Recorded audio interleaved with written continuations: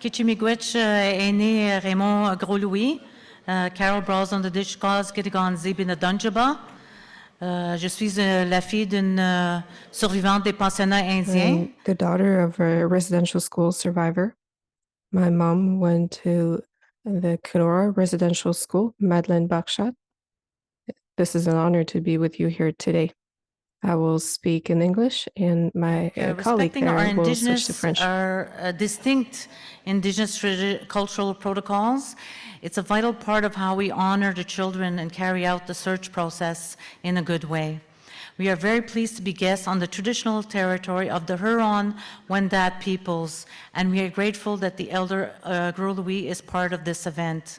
Many of you joined last night at our welcome feast, and we want to say Kichimigwech for gathering with us to share a meal and to get to know one another. We would also like to thank our performers, and this morning, we shared here a ceremony to honor the children. We placed the chair there with us to remind us of our purpose. So we thank the National Advisor Committee on the Circle of Survivors members, the Monica, Larry, and Harley, for bringing us that beautiful ceremony this morning. Oui, effectivement, on les remercie de nous avoir apporté cette merveilleuse cérémonie. For bringing us this wonderful ceremony this morning. Of course, we're here to talk about difficult topics. We are all passionate about those topics, and this makes the topics all the more emotional. So there are professionals in the room. I will ask them to rise and identify themselves. I think they all have name tags. Those health professionals are there to support you if you need. We have set up a dedicated space where you can meet them if you wish, and if I'm not mistaken, that's at the other end of the hall at the end of the room. For those online, you can also access help. There is a helpline for residential schools. That's a free number, 171-274419. 1-866-925-4419 et on affichera le numéro à l'écran et dans le chat tout au long de la journée. Also, as well, some tissues have been placed at your tables and some bags there to carry those tissues. So also, we are going to call on a number of distinguished guests this morning to provide words of welcome. Do you want to say who our guests are? Sure. Okay. I'll do that. Je me ferai l'honneur d'inviter sur scène le chef Constant Awashish du Conseil de la Nation of inviting to the stage Chief Constant Awashish from the Atikamekw Nation. Well, thank you. Good morning. Bon matin. Tani donoku nermunanok miskakun beten Rugjeba, tera Queen Betten. Keide ande anode megwadne kagjebog. Metene ki be petukshna nokuda. Ubishtuak weshket atkmek neruzuki moji do kuda. Msheshkwata ubishtuak jinkajgadeo.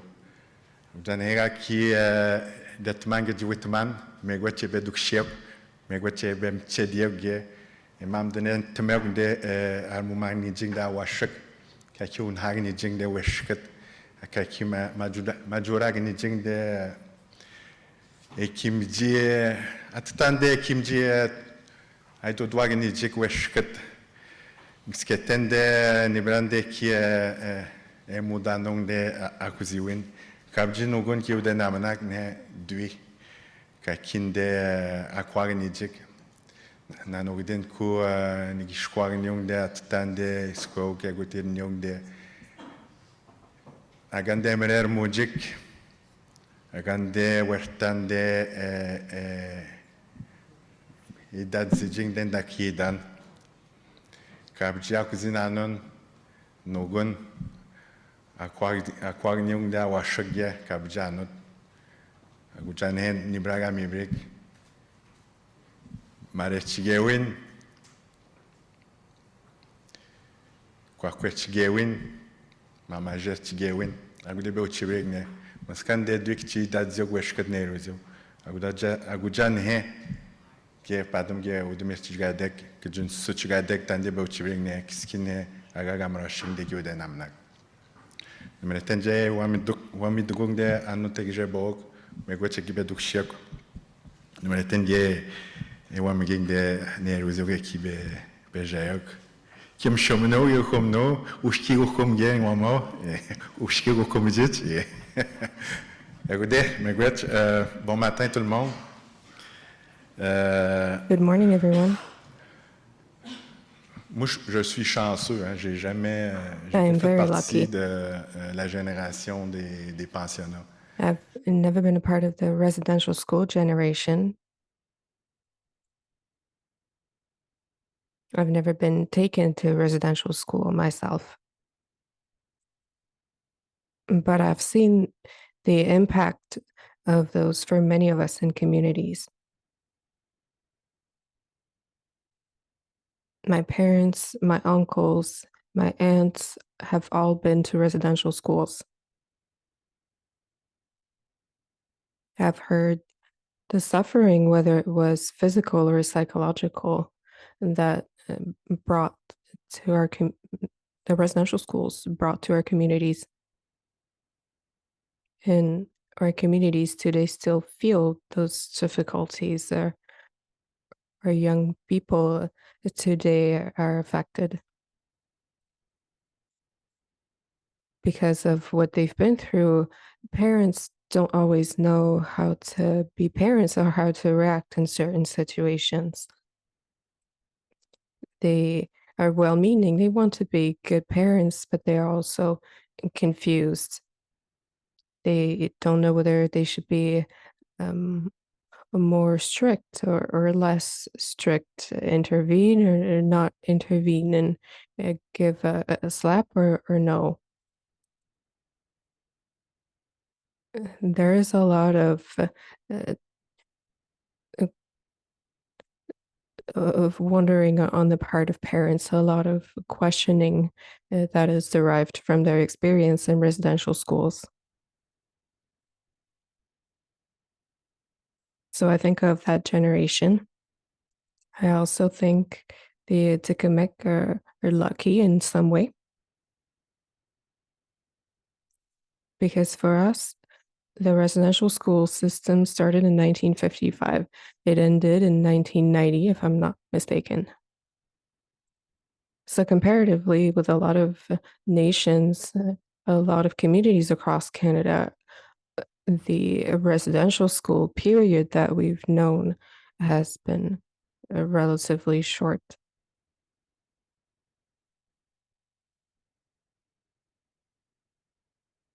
And I imagine that other communities have experienced a strong suffering for it lasted over 50 years, and that hasn't been the case for us. So we are lucky that way. My idea as to why, and I like saying that here in the province of Quebec on our ancestral territory, I like to think that the political situation was a bit different. It was Francophones versus Anglophones or Anglophones versus Francophones. And perhaps that was a good thing for us because they forgot us out in the bush.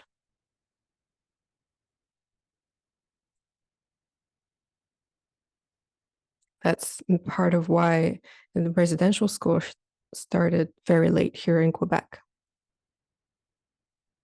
And thanks to that, the Quebec Nation was able to keep its languages. It's one of the best retained Indigenous languages among them. Our culture has stayed very rich. Our stories, our myths, and our ways have remained intact. What we've been able to collect from our elders was recorded. They told life in the bush, the first contacts with Jean Cartier, his first journey, his second journey as well. So we've been very lucky. And I want to thank many of us. I want to thank elders and, of course, the Creator for putting us in that favorable situation. Now, I also want to invite my brothers and sisters to share those knowledge, those pieces of knowledge that could benefit other nations and strengthen our circles even more.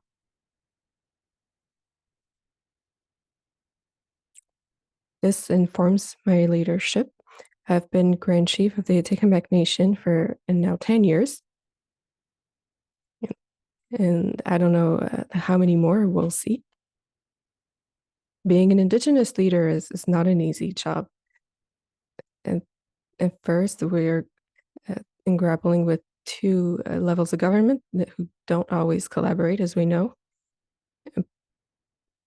but also the wars, the struggle, the lack of funding that our communities know make things harder. So still, I'm happy to be here this morning to be able to share my thoughts and to be able to reflect, to see that the people are interested and are engaging,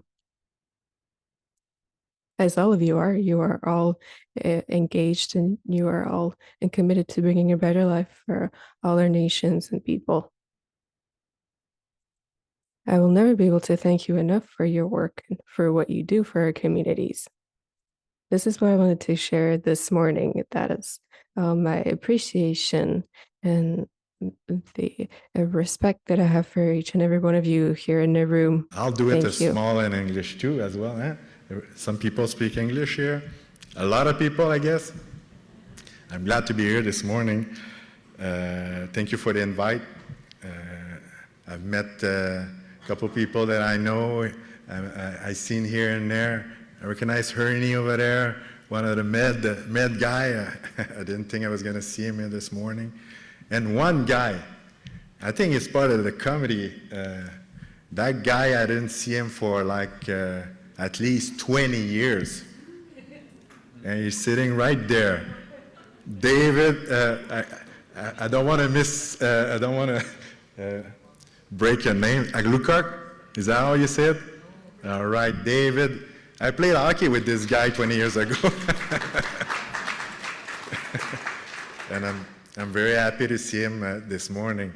Yeah, what I was sharing there in my language and in French is, first of all, we know all the difficulties and all our people are hurting from this residential school era. It's a time, me, I was lucky. I never been in residential school, but I know. I used to go visit some cousin that was in residential school when I was a little kid, and I didn't comprehend at that moment all the pain and all the loneliness they may have been going through. Now I'm getting a little bit emotional there. I gotta regain a little bit of myself, but it's what I was saying too is us, the Quebec Nation, we were lucky not to. We started the residential school in 1955 and end in 1990, and it's one generation of our people that have been in residential school. So we're kind of lucky.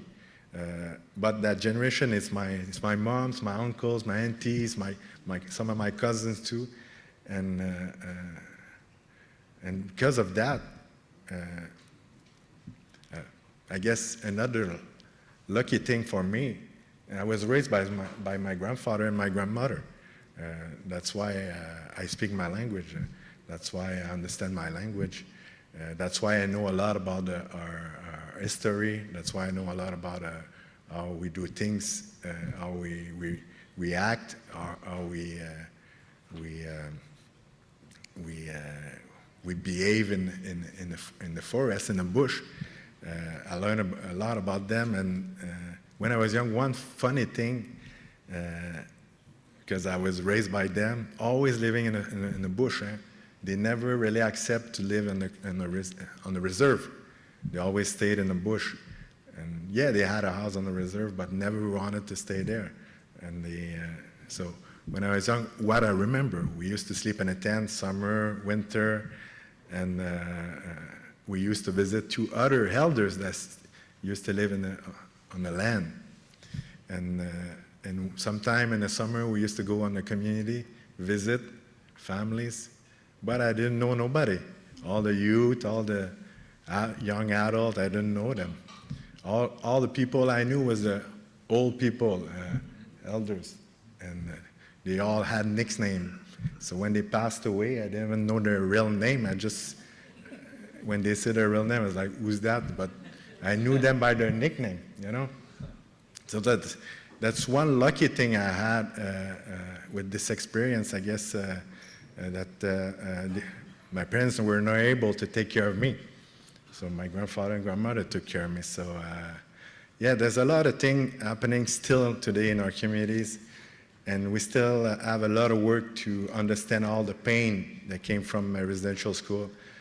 And I'm happy there's people and organizations like you guys this morning that are working towards that, that putting effort into that, that giving your heart to help our communities, our people, so we can be strong again, so we can be one again.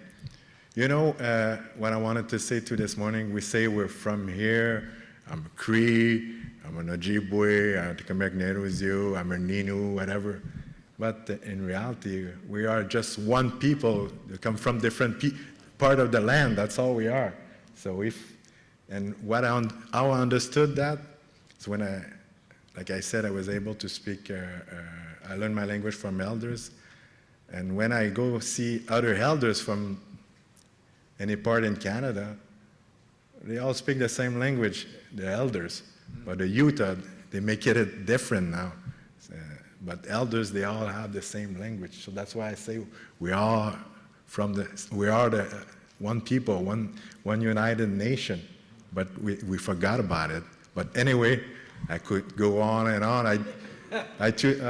Sometimes I did conference 4 hours in the university, and they had to stop me. But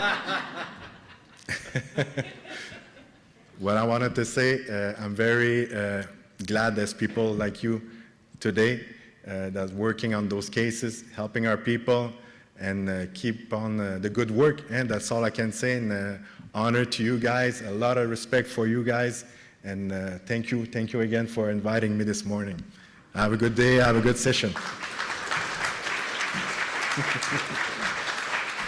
Miigwech, Constant Awashish. On a le ministre Yann Lafrenière qui devait nous rejoindre ce matin, mais now we have the Minister Lafrenière who is here. So now there's a lot of actions, but the minister insisted on sending us a message, and we have that.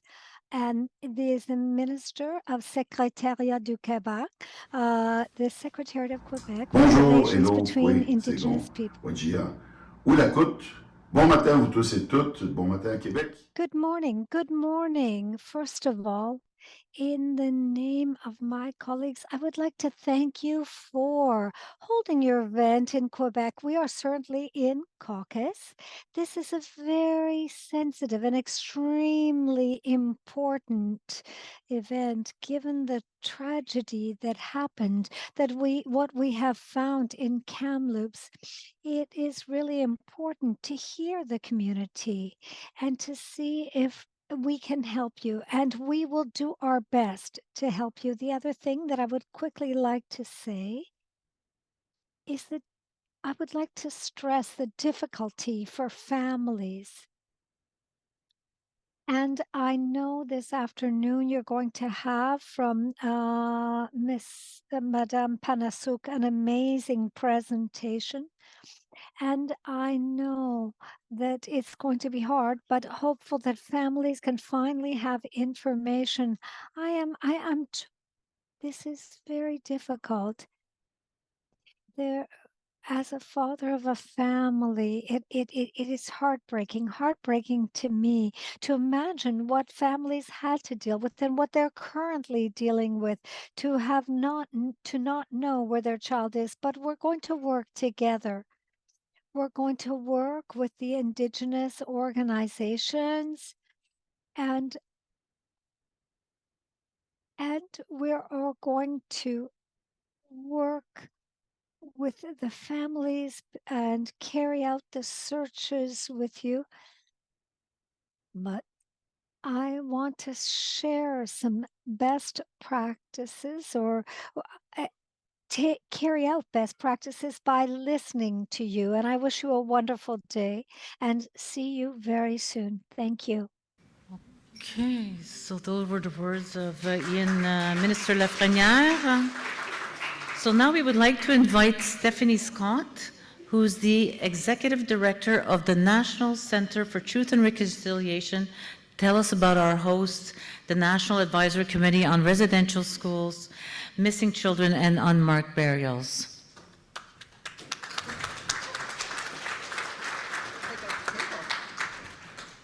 My hips are bigger than I thought. Good morning. Bonjour, bienvenue. Miskwa Nakwadakwe Indigenous Wabashishi Dodem. Good morning, my name is Stephanie Scott, and my family is from Roseau River Anishinaabe First Nation. I was born and raised in Winnipeg, Manitoba, Treaty 1 territory, and I'm of the Martin clan. I am the daughter of a survivor, and I am a 60 scoop survivor. As you have heard, I've had the honor and privilege to serve as the Executive Director of the National Center for Truth and Reconciliation, and I'd like to begin by acknowledging all the survivors in the room. It is an honor being with you today on the unceded and unsurrendered lands of the Huron-Wendat Nation.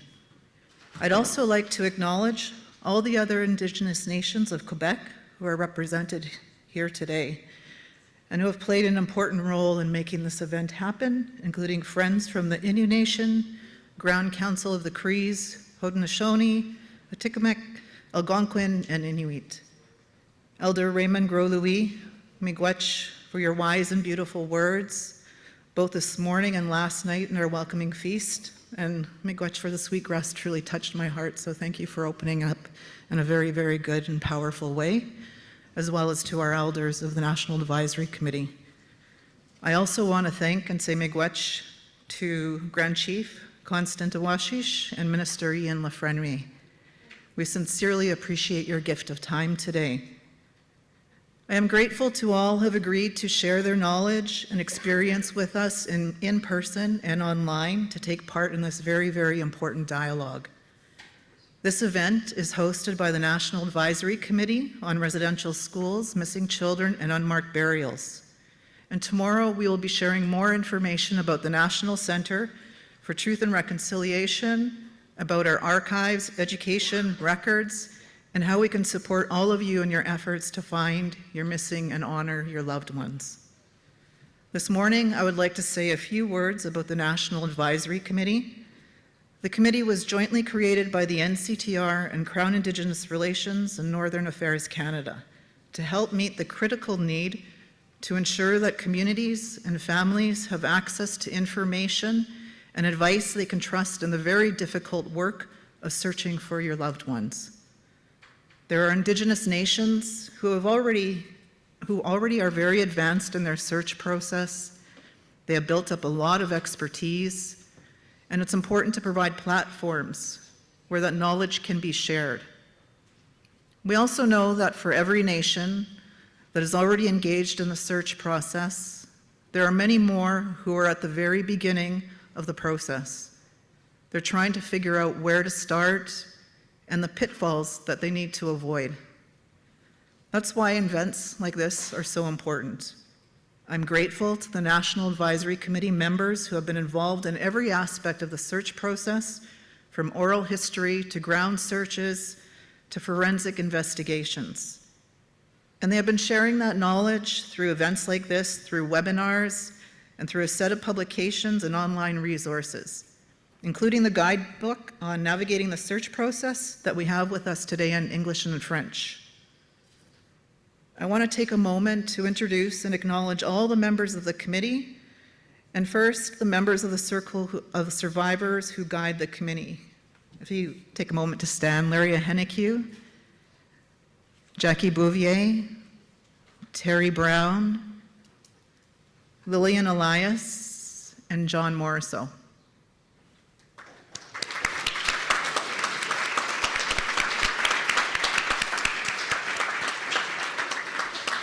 These 5 people and elders are at the heart of the committee. They make sure that everything that the advisory committee does is survivor-led and trauma-informed. And next, I would like to introduce the members of the Technical Expert Committee. Online, we have Dr. Crystal Fraser, Dr. Kona Williams, and a brand new member of the committee, Emily Holland. And in person, we have David Uglu-Clark, if you don't mind standing for a second, Madeleine Basile, Harley Croshoe, Raymond Frogner, Monica Tajduat, my apologies, Keisha Supernaut, and you can find all of their bios on the website, nac-cnn.ca.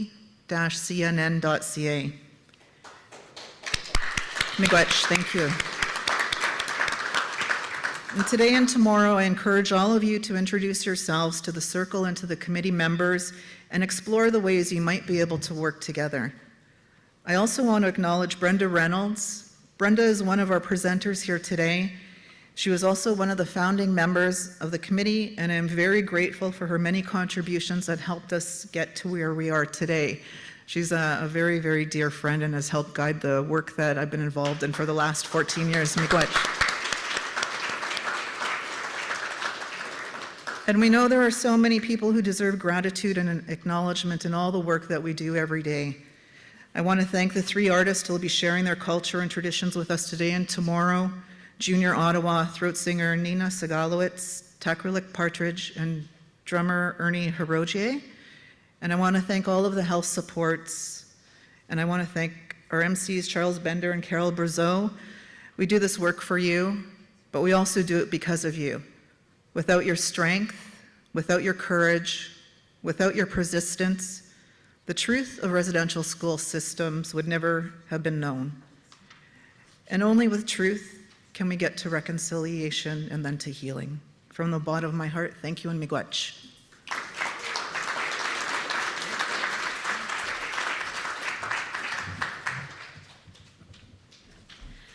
Miigwech, Stephanie, and Kichi Miigwech. A big thank you to your team who do the day-to-day work, and to the Committee of Survivors, our utmost respect and gratitude for bringing us together for this knowledge-sharing event. So we just want to quickly walk you through today's agenda, which consists of 3 panels. And we will begin with a panel and a Q&A on the essential elements in planning a search for those who are at the beginning of their journey to bring their lost children home. So, and after a health break, we will have a performance by Junior Ottawa. If you didn't hear him last night, you're in for a good treat. And after the performance, we will break for lunch, where we hope we will take the opportunity to connect and get to know each other better. Et ensuite, après le déjeuner, on aura une... And after lunch, we're going to have a round table and questions and answers. And this will be by members of the community who are already involved in the search process. We also have another panel who are going to look at Bill 69, Bill 79, which will be hosted by Anne Panasak, and Nina Segalovitz will do throat singing. We had an opportunity to hear tomorrow her we will yesterday. be back with the same here at the same place to hear presentations organized by our co-host, the National Center for Truth and Reconciliation. So don't forget, tomorrow we start early to end early, and the breakfast will be served here at 7 a.m. and the prayer will be at 8:15. Et on passe maintenant au premier panel. Oh, okay. The first panel? Yeah. Okay, so we'll get started now with our first panel, which is on the topic of preparing to carrying out a search process. The panel features 3 experts who have been instrumental in the development of the National Advisory Committee. So Brenda Reynolds, she's a Soto expert in culturally based trauma-informed healing. She has extensive experience in designing and delivering health and wellness supports for residential school survivors, their families, and their communities. A former residential school counselor, she developed the first pilot program to provide support to former residential school survivors, their families, and other witnesses as they participated in the Indian Residential School Settlement Agreement. She worked as health support coordinator and liaison with the TRC and has provided training on trauma-informed practice to a wide range of organizations. And here she is. She has a MA in counseling psychology and is currently a candidate for a doctorate of psychology. Alors, une première invitée très impressionnante. On a aussi wow, avec what nous... an impressive participant. We have with us also Crystal Gail Fraser. She's Gwich'in. She carries out different research in the North. She's published several books at the university level, and by strength, we are still here. That's the name. She's a professor in history and indigenous subject of the University of Alberta. She also is a director of the Gwich'in International Council. And as well, we have Raymond Frogner. He's a Cree archivist and researcher who has served as a head of archives for the National Center for Truth and Reconciliation since the organization's founding. In this role, he is responsible for ensuring survivors, their families, and their nations can access the NCTR's extensive holdings related to residential school history. He is currently working with a number of nations to develop a specific supports tailored to research on missing children and unmarked graves. Raymond is a frequent speaker on decolonizing archives. And we will have each speaker share and present, then we will open the floor for questions.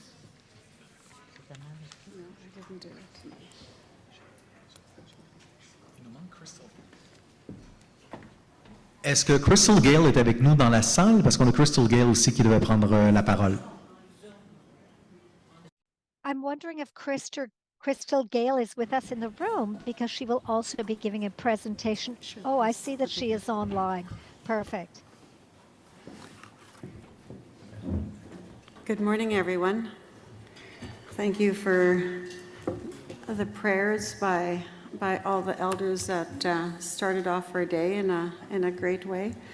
And I also want to acknowledge the traditional territory of all the Indigenous groups in Quebec.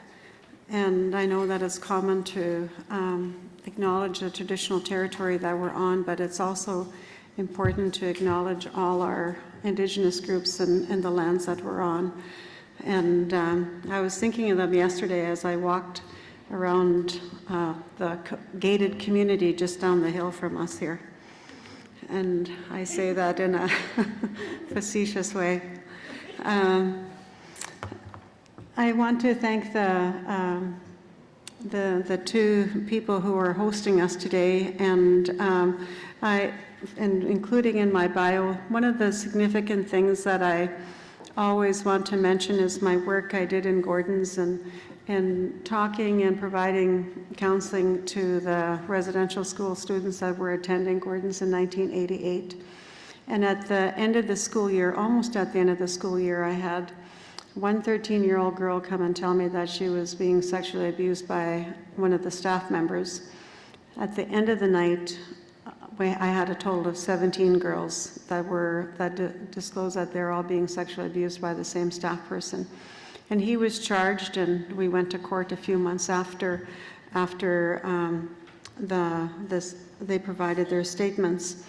And that's important because it was back in 1988 when all those girls gave their statements, and I believe to be the start of the okay to be talking about what happened in the residential schools. And I say okay because I started receiving calls from students that attended Gordon's and other schools and saying that it was okay for them to talk about their experiences now, because if these little kids can talk about their experiences, that they can talk about theirs.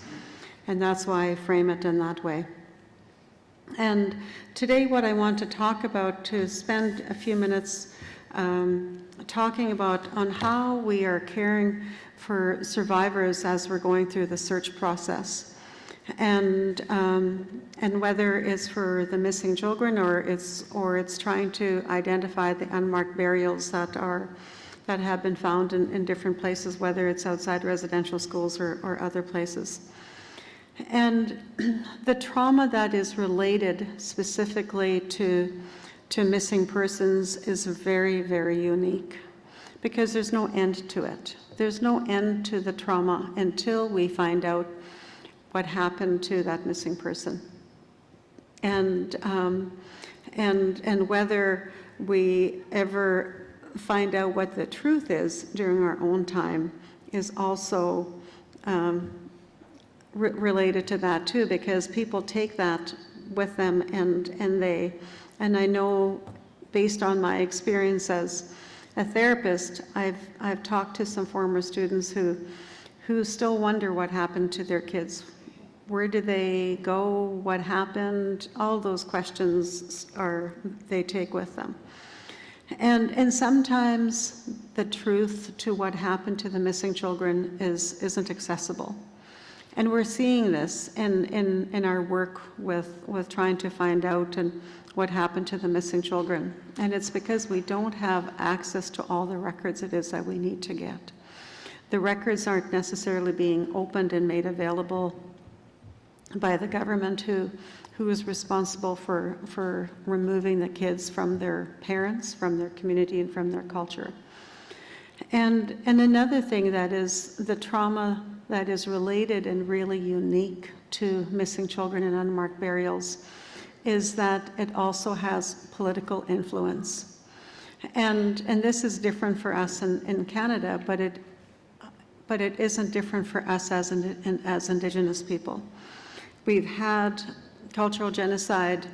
The government has made different efforts to eliminate us and as Indigenous people. And the reason that the children are missing from residential schools and other places is because of the policy that has been implemented since the 1800s. And so that's a really different kind of adds another layer to the trauma of missing children. And so that's another difference. And when we're talking about missing children, is the political influence of the reason that contributes to missing and unmarked burials. And then the other layer to the trauma and to the complicated grief that goes with missing children is that it impacts us collectively. Collectively meaning that the children were removed from different communities and placed in residential schools, often far away, so that community becomes all the children that were in the residential schools. And so that community definition is different than what normal definitions of community are. We think of our communities, my community, say Fishing Lake Reserve, we didn't have a school on our reserve. Other kids went to Gordon's, went to Muskowgan, went to other schools that were in the area and some further north. And so the definition of the community changes because we're looking at residential schools where many of the children were brought in from other areas, and sometimes very, very far away. I remember in Gordon's, there were students who were from Manitoba, Alberta, and Saskatchewan, and we actually had one student from Quebec. So that definition of community changes, and that definition of collective changes because of that. And so those are the different layers of trauma that are all related to the missing children and unmarked burials. And when I'm talking about the involvement and the influence from politics, is that we recently had an announcement sometime during the summer where there's funding cuts that were made to the work, to the important work that everybody is doing. And so that is the kind of influence that is there from the political side, where the rules get changed. And this is what cultural genocide is it's not only trying to eliminate the culture, but for us in Canada that experienced the cultural genocide, the government is always changing the rules, always shifting in another way to try to eliminate what it is that we're trying to do and eliminate who we are as individuals. And so that's, again, another factor that we always have to consider. And the difference between cultural genocide and physical genocide is that physical genocide, we hear about the mass killings, like it's what is going on in Gaza right now. Cultural genocide is slower because of the policies that are continuously changing to try to remove us from who we are as Indigenous people. So that's the, I remember in some of my research, there was one of the authors had said that it was a slow death compared to the deaths that are experienced in physical genocide. And so when these changes happen, it causes absolute stress. And I can't say that it reawakens the trauma, because the trauma is always there, whether it's at an accelerated level where we really feel it and we really have the intensity of like, I need to find this information, I need to know now because I'm alive, I want to know.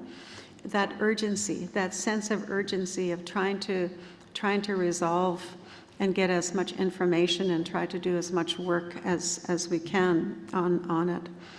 And then the other layer that's there is that as Indigenous people, we also know that the government is always shifting us in terms of the policy.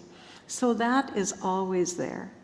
And other traumas that we have experienced in our life is always there, like a low hum in our body. And so we are aware of that. And so those are the kind of traumas that are different in what it is that we're doing and the work it is that we're doing. And because it's different, we also have to approach it in a different way. And we have to approach the missing and the searches in a different way, because it isn't normal for little kids to go missing. It isn't normal for their kids to go missing when they've been removed from families and communities and from the culture. And so we have to learn how to do things different. I was talking to my friend Laura last night. She's going to be speaking this afternoon, and she's the head of the work, the executive director at the Mohawk Institute that is leading the work in the searches there. I was so happy to hear that all the groups that are receiving the funding are now communicating with each other and all supporting each other to get the funding back at a level where it allows them to do the work it is that needs to be done. That is the different way of doing things that we need to do, and we're addressing the trauma related to missing children and unmarked burials. And because the situation is different, means that we have to approach it in a different way, and we have to support each other in a way that is collective, and by helping each other to do that. Because in ways, when we work collectively, we can get that done. And then when we're doing the searches, and as information is being found, and Raymond will probably talk about this, is when the information is being found on how many children are missing from the communities, is that we have to still involve the individual families that are connected to that specific child. We still have to allow them to go through their mourning and through whatever ritual way it is that they do to honor and commemorate their family member. That's the normal way. But the different way in this is that we also have to mourn that little person in the collective way together, whether it's being collective from that school, or it's us nationally as well, and so that's the difference in this work is supporting each other and recognizing is that our definitions change in this process, and we have to understand those changes in this process. And that is a part of the respecting each other and working together through that whole search process. And also too is I know that last year and the year before when we started when the media and there's more discussions that were coming up publicly about the need for searches, ground search was really emphasized. There was a lot of ground searches that went on. But we also have to expand that work into gathering information from people who know, other students that know information, but also to include the intergenerational impacted members from the survivors. The reason why I say that is that in my work again as a therapist, I have heard many people who have been impacted intergenerationally talk about, when I was growing up, I used to listen to my father talk about how his friend went missing, how his friend disappeared, and he always wanted to know what happened to him. But maybe in that gathering of information is as having circles, because maybe Raymond was also a friend of that little person that went missing. And maybe Raymond will have a little bit more information. So collectively, we gathered more and more information and put those pieces together. And so that's why it's really important to include people who have been impacted intergenerationally, because they have heard the stories from their experiences of the survivors that they were raised with.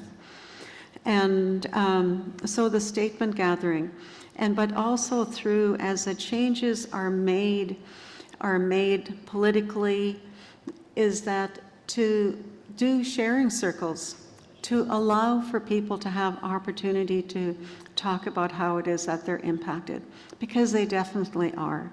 I know when I heard about the funding cuts, I spoke to and received many phone calls from people who were impacted.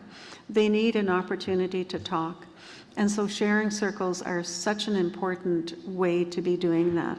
And now we have technology, like we have Crystal joining us by Zoom, is that for people that can't connect physically, that they can also connect virtually, as long as they have that opportunity to talk about whatever it is that they're experiencing, but also to include the health supports, in that process. I know we have health supports here today, but sometimes an individual needs some one-on-one time.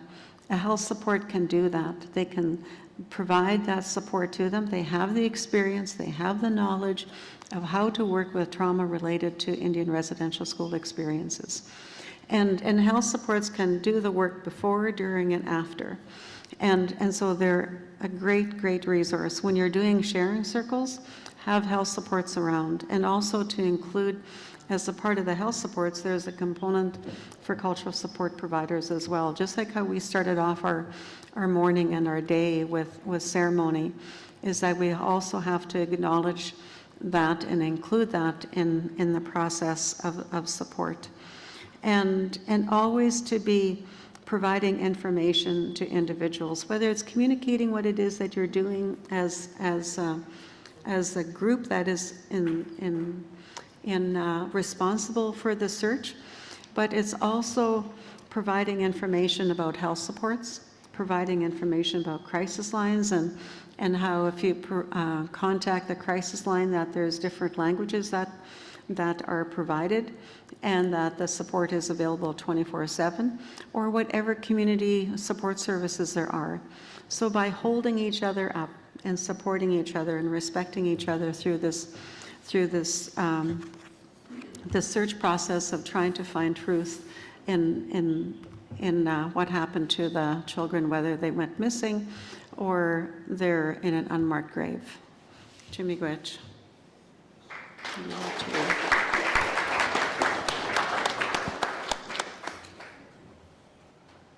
I believe Crystal's next. I think so. Morning. I can hear myself. I wonder how to fix that echo.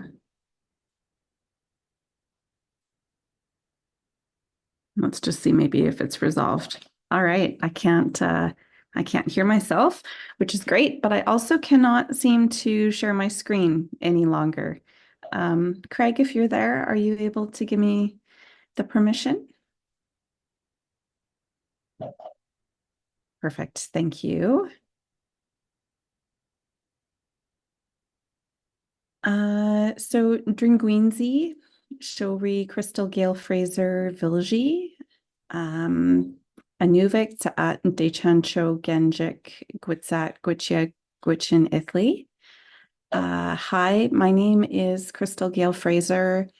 I am Gwichia Gwichin, originally from Anuvik, Northwest Territories, and my family's fish camp, Tree River, which is on the Mackenzie River. I'd just like to acknowledge one of my elders in the room, Lillian Elias. Lillian, if you're there, thank you. I wish I could give you a big hug. And calling from just outside of Edmonton today. And I can't seem to get my PowerPoint up. So, okay, that's not it. You know what I'm going to do? I'm going to drop my PowerPoint into the chat and we will get somebody sharing it on your end.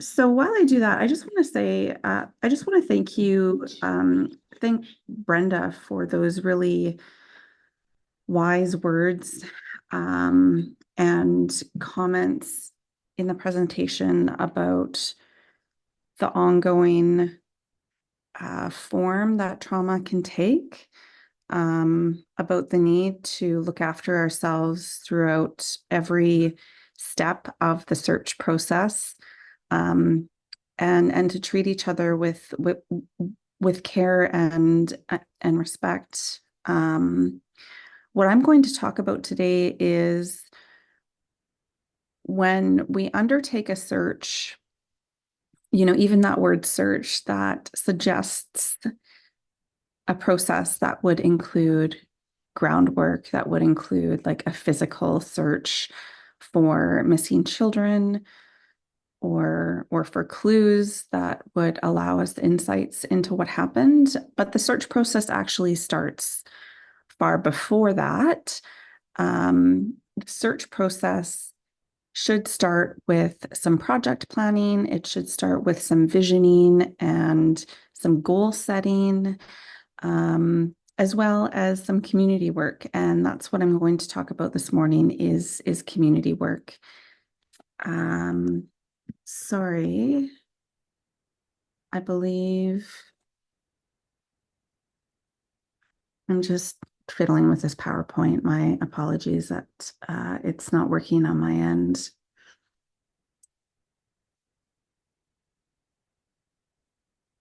Okay, okay, can we advance the slide, please? Thank you very much. Next slide. Okay, so there are resources available here. Brenda listed some of them, and if you need help or would like to talk to somebody, there are folks available in person. Next slide, please.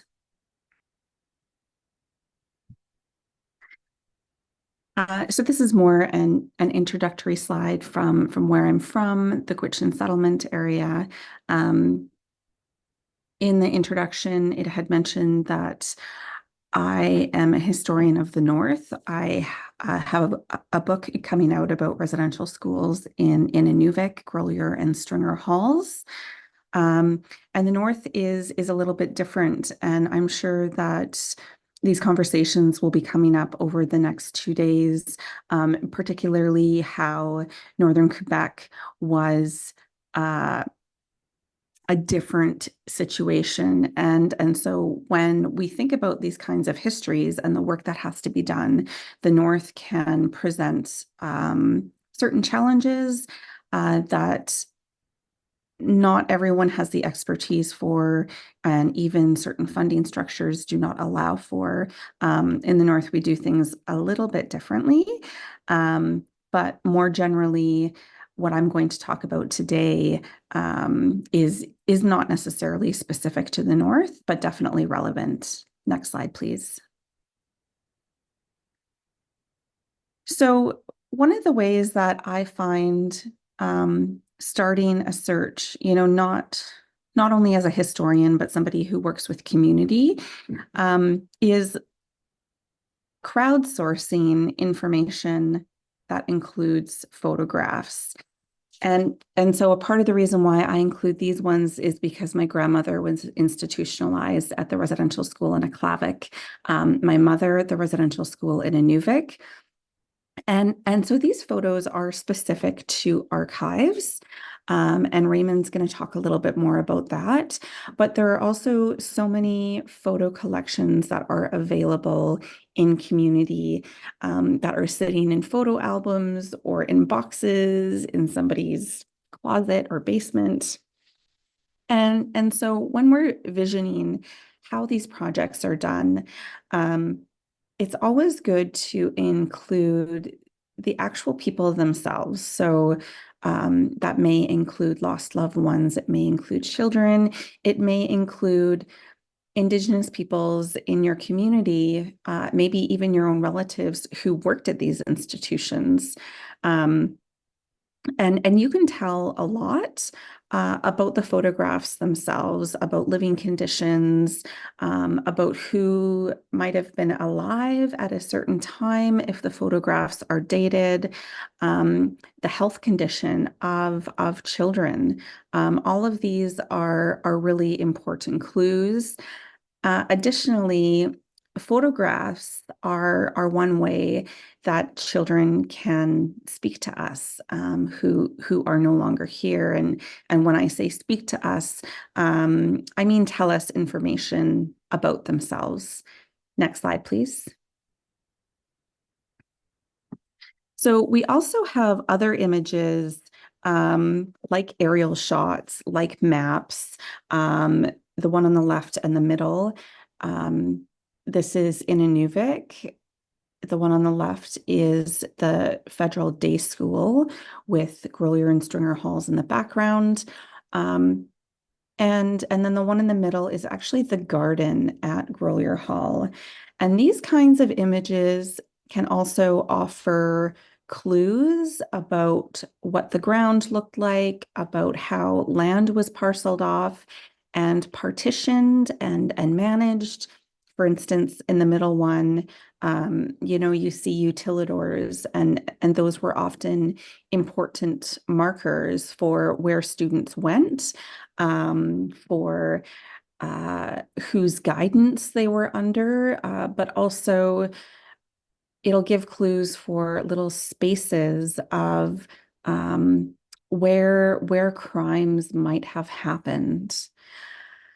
And then the photo on the right is not actually a photo from an archive, but this is a screenshot from Government of the Northwest Territories teachers newsletter.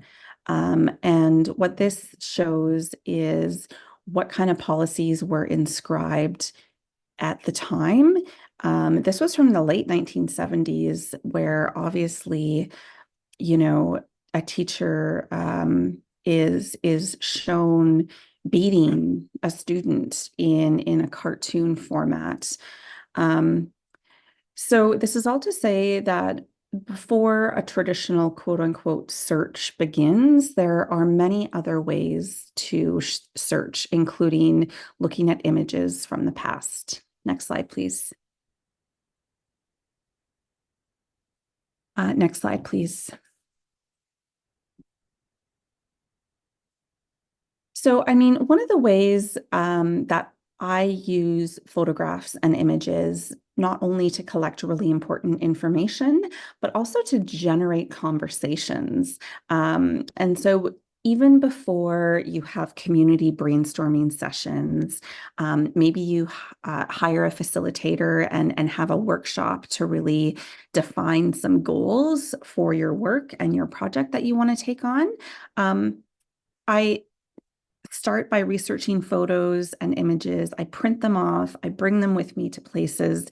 These are really great conversation starters and can be used as a starting point to talk about things that are really hard. It also brings a level of humanity into the conversations. And on these really hard topics, it can also bring laughter and reflection, and it can be a good way to ease into a conversation that includes community. This slide here is one of my favorites. My great-grandmother is on the top there smoking her pipe. My grandmother on the right cutting fish. Me at my family's fish camp when I was 4 years old. And then, of course, my family today, my mother and my sister and my daughter. But as we look at these photographs, as we share oral histories, as we reminisce, a part of this is reminiscing. It's not all, empirical, objective work. We're looking at community. We are looking at ourselves. We are asking who we are. Who are we? Why are we doing this work? How does this build our nations? Next slide, please. And so what you're doing is community engaged research. And in my experience, more generally, you will see many academics who visit Indigenous communities, who come to Northern communities with research agendas that are already set. They come with their funding and their questions, and they want to basically execute their research project with your support. This has happened, as I mentioned, more generally, but also in the context of missing loved ones. And so while that may benefit some communities, what we really want to do here is give communities a space to define their own research agendas and goals. We want to be able to give people the freedom to have autonomy and sovereignty over the projects that they want to do. Now, does that mean that you can't use academics for helping to write research proposals, funding grants, that sort of thing? The hiring of graduate students can be helpful in doing some of the nitty-gritty research details. But at the end of the day, we want to see your search entirely belong to you. We don't want to have outsiders basically profiting or building their career off of our trauma and our loved ones. Next slide, please.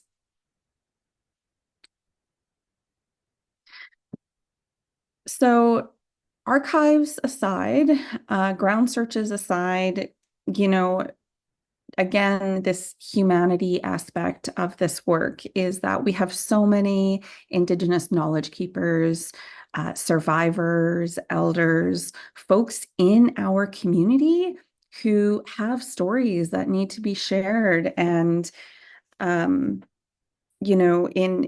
back home in my community, it seems like we're losing elders on a pretty regular basis, which is just devastating, given that they make such valuable contributions to our community, and they're also this huge repository of knowledge that is often not recorded or not shared due to various reasons. And so early in your search, in your planning, we want to be prioritizing oral histories and storytelling methods. You know, in our Indigenous communities, we were trained in these practices since time immemorial. And so while this may seem, it may seem to be intimidating, or you're not sure how to start, there's also knowledge living in the community about oral histories and about storytelling. And so this is one critical way to ensure that community is a part of the project throughout the whole process. And so I say start with storytelling, but also include it in every other phase of your search. So storytelling can conceptualize your research project, your search. Storytelling can be used alongside archival documents because people know people who appear in the archives. People have walked those lands if you're looking at archival maps. But also storytelling can be used in ground search processes itself, but also storytelling in visioning. And so when you wrap up your project and you think of what is next, storytellers should be included there too. So in every single phase of your work. Next slide, please. Now, perhaps there are storytellers or survivors or elders in the community who have passed on, but have been identified as having critical knowledge to your search process. And I always find it surprising when I look in records about how many stories already have been recorded. Sometimes they're directly about residential schools. Sometimes they're about other things. And so I share this photograph. My great-grandmother, Julian Thedecha, on the right, and my cousin, who's also an anthropologist, Alistine Andre. This is a community hearing from the Berger Inquiry in my home community of Sigachik in 1976. And when trying to access community knowledge and survivor voices of residential schools, I was very surprised to see how many people talked about residential schools at a national at a community hearing about a pipeline. So looking at the Berger Inquiry transcripts actually revealed a lot to me about residential schooling and the state of education. And so this is all to say that there are thousands of interviews that have been done and transcribed, and these transcripts are already on file in archives. They could be at your government or your nation's office. They could be with private researchers. They could be at university archives or church archives or national archives or at the NCTR that are directly related to residential schools that you can access. And so even if the knowledge keeper has passed on, the storytelling element is still alive. Next slide, please. And it's through these stories. Here I share a slide from Mary Effie Snowshoe, who is Tetlekwichen from Fort McPherson. And it's through the storytelling process that we will see that your community already has a very sophisticated understanding of the work that you're doing. In my experience, you know, our elders and survivors, they've been thinking about this work for decades, actually. And like this chart here by Mary Effie, she has theorized the history of colonialism in a way that not one academic has done. And so this is all to say that we don't just record stories or read transcripts in order to get quote unquote the facts. We also work with stories in a way to seek broader methodologies or approaches to doing this work, theories that will help us inform how we go forward. I think I'm going to leave my presentation there today. You can end the slideshow. Thank you. Thank you so much. I look forward to hearing Raymond next. I am going to turn my video off for a moment, but I will be back for the Q&A. Right, Joe.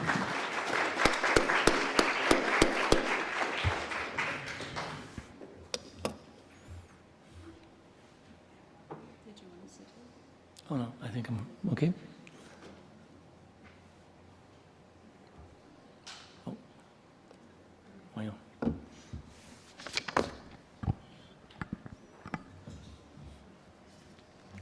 I'm okay. No, I'm okay. I can see it, yeah. Tanse Raymond Netigason, Notari Oscar Egua Nigari Doris, Natato Scan, National Center for Truth and Reconciliation. Bonjour, je m'appelle Raymond, je suis le directeur des archives et le directeur de recherche pour le Good Centre morning, my name National is pour la Raymond. I'm Vérité. the Director of Archives and Director of Research for the National Center for Truth and Reconciliation. I want to thank the hosts of this event for inviting me to presenting on data protection in research. I want to thank Raymond Gros-Louis as well as all elders of the Huron-Wendat and all elders in this territory. The National Center for Truth and Reconciliation is located in Winnipeg on Treaty 1 territory.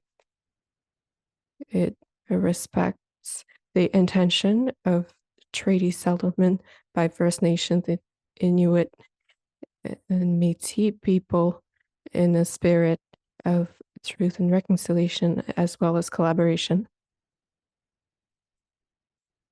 I want to begin this presentation by observing that the way we study our colonial history has become heavily digitalized. And this reflects the residential school system in Canada. The National Commission for Truth and Reconciliation, the Commission for Truth and Reconciliation,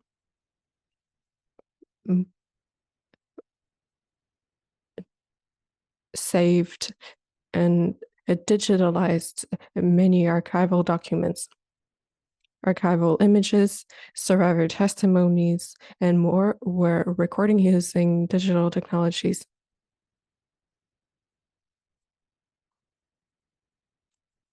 In the NCTR archives, documents are digital in up to 75%. Documents from more than 150 sources were collected. Digitalization has helped greatly in the scope of the Truth and Reconciliation Commission would not have been made possible without digitalization. However, in this context, new criteria and requirements come up in terms of protection of your data after all the work that you've done in collecting it. Here is an overview of concerns from researchers who work in the area. I will mention here a few points on data protection in in the context of information technologies. So it's important to ask ourselves how the data will be created, collected, studied, stored, and consulted. What is the objective of the data, and how will the data be used? This will all inform the way that we seek protection of our data. Let's start with an administrative example from the TRC. The TRC collected over 3,639 private testimonies, as well as more recordings and sharing panels. This is combined 6,757 recordings.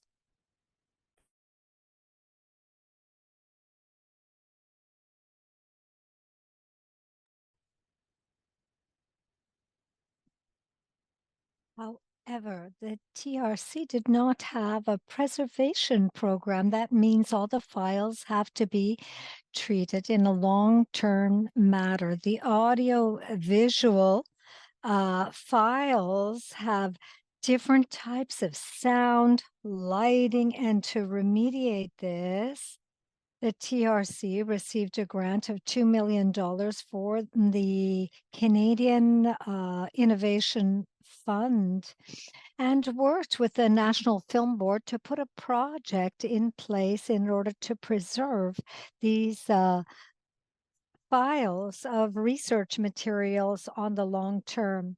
And this was done through the European Coalition for Digital Preservation. So the preservation of your data is a crucial part of this. And the planning for the preservation work started after the work has been achieved. The plan for this must start from the very beginning of the project and should be part of the search project. I am frustrated that the majority of public financing offer certain sums or provide certain sums without requesting a plan. But during the planning process, approximately 25% of the budget should be set aside for the long-term protection and preservation of research materials that were created by the project. Otherwise, we risk losing all of your good work.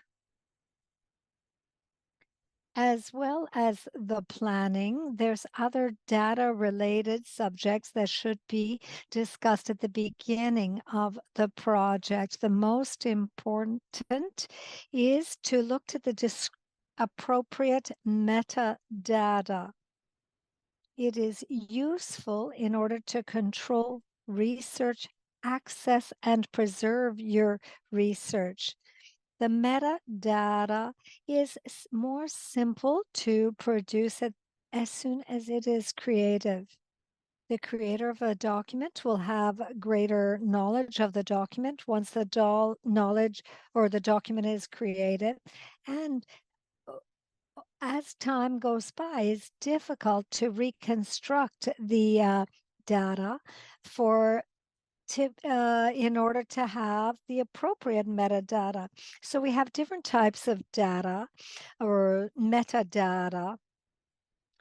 And for different types of searches, this is important. So on the slide, we show the different type of descriptive metadata, for example. And I can add the details a little later on, but I only have 10 minutes, so I want to use them wisely. We also have structural metadata. Thirdly, administrative metadata. And finally, preservation metadata. And this will allow the usage for the interpretive technique throughout this system. And this will allow the researcher to have access to the document. There are certain types of names of metadata that can be used in order to store it. Dublin core for the discovery and premise for long term. I would like to finish just with a few different comments about IT resources, because there are resources. Just to give you an example, the TRC has sent some 1,000 files that were left on a laptop. However, and if there's something wrong with the laptop, all the information can be lost, but we have a master copy. And this has to be done in order to maintain this precious research. So I would encourage the band councils to collaborate in order to deal with all this and with the different personnel necessary to carry out this research.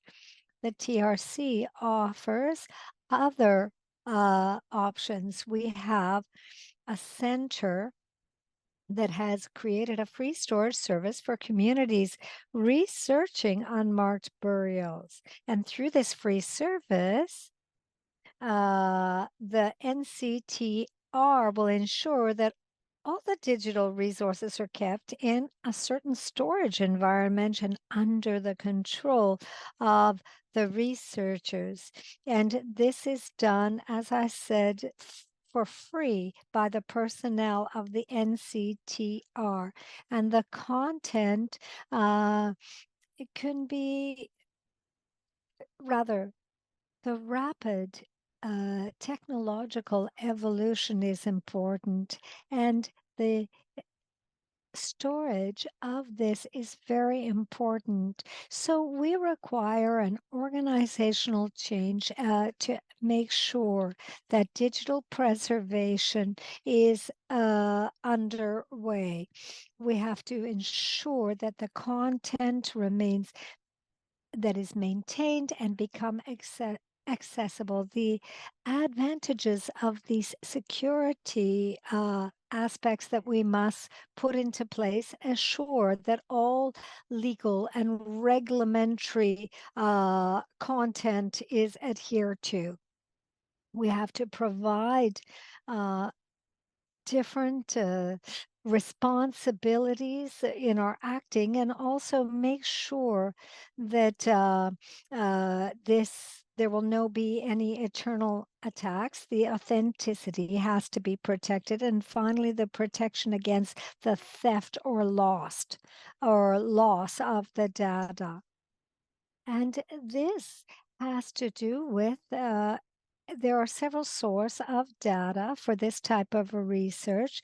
The different registries have the different government and be it files, including police files, government files on a national, provincial level, and all of this must be preserved for access in the future. I would like to thank you for your attention. Thank you.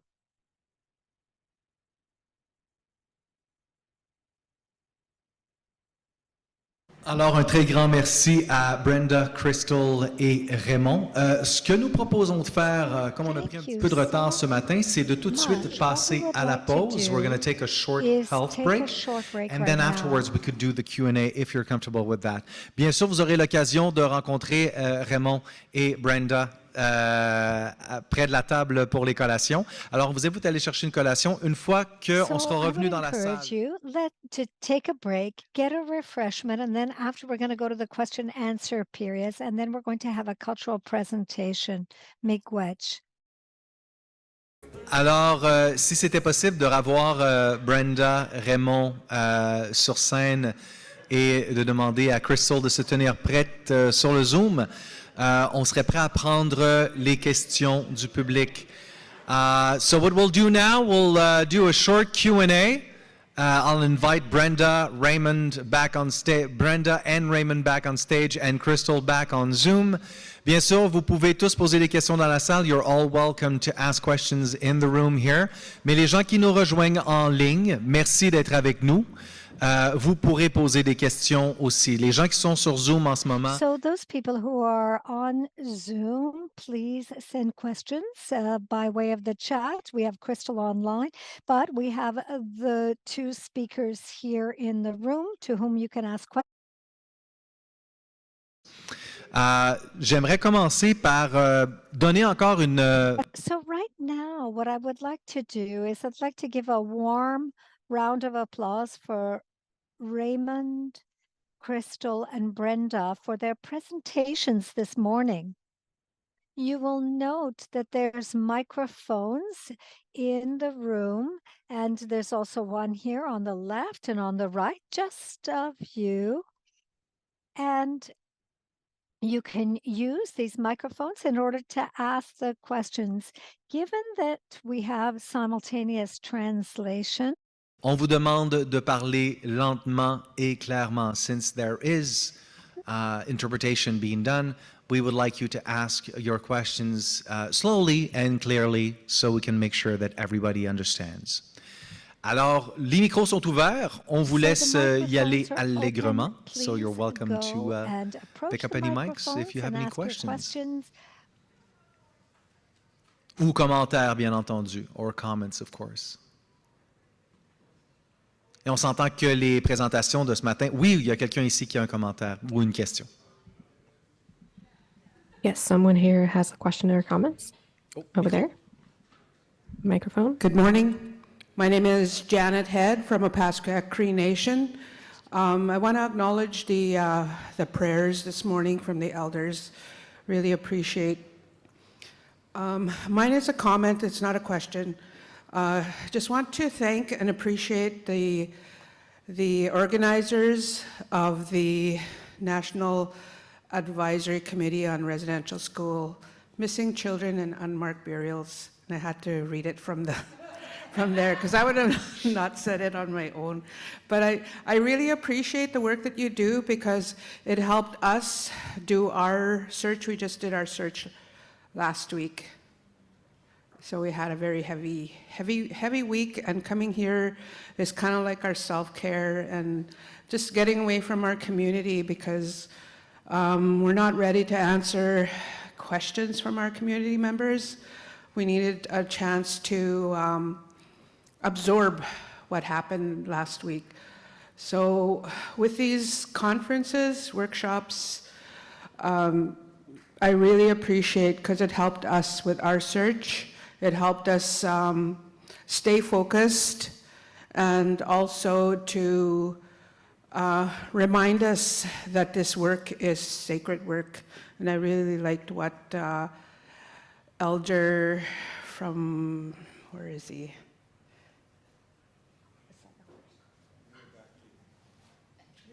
Eugene. What he always says about how sacred this work is. Because we shouldn't be looking for children in school grounds. This is so new for all of us, and speaking for myself and Joe, my supervisor, is here, and also the MKO support team. They've been so supportive and guiding us along the way, and if it wasn't for this, we would not have known what to do. So I really want to thank you and appreciate these conferences because they've helped us so much in doing our search, and also to help our communities prepare them for what happened last week. So I just want to say thank you and appreciate all the work that you do.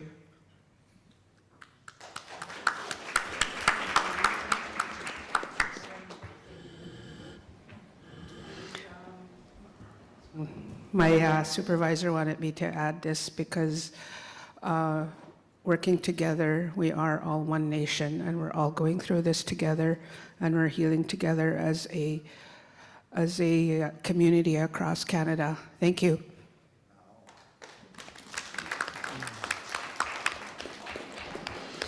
Thank you, Janet Miigwech, for your comment, and I appreciate that, and I'm glad that the information that is provided by the committee is helpful in your work that you're doing.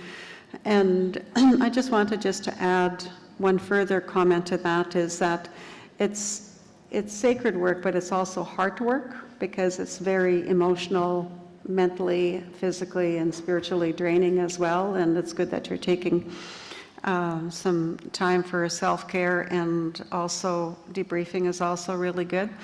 But I also just wanted to mention is that you made a comment regarding cuts, funding cuts, is that this work that we're doing in terms of trying to locate and identify children and find out how they went missing, where they're found, and unmarked burials, is that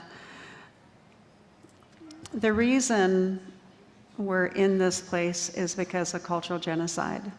And the government policy that was made to assimilate us, and that policy to eliminate us and to become someone that we're not. And we will never become non-Indigenous. We're Indigenous people. But this work that we're doing is the responsibility of the government. They're the ones that developed the policies. They're the ones that took us away and put us in residential schools. It's their responsibility to be coming forth with where the records are. And what happened to these kids? It's up to them to be helping with all of this whole process. And funding cuts and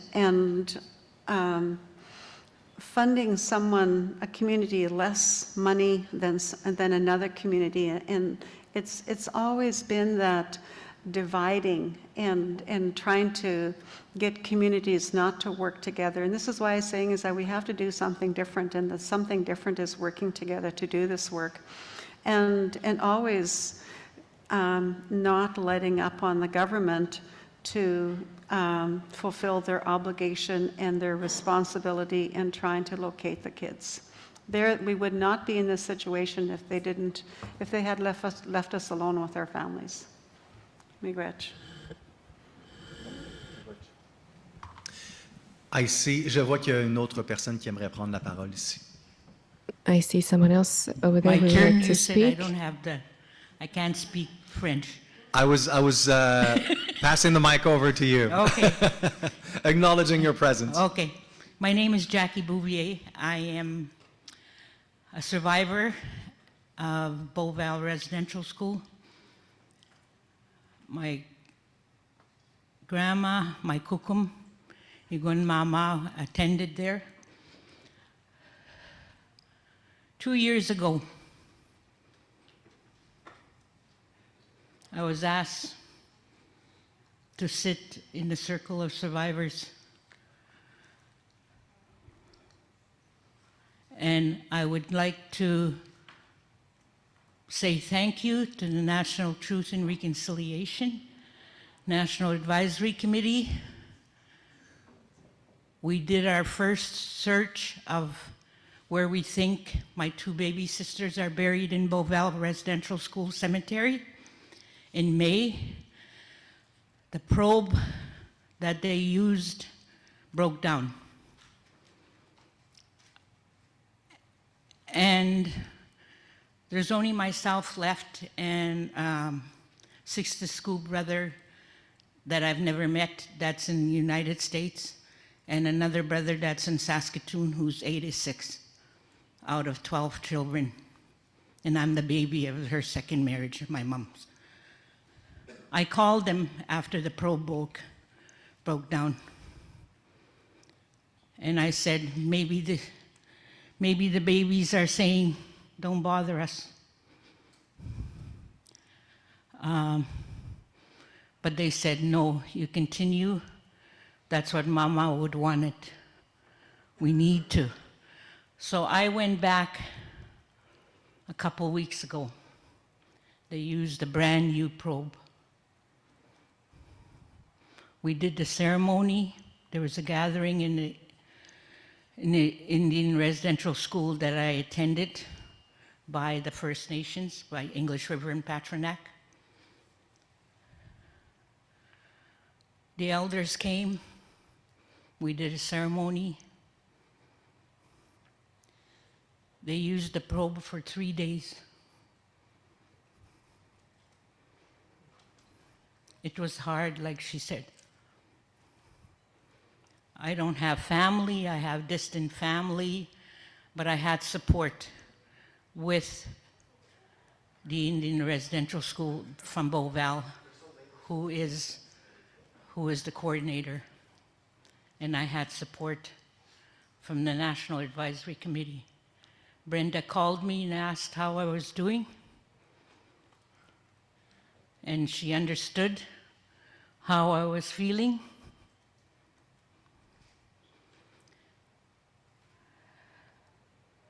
As they were doing the probe, I'll get to the point here. As they were doing the probe, they measure down and then they go up and down, and it's a long process. The people that did it, there were students there, they were very comforting, Indigenous students, very, very caring people. They were my support. They were my support, the students that were doing the work. What I would like to say is, Raymond, it took me a long time to get records of my baby sisters. And I was helped by a person from the National Advisory Committee to go, and by Raymond's office too, to go to the PA, Roman Catholic or whatever. That's where the death certificates were. I got the death certificates, and it doesn't say how they died. It just shows the year. And we think where the markers were of 93. A year ago in August, Beauval Residential School had an announcement that detection of 93. The markings are there. So what I would like to say is, just like my sister over there, if it wasn't for National Advisory Committee and National Truth and Reconciliation, I wouldn't be standing here and saying thank you.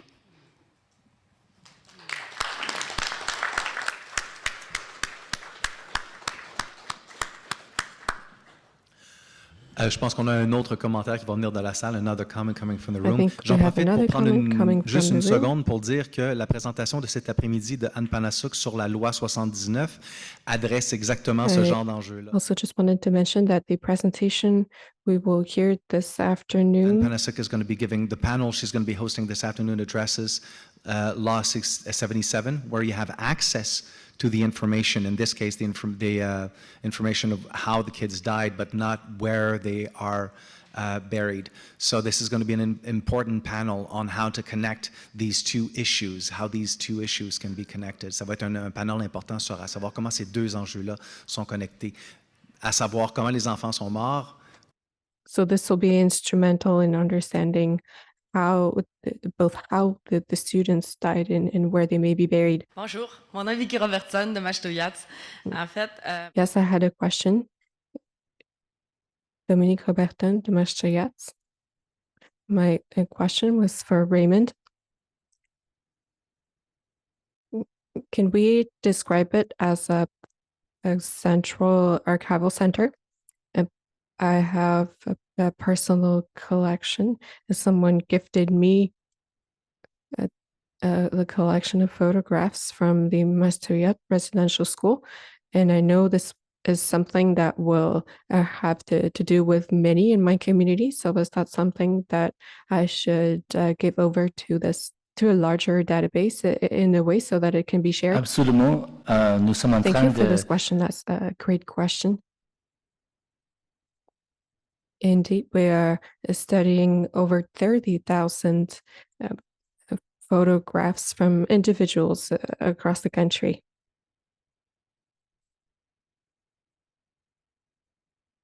Unfortunately, we have descriptions of direct relatives, of the sisters, of fathers, but We don't have actual names for many people featured in the photographs.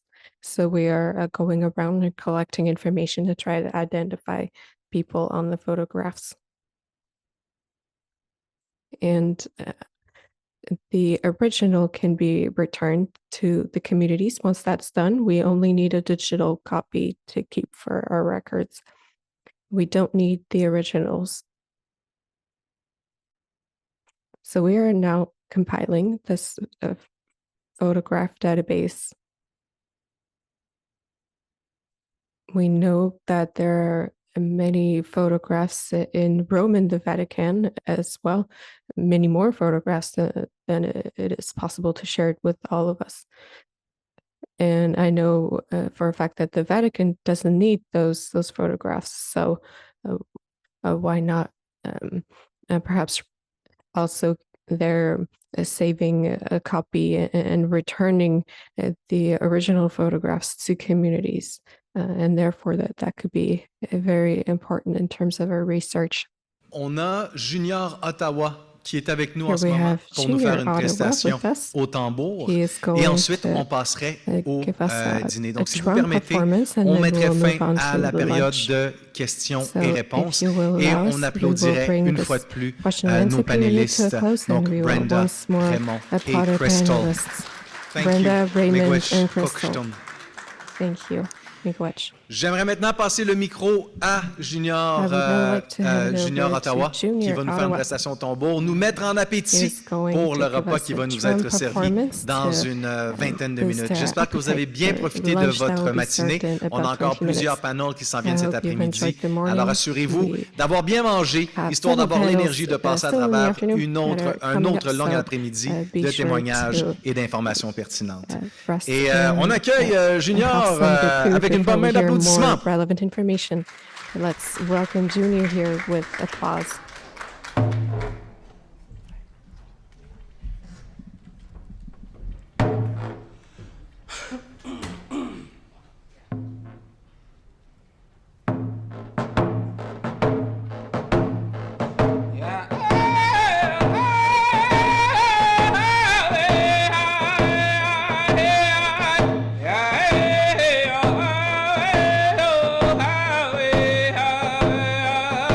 Hey!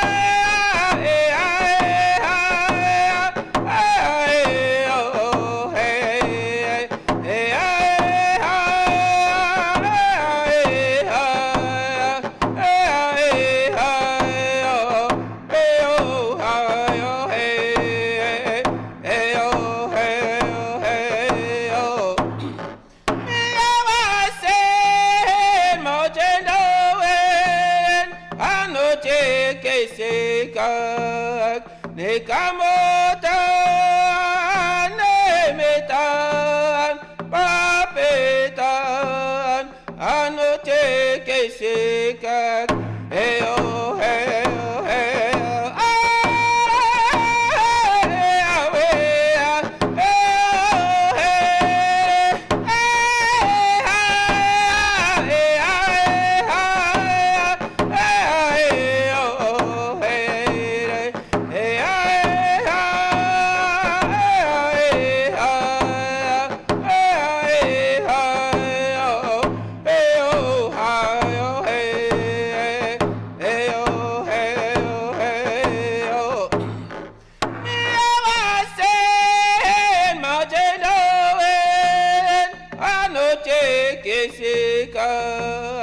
Nekamotan, nemetan, papetan, anoche que seca, heo, heo, heo.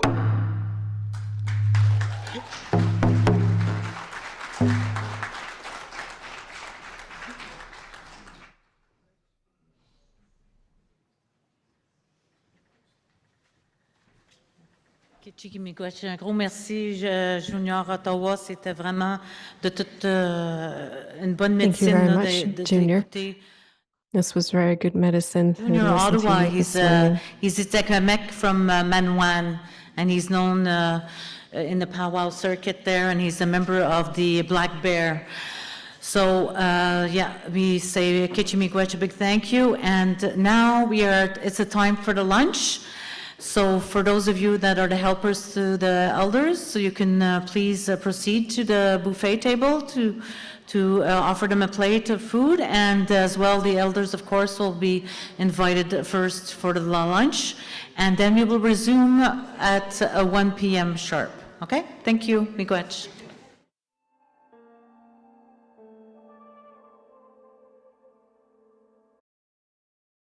Normalement, j'aurais proposé qu'on sorte dehors, faire 2 tours de l'eau. Normally I would say, oh, let's run 2 laps around the hotel. But I'm not sure that we're going to have time to do it. So we're going to consider it for tomorrow. But if ever you want to do jumping jacks after lunch, you're welcome to do so. And if you do it, you cannot interrupt the upcoming presentation. So the upcoming presentation is going to focus on ground searches. So before lunch, we talked about certain fundamental aspects to prepare ourselves, and that was really presented by Brenda, Crystal, and Raymond. So we have 3 examples of how different communities have approached the research process. So we have a member of the National Advisory Board, and it's not surprising that we have this individual. It's an archaeologist. I'm going to say it in English. The Institute of Indigenous Archaeologists of the Prairies from the University of Alberta. I think that's close to the translation into French. So this person's going to share with us different ground searches or has carried out. So now I am going to pass the microphone to our moderator. Good afternoon, Tanse, bonjour. Yes, I am Keisha Supernon, and I'm very pleased to moderate this afternoon's panel. I am unilingual, so I will only be speaking in English, but as a reminder, there is translation, so you can, when the question and answer period comes, you can ask questions in English or French, and the panel can respond. So we are very lucky today to have case studies from this area of the world to share with you some of the learnings that they have had throughout various aspects of the search process. So it is my pleasure to welcome to the stage. I'm going to read the names first. I'll invite them to come up here, and then as the panelists are getting ready to do their presentation, I will read their bios. So first we have George Pachano from Cree Nation of Chisasibi, Pamela Colombo and Corinne Regis, Micah Patterson, who we will invite up to the stage right now. I'll also note that Laura Arndt is also here, who is the Secretariat Lead for the Survivor Secretariat, but she is going to be here for questions, and so I will not be reading her full bio at her request. So please join me in welcoming them up to the stage.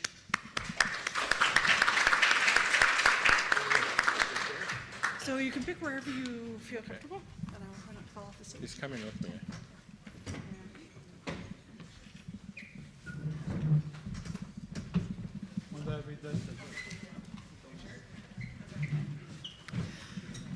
So we're going to begin the panel with George Pachano. George Pachano is the Executive Director of the Cree Development Corporation.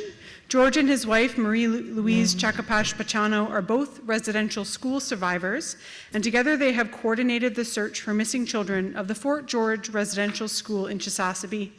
Mr. Pachano holds degrees in project management and business administration from the Northern College of Applied Arts and Technology, McGill University, and the Algonquin College of Applied Arts and Technology.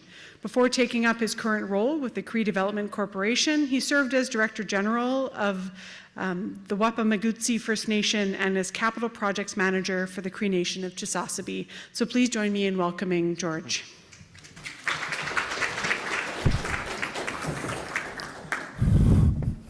Good afternoon. Thank you, everybody. I would like to thank the committee for requesting my presence here to do a presentation. I remember 2 years ago when I started this work, and I'm sitting there and I was talking to the chief. I told him, I'll do what I can, but I know there's a meeting in Edmonton. So I said I'll have to go to the other one. So I went there, and I think I was the only person from this side, on the east side of Thunder Bay. I didn't know anybody there. So I did my presentation, and I told them, listen, I'm here, the chief sent me here, and I have no idea what I'm doing, so I'm going to need your help. So here I am 2 years later, and you're asking me to to come up here and present what we've learned so far. So I want to thank you for that. So my name is George Pachano, and I'm the lead for the GPR, the search for missing children and unmarked graves. So we've been working on this for 2 years now. So just I'll let you know what I have on my slides. I have the timeline, the areas of search, how we got there, and what we used: human remains detection, dogs, GPR, and of course information gathering from residential school survivors, former residential schools. We're doing the search on Fort George. It's northern Quebec. We had 2 residential schools. We had the Roman Catholic residential school in French. We also had the Anglican, which was mostly English. So we had people from the western coast, from the eastern coast, like Moose Factory, Fort Albany. We had people from Angava, people from Lac Saint-Jean. So it's the first few months we realized it's going to be it's a lot of work that needs to be done. It's not I'm just a coordinator. There's a lot of work that needs to be done. So the first thing we did is we gathered a committee of survivors that I thought I would need for the work that I had to do. And we created a timeline. The first thing we would have to do is gather the essential information that we need to carry out the searches. So we've been attending gatherings like this in Edmonton, Ottawa, Montreal, anywhere we can find, even in Iqaluit. And then we said we're going to have to do archival research, but we haven't had time for that. But in the early stages, we're getting information from different people. They gave us their stories. Sometimes they said, you should really look here because this is what I saw and I heard. You know, there's a lot of secondhand information. We don't have very much first-hand information because a lot of the survivors have moved on. I'm the youngest one, I think. I'm 63. I'm just a young guy here. So the stories that we get are secondhand, and the memory is not the same as it used to be. So we really have to find ways to confirm the stories. So at the beginning, what we tried to do was, this is how we're going to do the work. First, we're going to research the methods that we need. Then we're going to have to do ceremony. The first thing we did was we had a feast for the children. We also did a pipe ceremony, because in our tradition, once you have a gravesite, you're not supposed to disturb it. So we had a feast for them. It's like asking for forgiveness, for coming back. We're going to be doing some work here. So that's what we did at the very beginning. And then we had to listen to stories of survivors. And that takes a while because it's very hard to get people to tell their stories, especially stories as traumatic as burials. So same thing, we went to gatherings in Quebec and in Ontario. We also have a gathering in Chisasibi, so we had people that came from Ontario. They shared their stories. And with the stories that we had, we said, well, before we get into archival research, maybe we should start working on the stories that we have now and see how it goes. So what we did was we had work from, we have a contract with the University of Montreal to do the GPR work. So we invited them to come. We also asked the, back here, this is just, we call it the project decision maker. This is what we need to do. We need to gather stories, information, and if we ever do find something, these are the steps we're going to take. So that is the timeline we created for every project that we have. So we concentrated on, there were 6 areas that we thought required investigation. And it's from different sources. Like I have Area 1. This was taken from aerial photographs from the Army in the 50s and the 60s. And the person that analyzed the photographs saw something there, and he said, from what I can, they're not that clear, but with what I see, it's open ground, and it would be the size of a grave if we look at it. If we look at it from the sky, it's this high and that long. So it's worth investigating. So everything, any stories that we get, we said we're going to look at them. And then Area 2, because we had a hospital, and the school was attached to the hospital. The dormitory was attached to the hospital.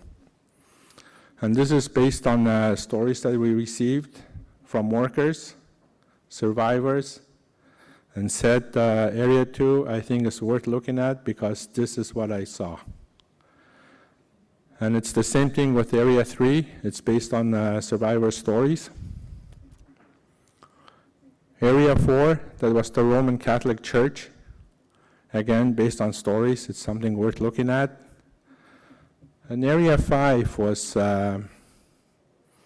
it's the Roman Catholic graveyard. And they said you should look on the outside, just on the outside on the west side.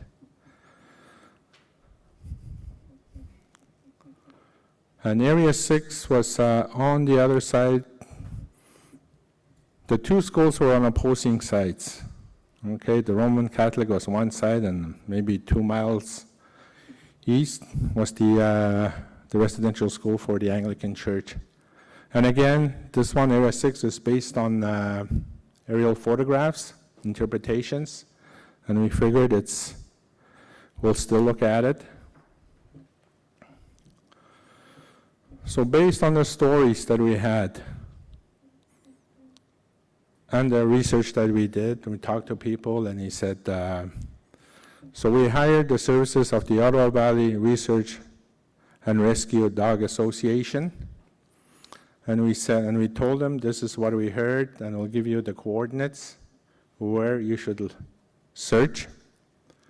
So this was done July 31st to August 2, 2023.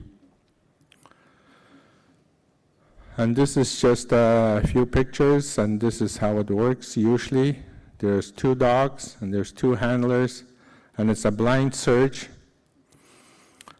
And the handlers and the dogs have no knowledge of previous search by other teams. So they do a blind search for one team the one day, and the next day they do the second one. They switch the locations. So there they are. We had to buy them tickets. They were not traveling cargo. They had to get their own seats.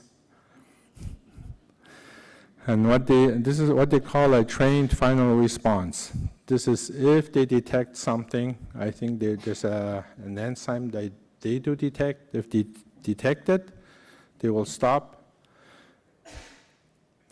He'll make a sound, and the handler will call him back, and then he will take the handler to the site. So these are the sites that we chose. The 2 different teams, one is the blue team, and the other one is the yellow team. So what they do is they let them run around, and when they find a spot, they'll stop.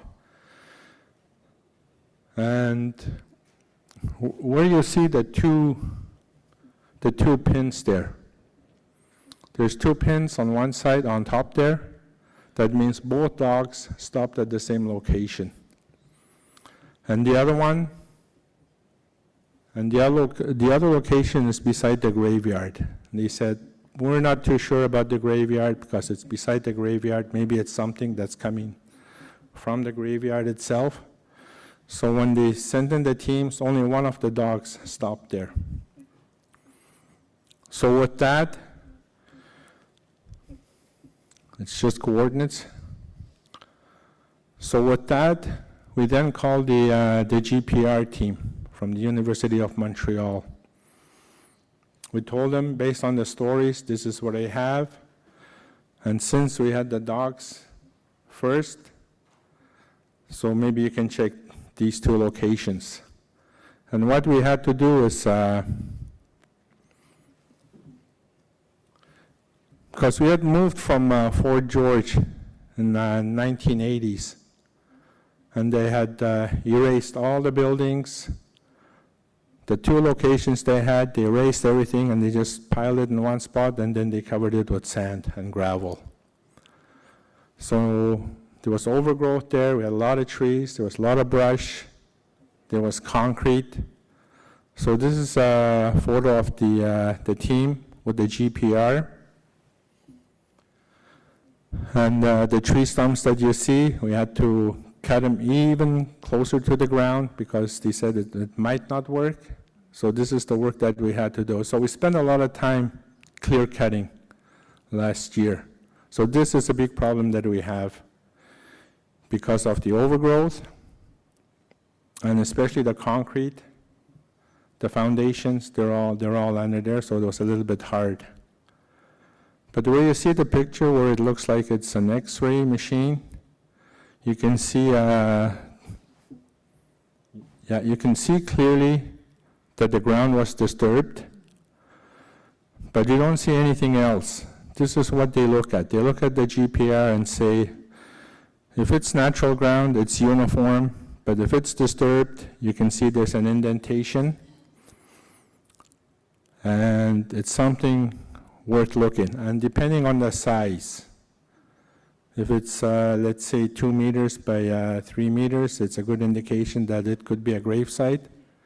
But because we don't have any other information other than that, it's something you have to look with other equipment.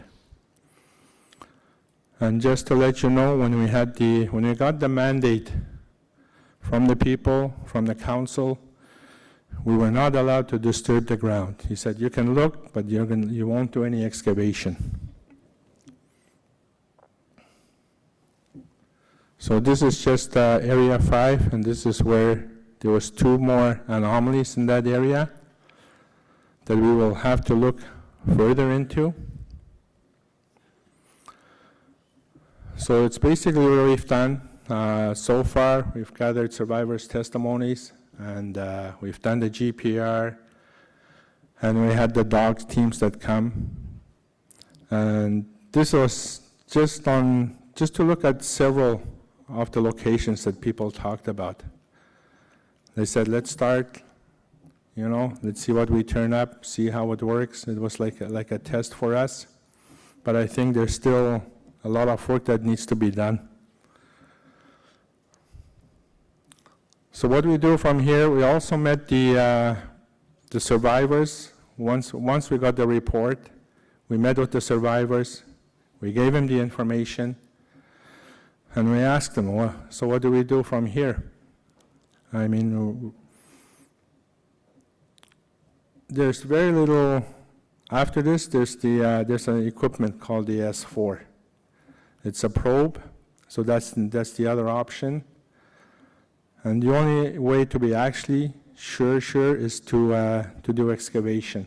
So we told them, where do we go from here? So they did say you should try and acquire the services of the other equipment and see if you can have a confirmation or not.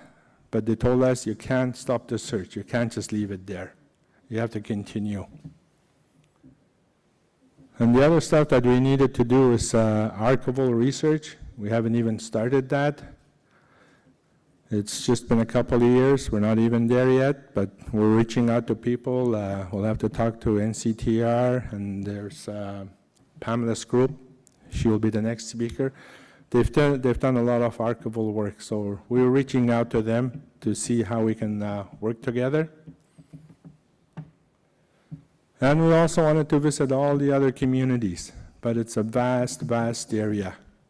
When we counted the different communities who came to Gisasibi, or Fort George, as it was called back then, we counted about 20 communities, students that came from 21 communities to our school. So again, when you think about it, it's a large area to cover. And in the future also, we'll be verifying other stories that we have heard. And we also have a gathering every year. So there's people that come from Ontario to our gathering. It's a residential school healing gathering, so people come, they share their stories. So we gave them the same information that we had. So we've done the local survivors, and we've done the regional. I think we had about 180 attendees to our gathering. And they came from Ontario and most of the other communities. So they have the information. And it's just getting direction from them where we go from here.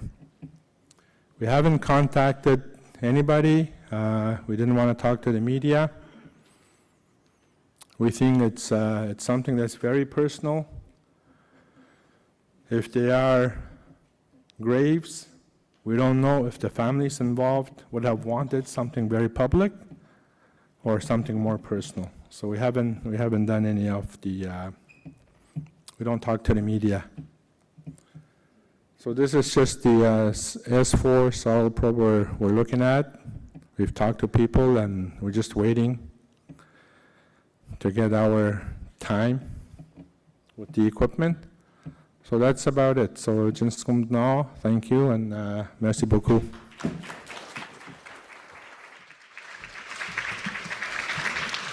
Hi, Kenneth Gompton, so much for sharing your journey and the journey of your community. I think really emphasizing the importance of ceremony survivors and those gatherings in this work. It goes so far beyond just the technical questions. So we are going to have a Q&A period at the end after all three panelists. And so please think about your questions and hold them for that time. Also, I'll just offer my own services if there are specific questions about specific technologies. I can try to fill in if the panelists would like me to as well. So we're going to move on. Our next presenters will be Pamela Colombo. So Pamela Colombo is an associate professor in the Department of Sociology at the Université Laval here in Quebec City. She has researched the enforced disappearances carried out as part of the counterinsurgency operations in Argentina during the Cold War. She is currently researching the forced removal of Indigenous children to residential schools in Canada. Her publications include Spaces of Disappearance, Living and Imagining the Places of State Violence, Tucumán 1975 to 1983, as well as co-editing the book Space and the Memories of Violence, Landscapes of Erasure, Disappearance, and Exception. She is joined by Corinne Regis, who's Innu from the Uashatmak Mati Utanam First Nation, who has dedicated her career to helping others with kindness and compassion. A community healthcare nurse for over 20 years, Corinne believes that healing comes through knowledge and pride in identity. A child of residential school survivors, her motto and motivation remain unchanged. She has said, quote, "I choose to heal from the wounds of the past so that future generations will not have to bear them." Please join me in welcoming Pamela and Corinne.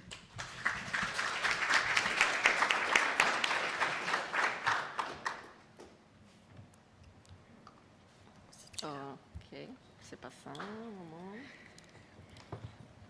Je prends ça, hein? Oui, mais attends parce que... Je vais m'adresser en français. Okay, I'm going to be speaking in French.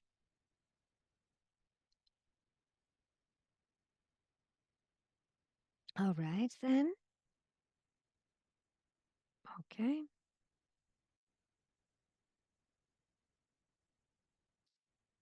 All right, it's fine then.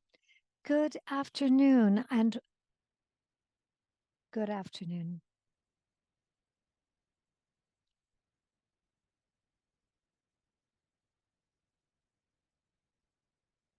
So I am truly honored to be with you this afternoon in order to present the research project Chichigankatwa. This is in the Inuit language, it is a project to never forget and to keep the memories of those who went missing.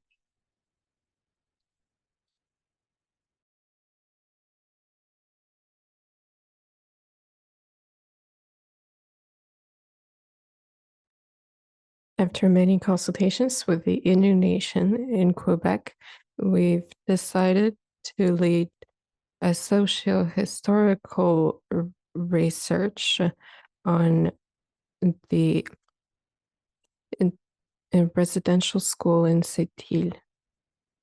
The research is led in collaboration with the Université Laval, with my colleague there, Pamela Colombo. I am not an expert in this type of search, and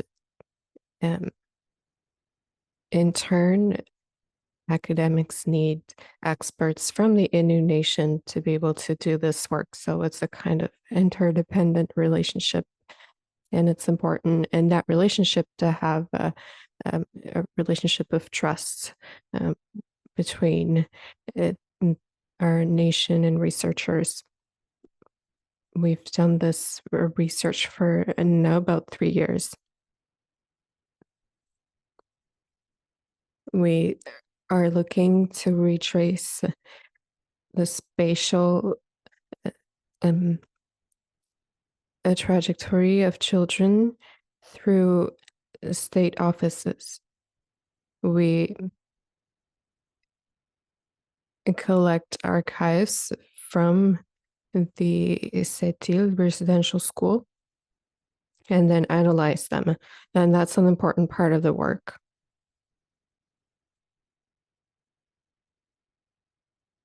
We have an interdisciplinary approach in that sense. We've created a relational database. That's at the heart of our project. Pamela will tell you more about it, and she will explain what that relational database is. We've had really, really good results from this database, and we'll share more about this with you today. The database gathers data from a provincial and national and local sources. We've started a research with federal documents produced by the Canadian government regarding children who attended the Sept-Îles residential school. Today, we will introduce preliminary results on the forced displacement component of our project, and I will give the mic to Pamela for the rest of this presentation. Good afternoon, everyone. Thank you for this invitation, and thank you for being with us this afternoon. I will introduce, as Catherine just said, a few results from our project's preliminary results. Due to the high amount of archives that we collected, we focused on a corpus of a few documents. We focused on the period during the 1970s, because that's when the residential school opened.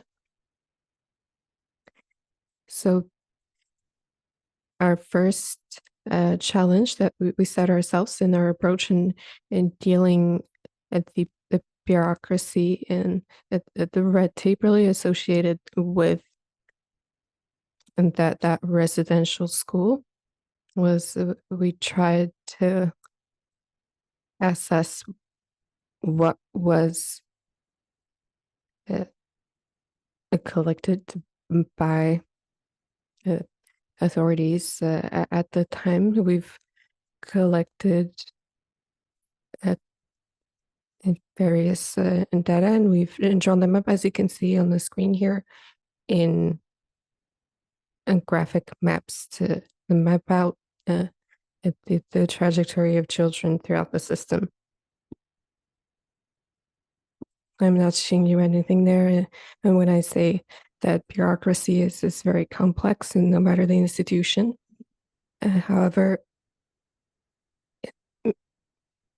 offices and officials keep records, and so that is why we focused on that aspect.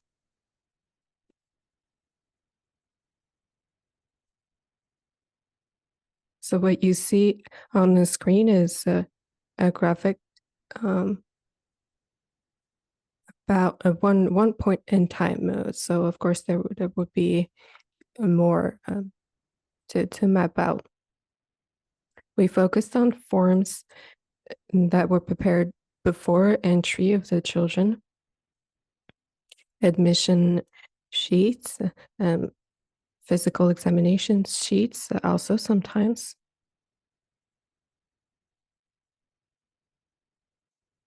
We found a form and that was about a quarterly return of that was edited through the course of the term when children were in school.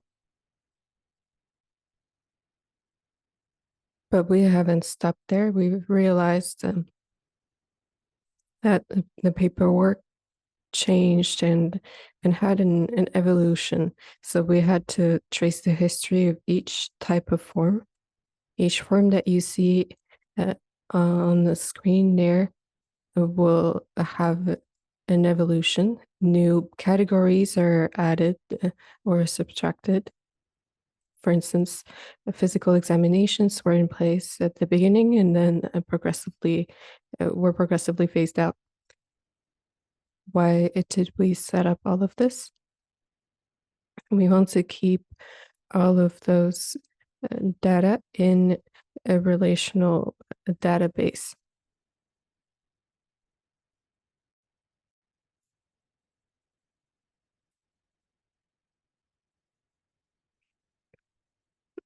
And so now I will talk a little bit more about the heart of our project. So this relational database proper, it's at the heart of all our quantitative and qualitative analyses that were made by our team, and also at the heart of maps that were produced.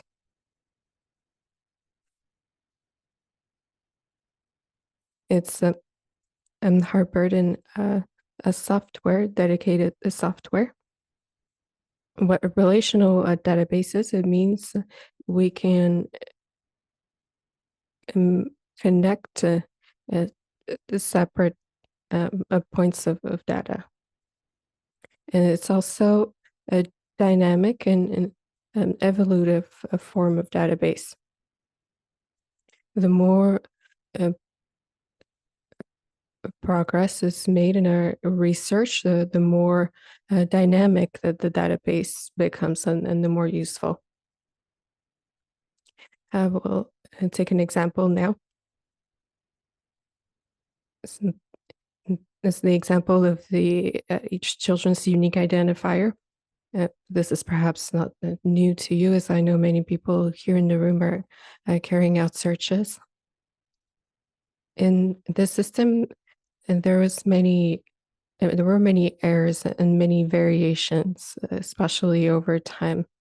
One child here had a different first name in the system. She was first named Anne André, and next Anne-Marie André.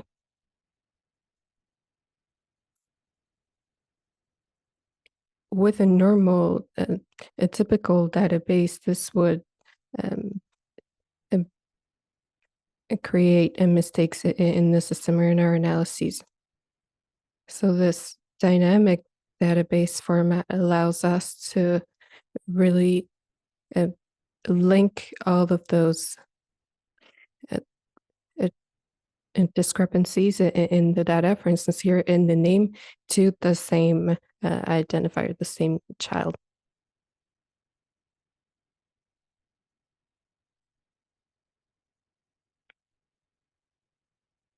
We're now at a point where we've fed all of the quarterly returns and those types of forms into the database, and we're currently now feeding the admission entry sheets into the system.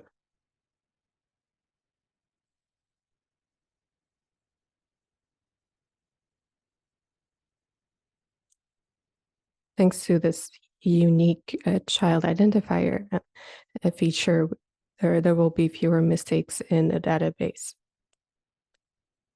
So this is an example of an iterative system.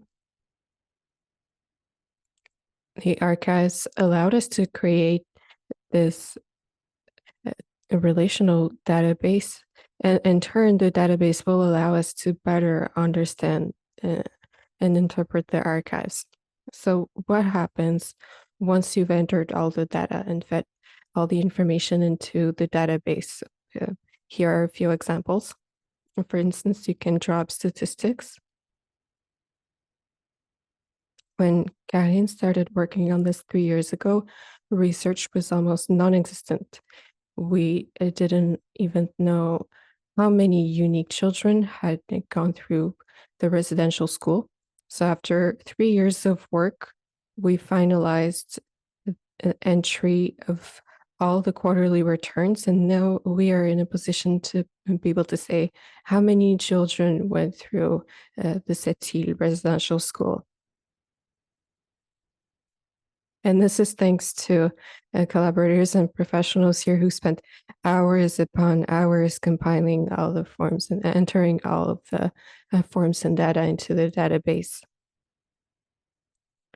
There are 300 lines per form, which is a total of over 312,000 lines. And this gave us a total of thousands of children, around 500 girls and 500 boys.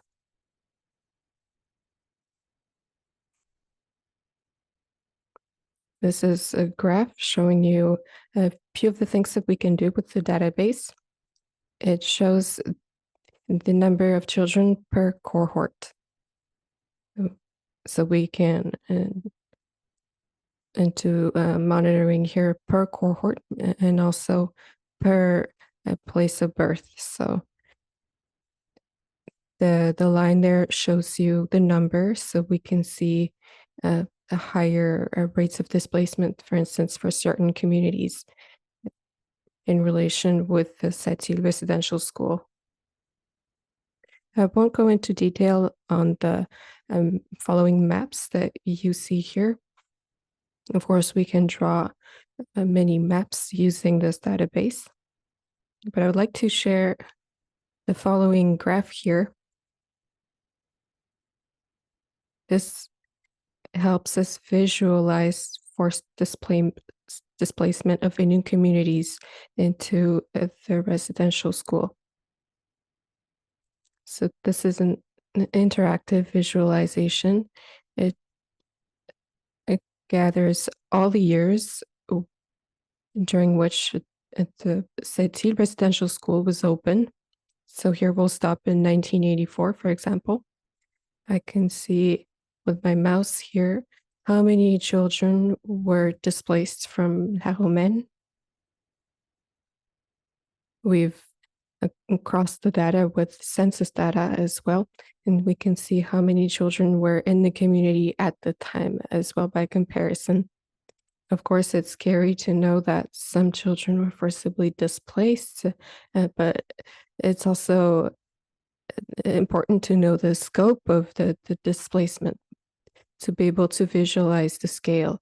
And we've been told many times that communities stay silent when children were removed. And so it was important to see that some communities were almost entirely emptied of their children. So you can see here all the children from one community that were moved to the residential school. We're able to see also the individual story of each child. We've explored different ways of visualizing that. So the individual component of the story. Please bear with me. It's going to take a few seconds to load up.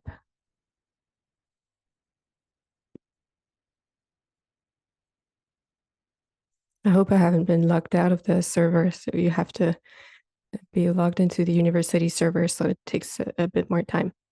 So this is what you'll see on the screen. The identity of each child is anonymized to protect it.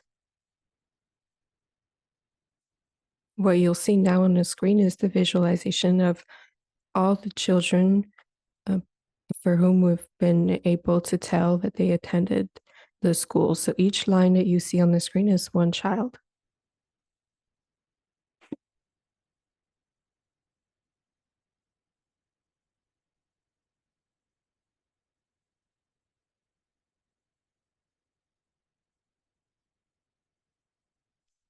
So what do all the colors mean?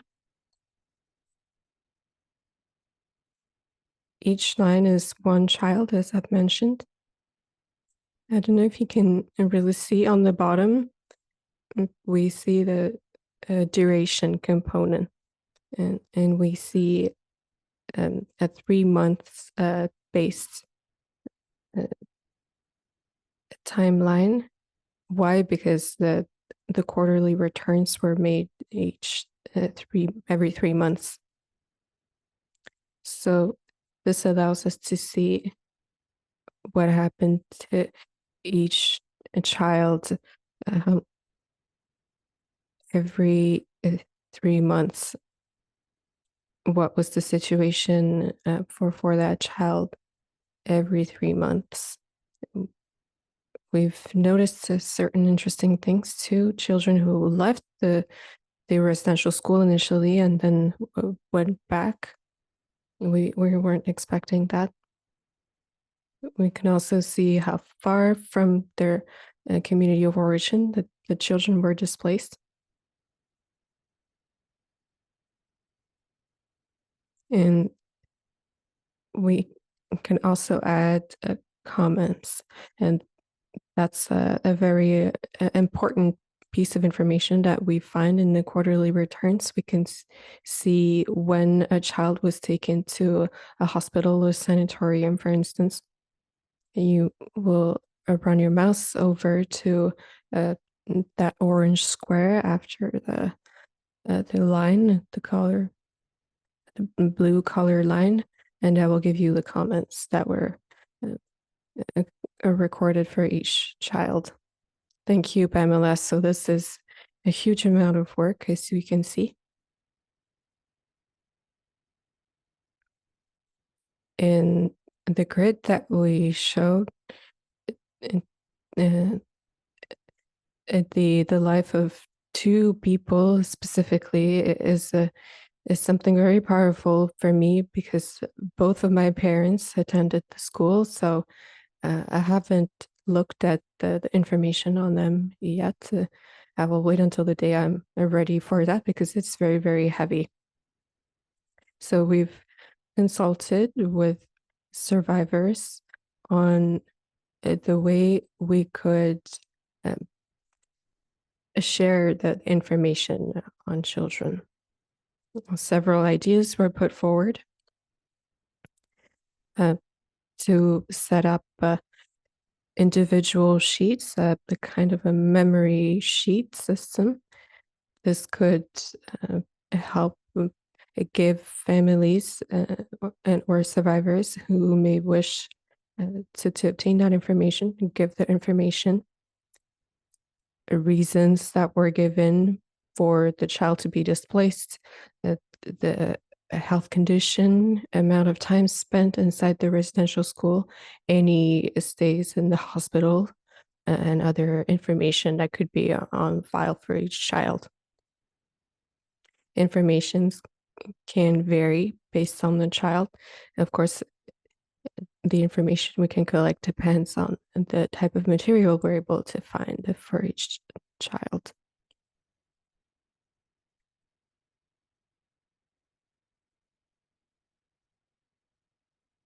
Here's a map showing how we obtain an individual sheet for a child and feed it into the database. So that's a kind of a complicated way to explain it, but you can see it on the graph.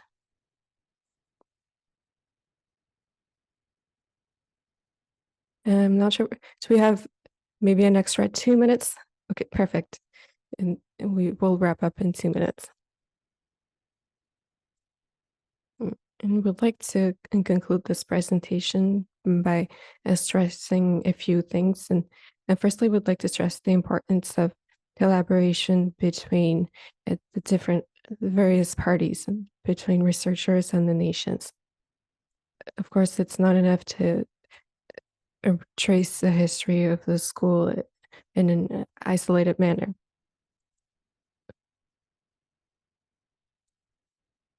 The residential school used the same bureaucracy as the federal and provincial government. So there are similar sheets, both in both governments that were used. And I'll show you one last map. Children from multiple communities and nations were sent to that residential school. So the difference with between the Sept-Îles residential school and others, perhaps, is that children were coming from anywhere. And so it requires a lot of collaborative work between nations and on archives. This is a really a broad overview in this map showing the various communities from which children were sent to the school. So we also want other nations to be able to use this database for their archival work, archival research work. That is a vision for the future. Merci beaucoup, Kenneth Compton. I'm very grateful for you sharing this amazing work that you've been doing. I think it's such an important example of how even with good existing records, accessing them, organizing them, making sense of them for the community is still a very daunting and complex task. So providing an example of how you've navigated through that, I think, is so helpful for the folks who are just starting out in that. So we've heard a little bit about the ground search aspect. We've heard a little bit about archival research. And our final presentation for the panel before we open up the floor for Q&A is going to be what happens when you bring those two pieces together. So we're joined by Micah Patterson. So Micah Patterson is from Six Nations of the Grand River and is the data librarian at the Survivor Secretariat. Micah's interest in community history was sparked at a very young age. She holds a Bachelor of Arts with honors in history from Queen's University, a Master of Arts in history from McMaster University, and a professional specialization certificate in collections management from the University of Victoria. Micah has been working with Indigenous collections for the past 5 years with a special focus on Haudenosaunee communities. In her role at the Survivor Secretariat, she works to provide research support and assist in the development of a future community archive. And she'll be presenting, and she's also joined by Laura Arndt, who's the Secretariat lead for the Survivor Secretariat, who will be supporting during the Q&A. So over to you, Micah. I need the clicker, if possible. Excellent. Thank you so much. Okay. Good afternoon, everyone. As you heard, my name is Micah Patterson, and I'm from Six Nations of the Grand River. I am the data librarian at the Survivor Secretariat. So first and foremost, I would like to thank the organizers for not only facilitating this engaging gathering, but also for the opportunity to speak and to share about the progress the Secretariat has made. Before I begin, I want to acknowledge those who came before me and inspire the work that I do.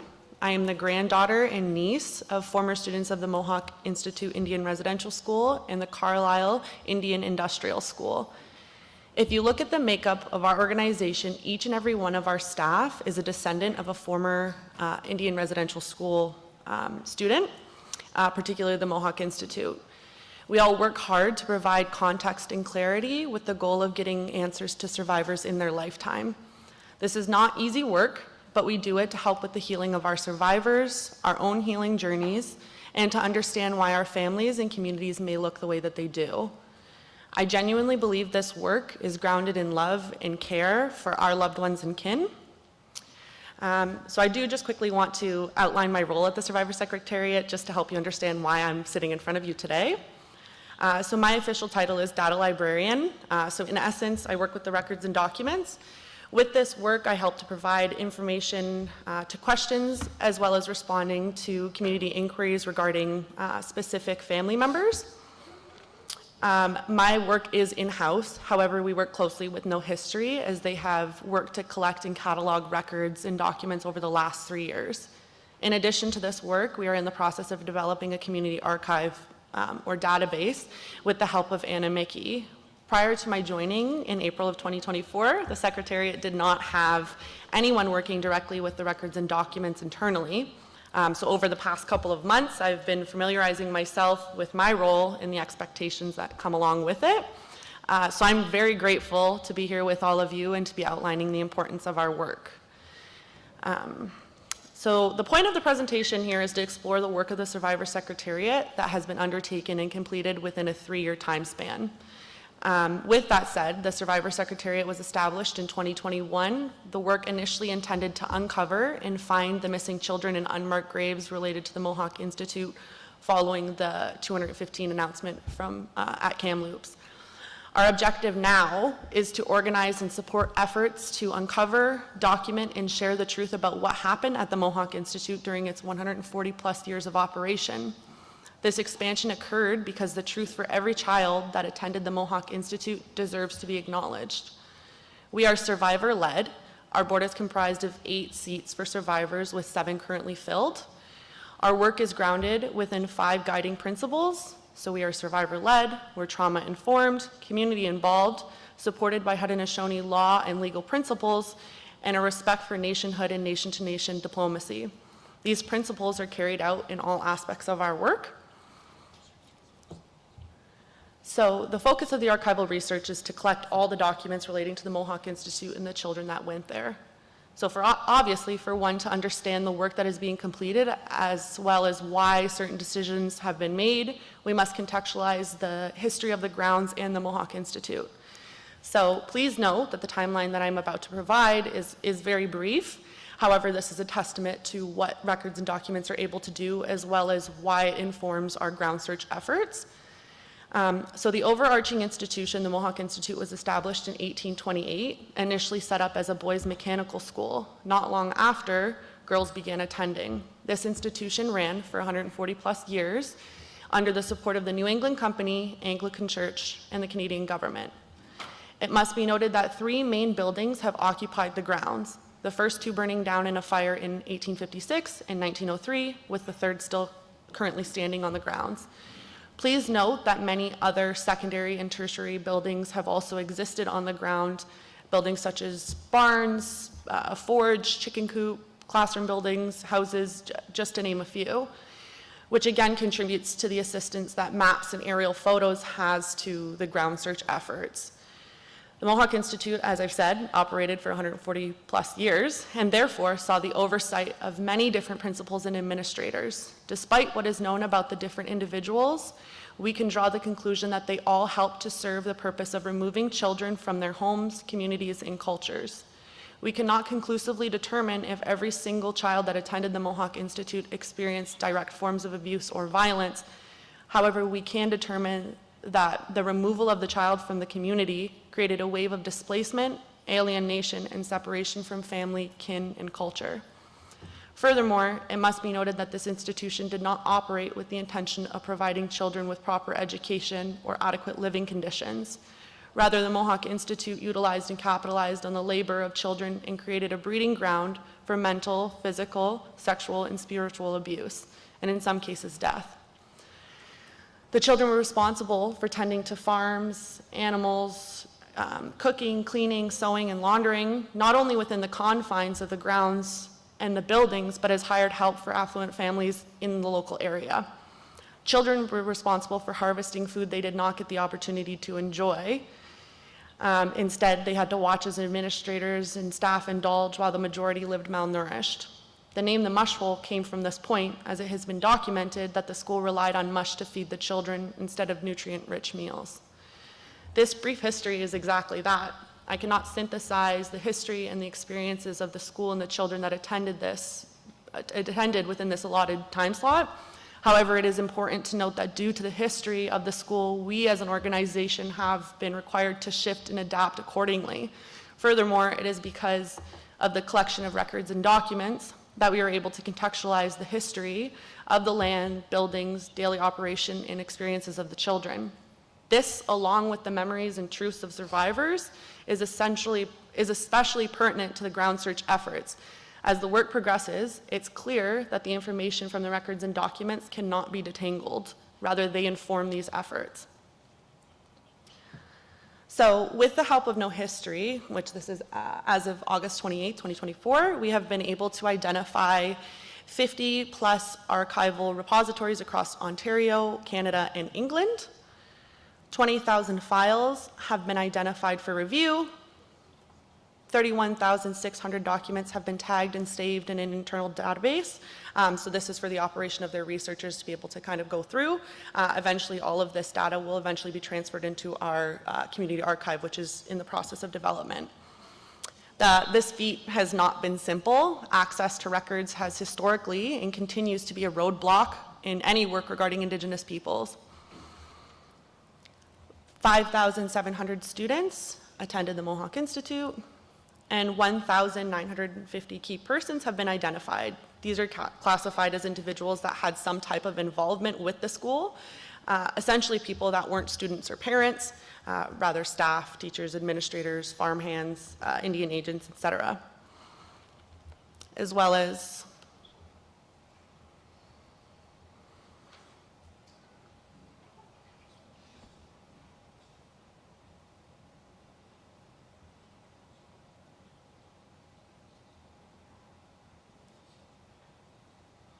(100 associated deaths, which is more than double what the NCTR initially reported. It is because of work related to records and documents that we have been able to identify these additional numbers. When the term associated death is used, it relates to those who died at the school, as well as those who were sent home to a sanatorium or to a hospital to pass away. So in essence, these deaths are added because it can be associated as a cause and effect of the Indian residential school system. Okay. So we're, again, like I said, in the process of creating our Secretariat database, which we're calling the Community Archive. So we're in our phase 1 development activities led by us in Anamiki. The data migration from the research database, which is currently stored in an Airtable, is being tested. So eventually we hope to have all of that data migrated in a timely fashion. So to quickly reiterate, this work has not been easy and has been possible because of the help of No History. No History was established in 2011 and provides historical services to individuals and organizations that want to research, present, or document the past. No History has been working with us since 2021 and has been crucial in the collection and cataloging of records and documents. The other critical partner in this work is Anamiki, which is an Indigenous tech company out of Victoria, BC. Anamiki has been contracted by the Survivor Secretariat since 2022 and is tasked with the work of developing a community archive that has the ability to store mass amounts of data, has functions that are compatible with ArcGIS, and essentially any data that has been collected on the grounds. This work will be taking a phased approach, and as stated, initial stagings have been completed and data testing is occurring.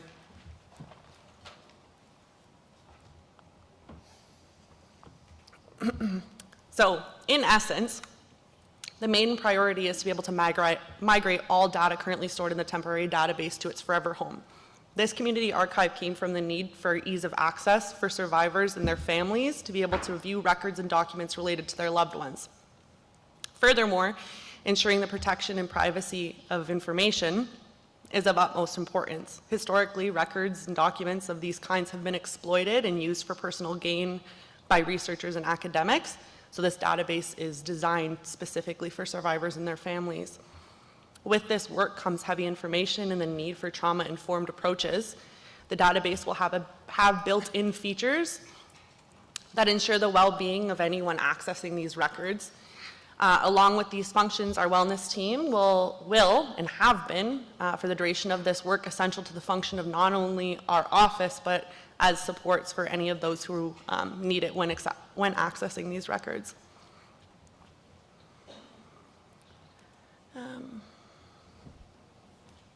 Perfect. So the grounds of the former Mohawk Institute holds archaeological significance for several different reasons. The area was a pre-contact village that can be tied to the neutral peoples, as well as the post-American Revolution settlement called the Mohawk Village, established along the Haldimand Tract, and where the first Anglican church established in Upper Canada in 1785, His Royal Majesty's Chapel of the Mohawks, also known as Mohawk Chapel. This information is crucial to grapple with because it helps us to understand the challenges and complexities of any ground search or archaeological work on the grounds, as 3 significant periods can be reflected in any of the finds. It is because of this archival work we have access to historic maps, drawings, aerial photos, and descriptions of the associated lands, buildings, and development activities. Okay. And as ground search activities are undertaken, these documents are critical cross-referencing resources. It also guides the technology that we use. We collect a great deal of information from conducting ground search and are using Echo and Echo Project and ArcGIS software to save and review all data, which our members of staff have been familiarizing themselves with these softwares to ensure high levels of productivity. These softwares are also critical when identifying anomalies and informing the analysis process, essentially helping to determine what further investigation needs to occur. We want to be clear that what we are doing on the ground itself is research, and that the images that we capture during this ground search is a part of our growing archive. So here's just some statistics to date. 15.64 acres, approximately 2.58% of the original 607 acres have been scanned utilizing non-invasive search methods. So we're seeing ground penetrating radar, LiDAR, drone scanning, RTK base station, total station, and I'd also like to note that the initial processing of data is underway and analysis training is also underway.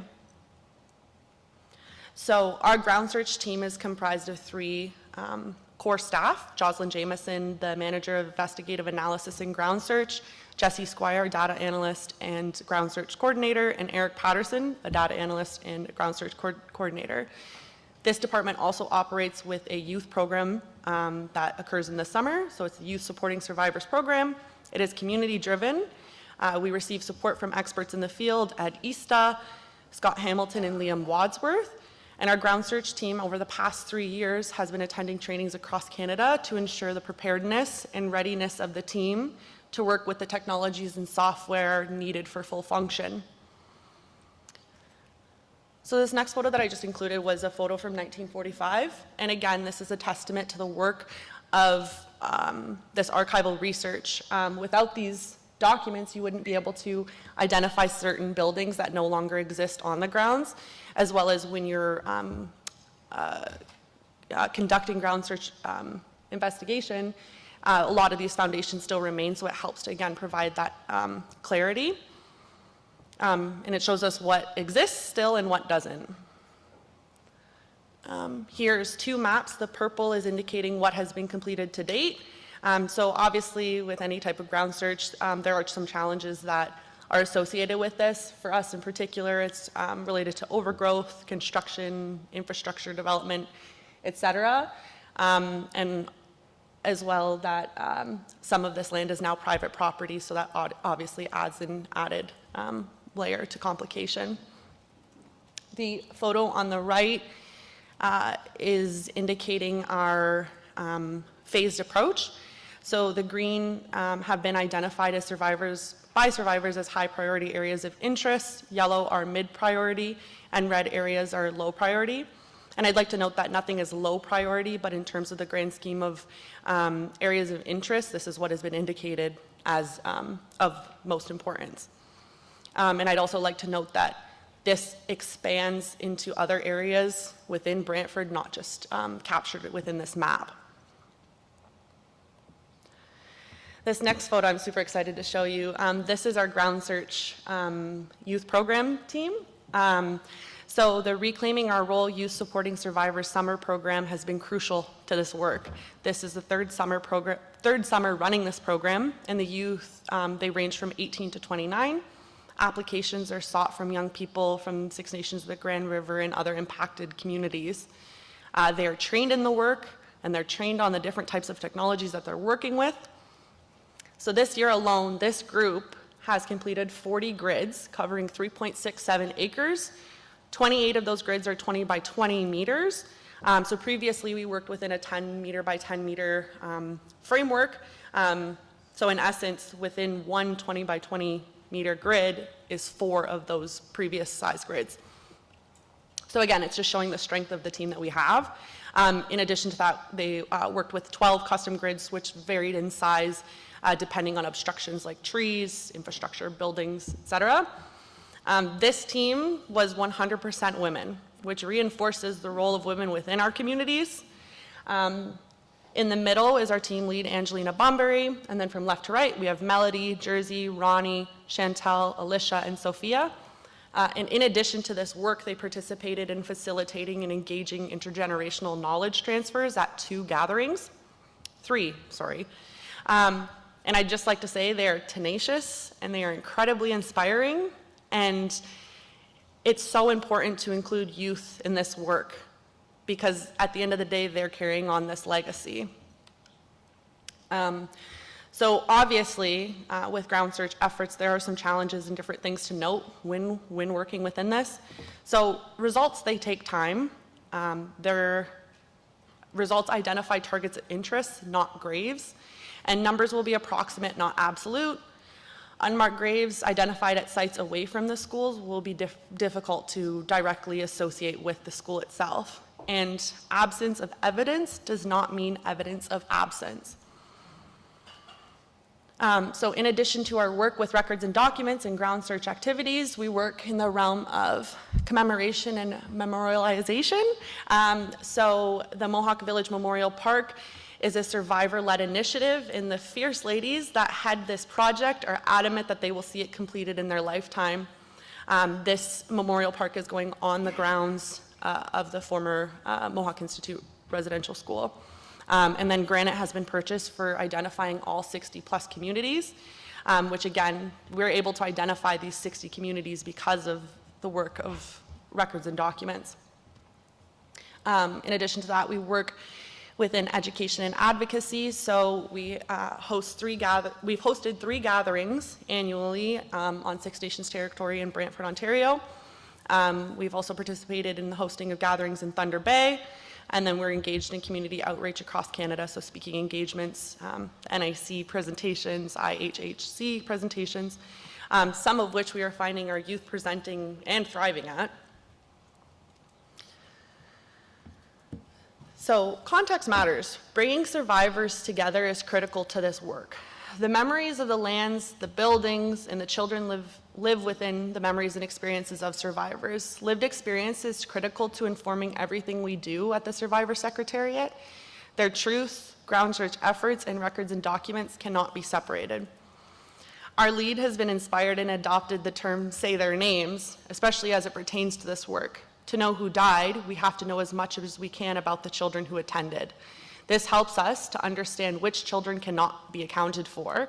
When we say their names, it's because of the archival research that we can do that. This work ahead is this. We must link ground search and archival research to name the children who need us to bring them home. The development of a community archive is essential in bringing these children home, as it will house all data collected and live beyond the scope and duration of the Survivor Secretariat. Understanding this work needs national perspective. We have identified 60+ communities as well as 2 geographical regions, so this is a national conversation. And to quickly conclude, I cannot simply talk about the work without mentioning the news of the funding cuts. These cuts have caused much conversation and reflection, as work cannot continue without this funding. It is imperative for all nations across Canada to receive answers, especially within the lifetime of our survivors. The funding, the full funding, must be restored. Now, thank you.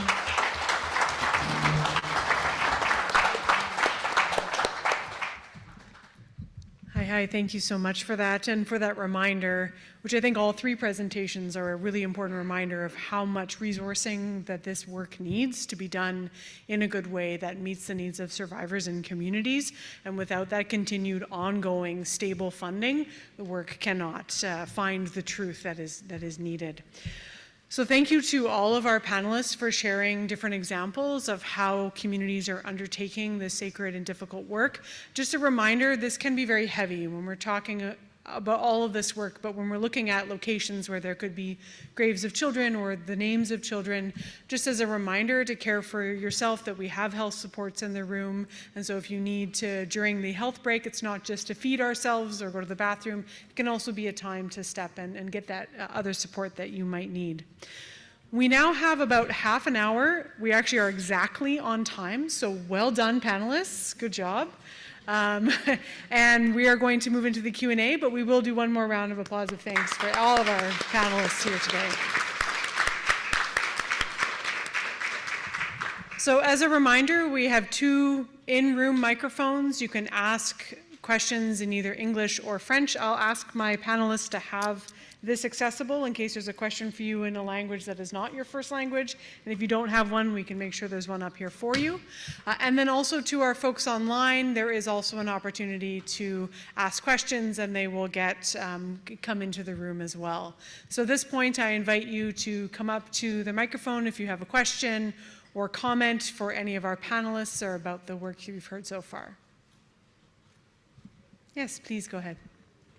Hi, my name is Yasmine, and I am the lead researcher for Lac Walams, Shimshan Nation in northern BC. Merci à tous pour votre travail et présentation. Thank you all for the amazing work that you do. I've got a couple of questions. The first I wanted to ask for George. If you can kind of give some feedback as to how you and your community had started the testimonial gathering and the outreach with the community specifically. It's a process that we've done in the past, but we're taking it to a stage in which we're trying to really get them recorded, and it's a heavy topic to connect to the community about, and so we're looking for some feedback as to how other communities have worked. Then my second question is for Mika. Amazing work that you guys are doing. One of the goals that we have in our project is to create an archive for the community. Now, it's very complicated because, as you all know, it's millions of PDF files, and so I would be really interested in hearing some details about what that looks like for you guys. What do you mean when you say an archive? Is it just is it a software you're designing? Is it like what are the limit? There is just so much limitation with a searchable thing like that. So just kind of asking how you deal with all those records. Thanks. Thank you. So George, you want to go first, and then Micah. Okay. So like I said, it's a vast territory, and we started locally first. But our chief has been very supportive, so has been our grand chief. I think several times I've done all the meetings, the Cree Nation government, all the chiefs when they meet about I think just about every month. So I've done a couple of presentations there, and they're always recorded. It's either live stream or they put them on the air. So one of the reasons I do the updates is so that people know what we're doing, because we tend to work in silos. I don't know what the other group is doing. I just wish we had a wall somewhere where we can have all these ideas and I can tap into them and they can input their information in there, something I can look at. But I think that's the big problem we have now, because it's a vast territory and it's very hard to reach everybody. I remember when we did the consultations, we did them in the community, we did them regionally, we had live stream, and we tried to reach as many people as we could. We called the people that we knew. We told them this is what's happening. You should dial in. If you have information, let the chief and council know. And this is how we got our mandate, by doing these. There were Zoom meetings, basically team meetings, and you have people call in, but we got a small portion of the population, I think. It's people we knew, and other people that may know other people. That's basically it, but it would be nice if we have one central location. I don't know if anybody has ideas, we'll take those too. Thank you. Thank you for your question. So to give a bit of background, like I said, we're working with No History, and they have their own database that they've kind of established to help with their research process. And it's Airtable, which I don't know if anybody's worked in Airtable, but it's extremely confusing and it's not user-friendly. So again, diving into the process of collecting records and documents, it's all with the intention to be able to share with survivors and their families. So what does that mean? We need a database that's accessible and user-friendly, that anybody, regardless of their ability with tech, can be able to operate. So that's where Anna Mickey has kind of come in with the process. So they're developing this database with kind of everything that we need them to consider.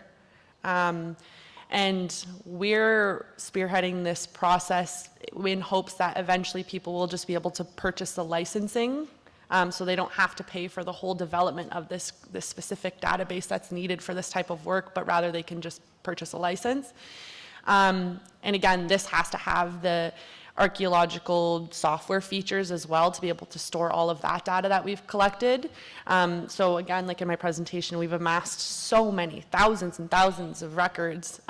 So again, storage is a huge conversation, and I don't think that that's something that everyone often takes into consideration when diving into this work.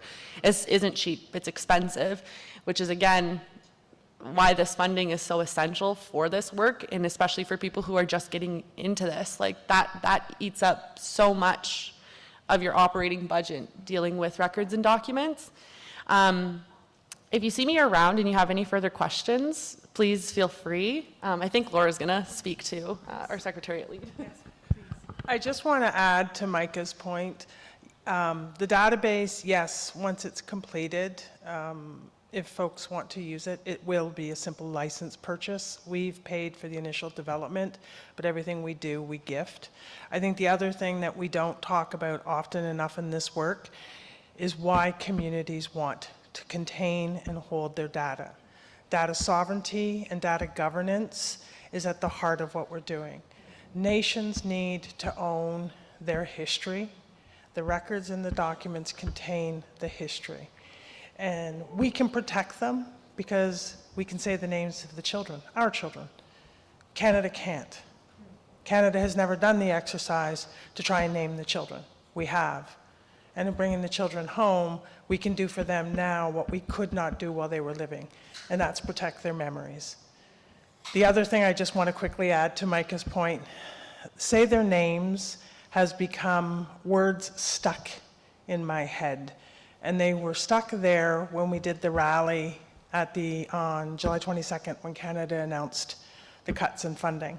I want to let you know the reason those words are stuck in my head is because one of those young women that was working for our summer team put it on her sign. And it just burned into my head.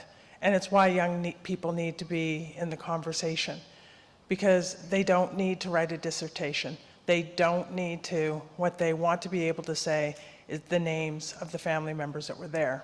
And finally, why they have their arms crossed. As of this week, we're launching a national campaign to try and restore funding.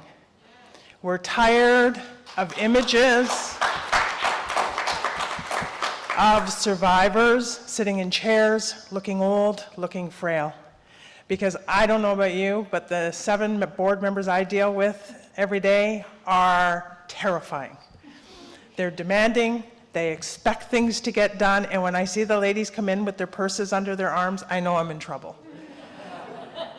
And so when we were in Thunder Bay 2 weeks ago, we wanted to portray that image. So our campaign this year is solely, and we are asking survivors across the country to do this. We're going to put out what do you call that thing? A filter. Where you stand, survivors and allies stand with your arms crossed. It's defiance. It's tenaciousness. We're not going away. You're going to put the funding back. Those young people have their arms crossed because they're returning the gaze to Canada saying, you're not going to scare us this time. So please, if you have pictures of yourself or you want to take them over the next couple of days, cross your arms, stare in the camera. Send them to the Survivor Secretariat. We're going to put them all over social media. Campaign launched yesterday. If you have things that you want pronounced, you want things shared, send them to us. We'll make sure we get them out on all of our social media. If you want to send us your links, we'll attach you to it. This is a survivor conversation that we're having, and the reason we come to the National Advisory is because of survivors. This isn't political. This is us getting our history back, fighting for our moms, dads, grandmas, grandpas. So that was what the crossed arms is about.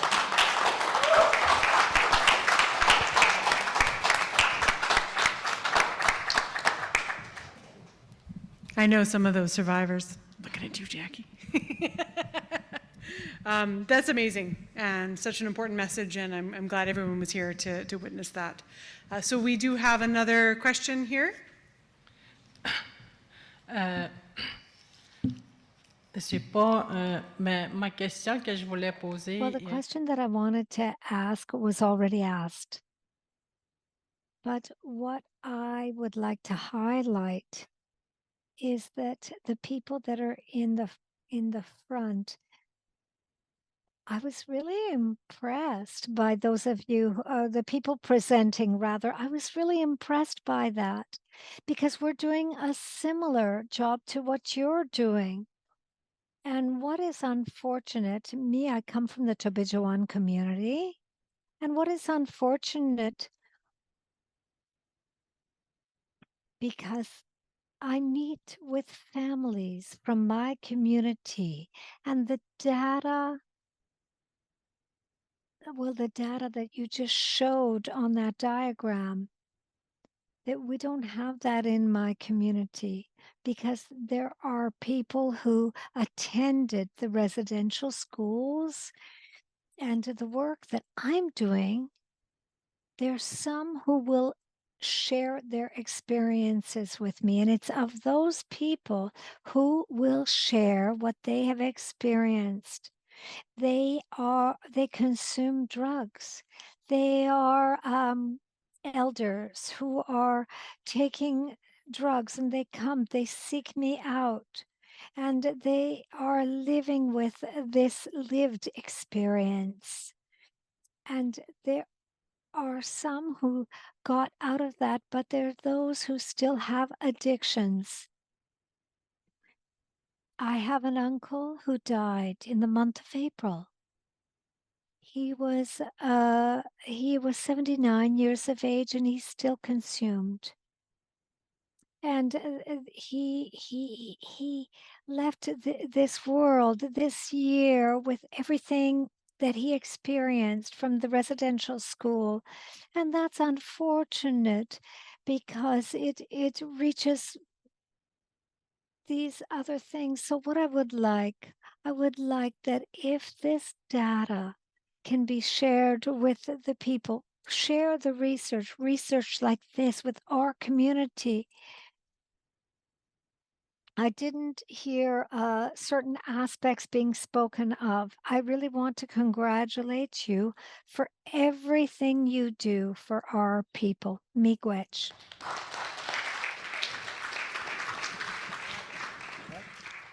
Thank you. I'm not sure if any, sorry for your loss of your uncle. Just want to see, yeah, merci. Merci,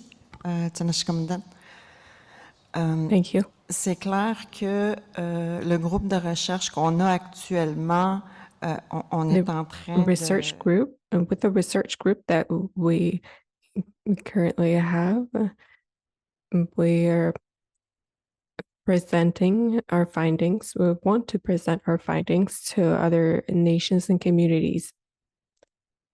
We want to avoid,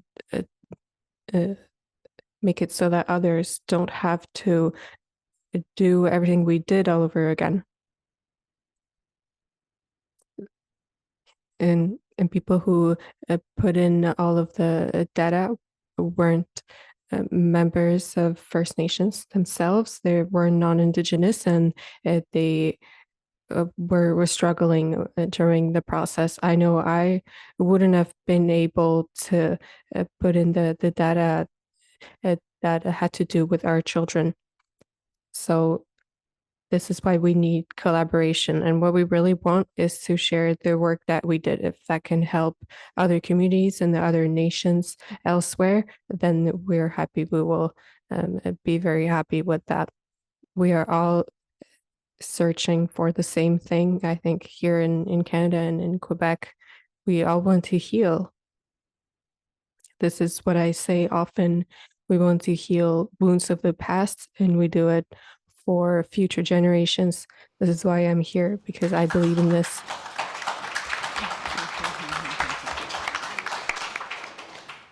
And I will say that as a National Advisory Committee member, this is partly why we host these knowledge sharing events. You know, there are a group of technical experts who sit on the committee, but we don't know everything. We don't know what communities are doing, and we think it's so important for communities to share with other communities. And then however we can support that sharing and that information, you know, going to where it needs to go, that's definitely part of what we see our role as, bringing you together and building these connections. So now you can come and know that this is the people to reach out to, or George can have other examples that he can draw from. That's partly why we're here, and so we're so grateful you are here and that you agreed to come and present, because this is what we want to see. So thank you. And we have another question from the floor. Masi cho sutene Norman Yakalaya Yakaula Sideti. In my language, in the Dene language of the Northwest Territories, I said, thank you, my people. My name is Norman Yakalaya. I changed it to Yakaula. I got a little revolutionized a couple of years ago. See, I'm going to go back to my original name. I'm a survivor of the Groyer Hall Residential School in Inuvik. I went when I was 5 years old. And from that experience, I got involved with the residential school healing circle by seeking justice for the boys. They were a major court case for sexual abuse by 4 supervisors during the 20 years in Groyer Hall, and I was one of the boys. And we thought that was enough, just to come and share our experience, but also put the supervisors through a trial where we would seek justice from Canada and the Roman Catholic Church, not knowing what we were doing. We were one of the first groups in the North that exposed sexual abuse in the residential school up in Inuvik. We didn't know about the girls, my sisters and my cousins, and they told a story. We didn't know about Stringer Hall, Leanican, and other residential schools in Canada. We made an out-of-court settlement, and we led the process, and we helped others. But the other thing that really helped us was sharing, because we were in isolation, and it was a lot of shame-based. One of our supporters were boys from Newfoundland that helped us and said, this is what we went through. And the boys from Ireland also helped us. And some good priests and not so good priests tried to shut us down in our community. And the good priests that helped us, and there were some really good people in Inuvik that helped us, because it's a shame-based as young men exposing that this is what happened to us in Groyer Hall. But we thought that was it. And as we continue on this journey, you know, now we're finding out there's other issues. And the one thing about it with sexual abuse, that we operate in isolation, shame-based. And, you know, we're coming to this circle here, this center, you know, and when I think someone said it's good that we get to sit together, which is great, and I applaud all of you for being here. But we still operate in isolation. I really like what the panel said about the ground penetrating and, you know, what they have to do. We were there.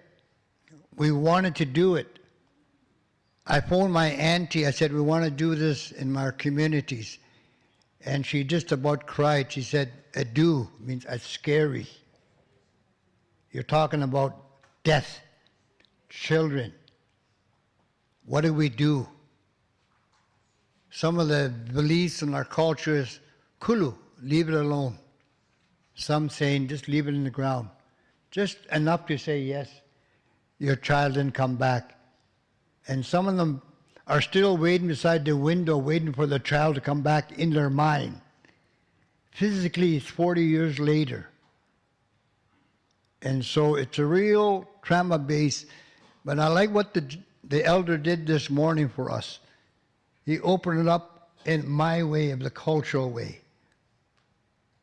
And then that's what we're trying to figure out. How do we do this in a cultural way? And also coincide with what you're talking about, database collection and all that university. How do we do that? In our culture, we know they're missing, but there's got to be a ceremony. And what are the ceremonies? Because we know we have people that are missing, never came back. You know, some people say leave them alone. Let's do some spiritual ceremonies. And some are waiting for them. So I really want to applaud this advisory council. You really need to be applauded. But one thing missing is that we need political support. Where are the leaders to hold the government and the churches accountable and say, we got to clean up our land in a good way, but we got to do it in an indigenous way. We have to do it our way. Right now we're focusing on federal government churches. You've got to bring the churches and put them in front of us and tell us, don't lie to us. It's enough. You cannot lie anymore. And the only evidence that I have is my auntie or my uncle, my grandpa, that tell the story and believe them. But a scientific evidence base, it's just like we're calling them not the truth. I don't like that. And so I would invite you to come to the Northwest Territories and have a discussion with the Dene, the Métis, the Inevaluate, all of us together. Because when you're in residential school, we're all brothers and sisters. And we all follow a number. I was 153. And you know, that's where it's at, and that's what we got to tell our children. It's been 60 years since I first stepped into a residential school. And I think now we need to come together and clean up our land, put those sites as a historical site in the federal parliament. Those should be historical sites, just like the veterans. And we honor them every year, those sites. I think that's what needs to happen. And I think we need our elders. I'm just going to close off with our elders and our ceremonial leaders, the ones that know how to communicate with the dead ones and how to bring that peace back to us. And those are the ones we need to, you know, really lift up and say, can you help us? Niwasine looking after the children. No problem. It's us on this land that's suffering. How do we put our own peace that we know our children are looked after in heaven? You know, and the only way that I know is that the Creator said that your loved ones will come back to you, but in a different way. And I think that's the one that we need to look after. So I just want to thank you very much for what you're doing. It's not recognized enough in Canada, what this whole nation's doing in cleaning up Canada. And Canada needs to be put on notice and continue to be put on notice. They cannot get away with this. The Roman Catholic Church and the Anglican Church cannot get away with this, and they cannot weasel out of this here. This is a journey, an infinite journey, not a finite journey, not first, second, and third, and game's over. This is an ongoing journey. As long as I live, as long as my son lives, this journey will continue to seek peace. But I cannot allow my child, my boy, to continue on what I need to do to clean up my stuff. I am responsible for that. That's my life, not his. I want him to give him a good life. And it's good to be Indigenous. It's good to be Dene. It's good to celebrate. And to celebrate the ceremonies that we had this morning. That's what we need to teach in our schools. Get the books out and teach that first before we go hit the books. That's what needs to happen. Masicho.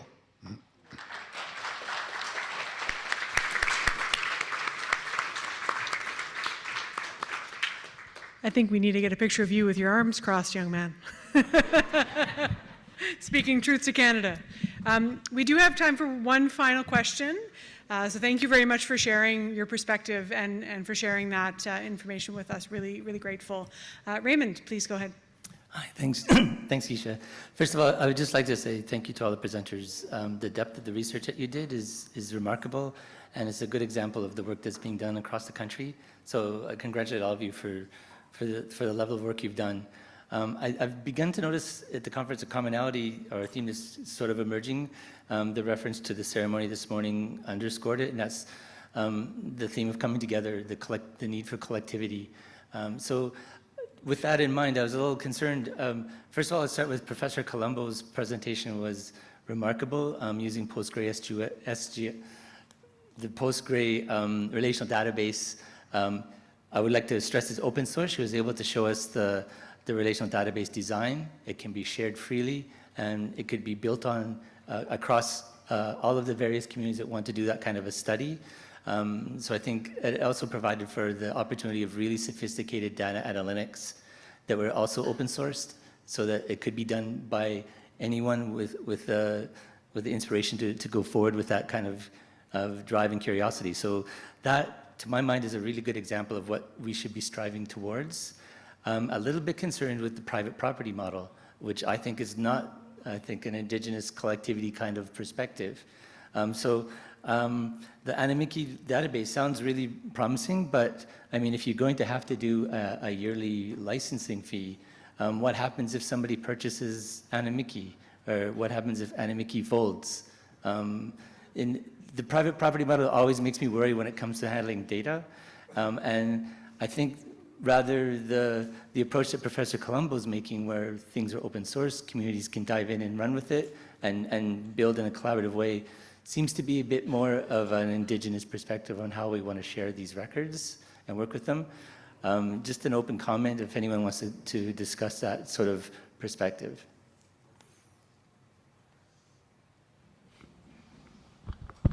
Merci beaucoup pour la question. Ça me permet aussi de parler un peu. Thank you very much for this question. This lets me talk a little bit about the relational database as well, and the way we could share it. And we've started thinking about it for a year, I would say now, actually. We have many Indigenous partners, and one of them in Aquanim, we have one representative from the Health and Social Services for Indigenous people in Quebec and Labrador that has helped us a lot. Other communities,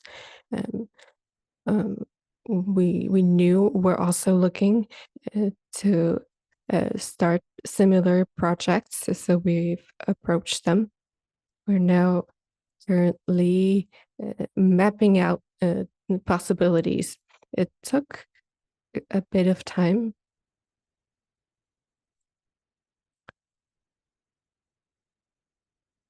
So it's not only about the database in itself, but also within the database, materials belong to several different entities and nations.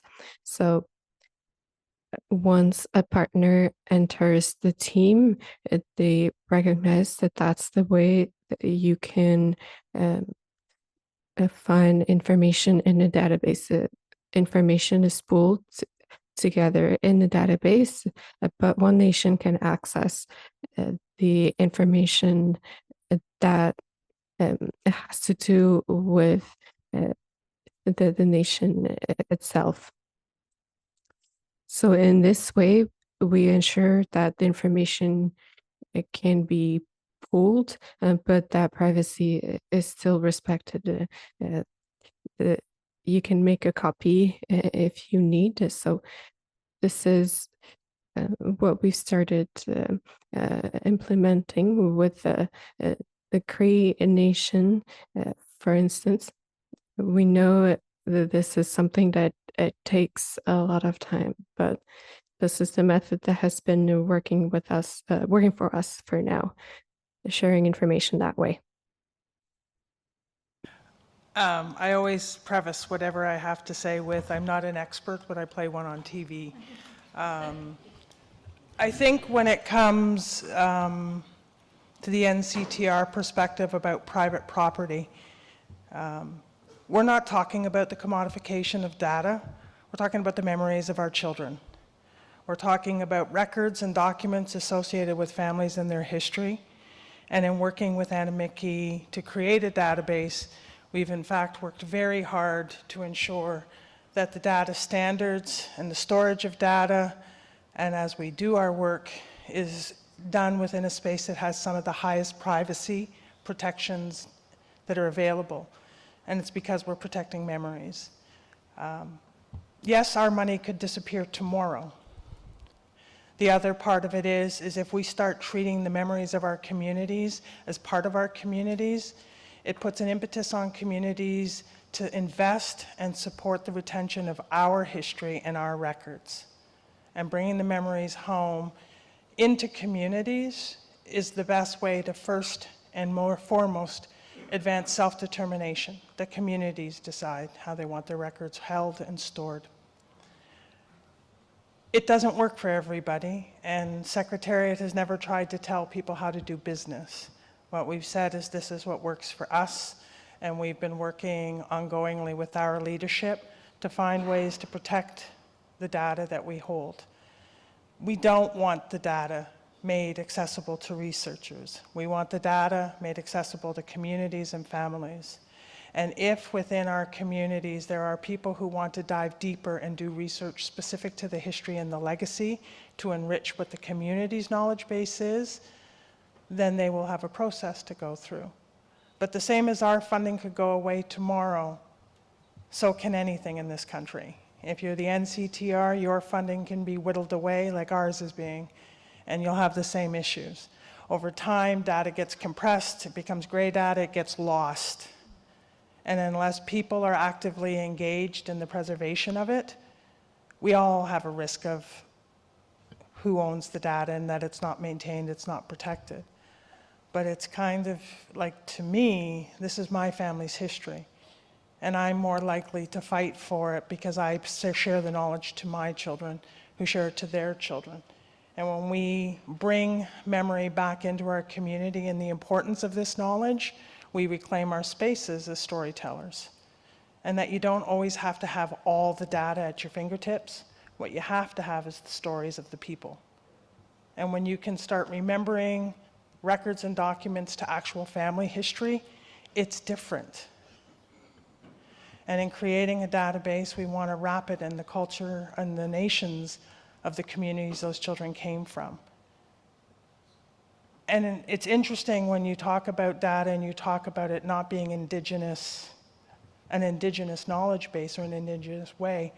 Many of the things we're facing with today are not indigenous ways. 100 years ago, nobody knew what research data was in this form and figured it out. We're trying to figure it out. As we sit here and we talk about ceremonies, one of the things we've learned at Six Nations is there's a seventh nation now that survivors have identified, and it's called the Survivor Nation.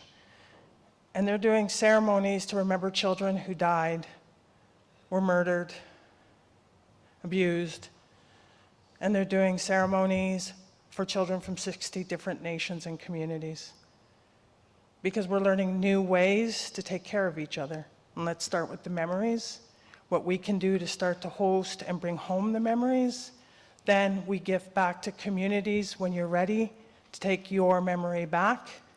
But we promise you that we will honor the ceremonies of preserving that ground, that sacred space that is the history of the Mohawk Institute. But I think those decisions around ceremony and data sit in the hands of the communities who are doing the work. And I appreciate everything that the NCTR does. I'm not arguing it.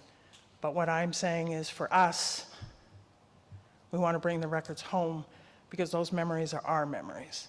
So I don't see that it's not an Indigenous way, and I don't see that it's counterintuitive. Like all of our nations, we do things differently. We raise families, raise ceremony, do culture in different ways. This is the way we want to preserve the history and the legacy of the Mohawk Institute in a system that we can protect. So there's still data sitting at the NCTR, but we're going to make determinations around how data associated with our children from 6 nations will be used. And what we hope is through the database, if any community wants to get access, they'll make the decisions around data for their communities. But for right now, all of them have a point of nation building that is unique to a survivor experience. They all went to that school. And we need to get all of them found so then we can let each community know what names we have of their children so they can decide what they want to see happen to their data. And that's all we're trying to do. It's not a commodification process. It's not a funding issue. This is about our children. We can say their names. Now let's bring them home.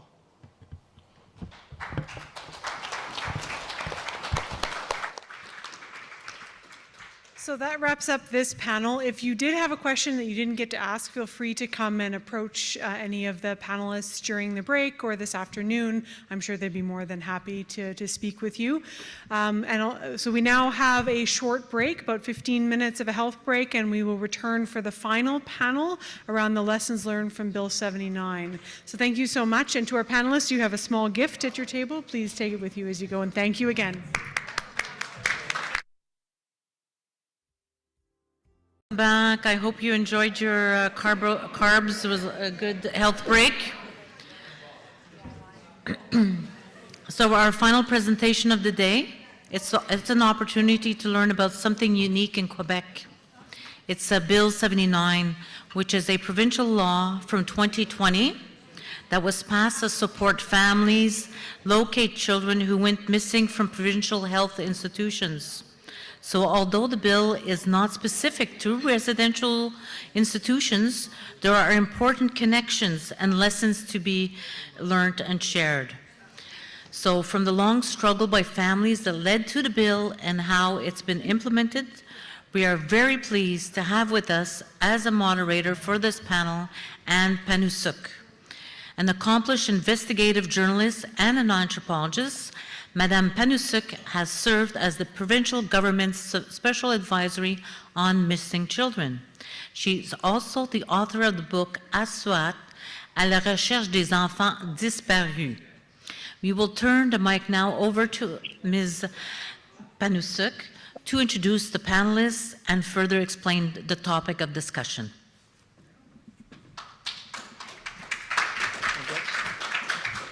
Megwitch, Jinescomitan.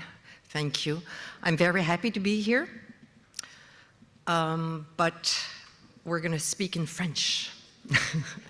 We're going to explain this extraordinary bill that unlocks the medical files and the archives and allow us, as today, to find out what happened with over 200 children.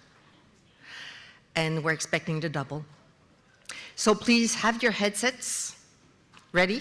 For the one who don't speak French, who understand French.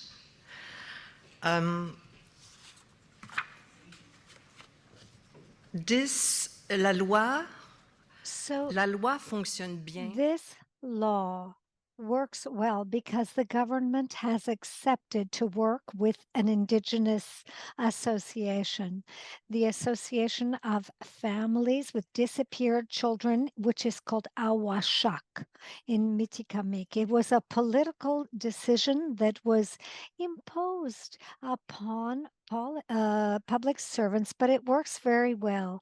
As a result, I invited two members of Awashak to tell us about what they have done to establish this law and how this law works. We have Françoise Rupert House, who is the director of Awakak. She lost a brother and a sister, and she's going to explain how it is that disappear children, because they're not just those in residential schools. There are those that have been in hospitals as well. And we call that after the child was sent to the hospital, they disappeared. And all of the pressure that the Indigenous nation has put into place in order to have this Bill 79 adopted. And Sylvie Steter, excuse me,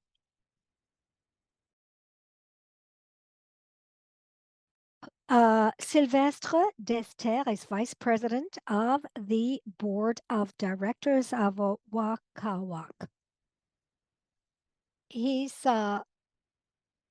will talk to us about what the law has done and what are the limits of the law. It's something that we have seen. We have non-identified graves. It is a huge problem. So I am going to pass the mic to Françoise, who will make a presentation followed by Sylvestre. Tu veux que je parle de la loi? So you Non. want me to Ok, speak de moins. about the law? Il est là. And here we go. Je vais juste dire pourquoi que I'm je suis going to embarquée say dans... why I got involved in Awashak and why I did the work to carry out the research on the missing children. In Abitibi, my parents had 7 children. My mother, upon going into the hospital after having the first child, she was not allowed to remain in the hospital with her child. So she was asked to leave the hospital. So starting on that, and when she went back to the hospital, her baby was no longer there. She didn't speak French very well. She didn't understand anything.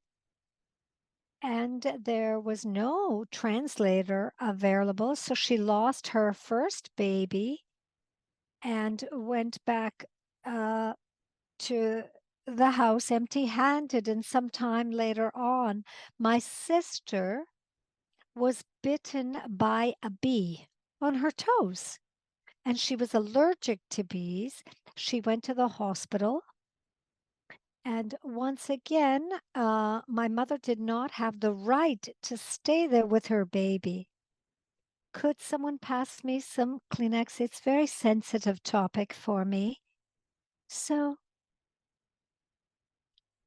these are not stories that are easy to tell, but we need to talk about them.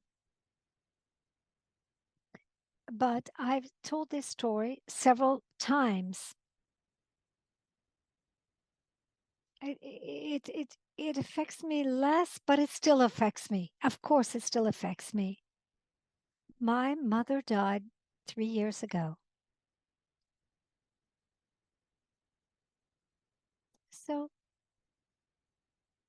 So we lost 2 children. And so my parents, as a result, they were not respected for who they were. Why did they send the children, or why did the children disappear? I don't know this. However, I do today. Now I do know because after several, or after a great deal of investigation, we found my brother and my sister. We found them more than 1,000 kilometers away. They had gone to Ave Saint Paul, to the hospital there. In Quebec. We found my sister.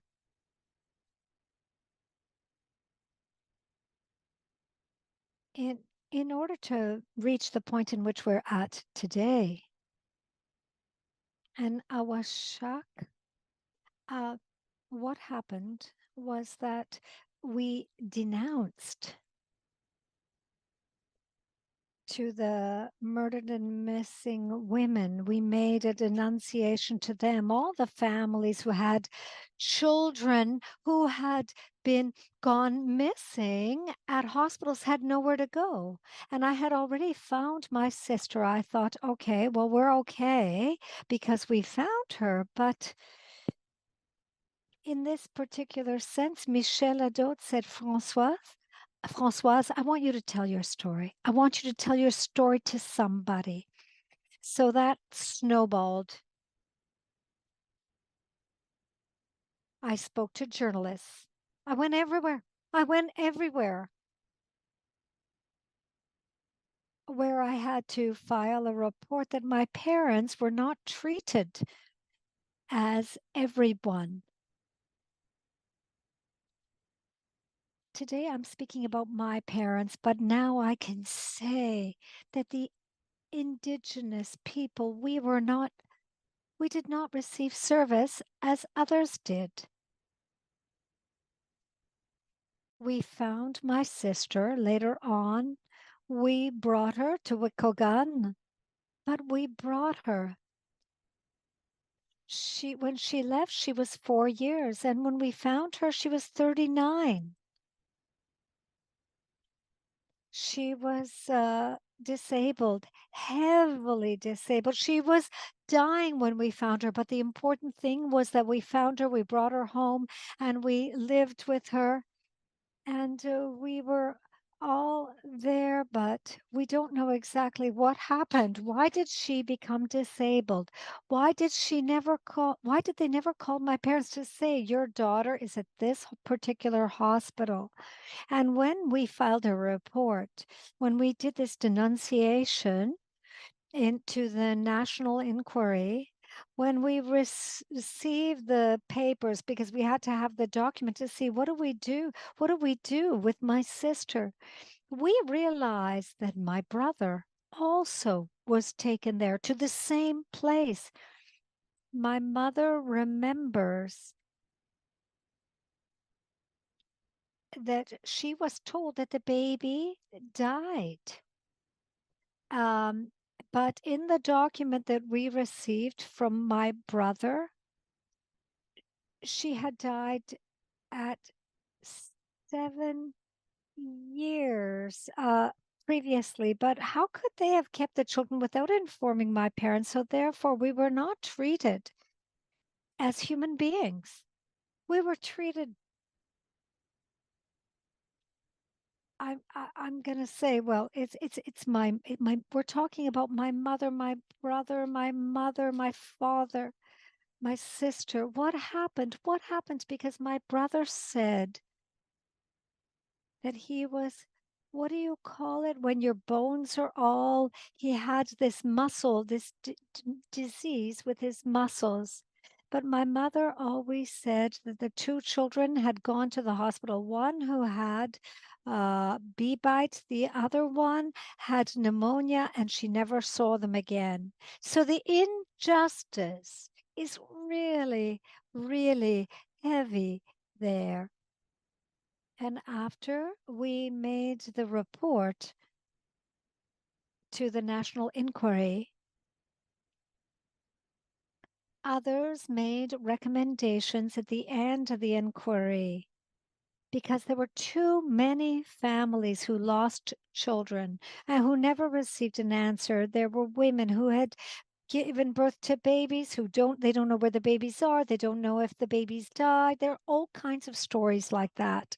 So I was called up after having done all the steps. I'm proud of myself because I found my brother and sister. I know where they are, but the justice was not repaired. I'm still living this. So what I decided to do, there was a lawyer who called us up and a man who I didn't know very well. However, he was calling me up, Pierre Paul Miquet.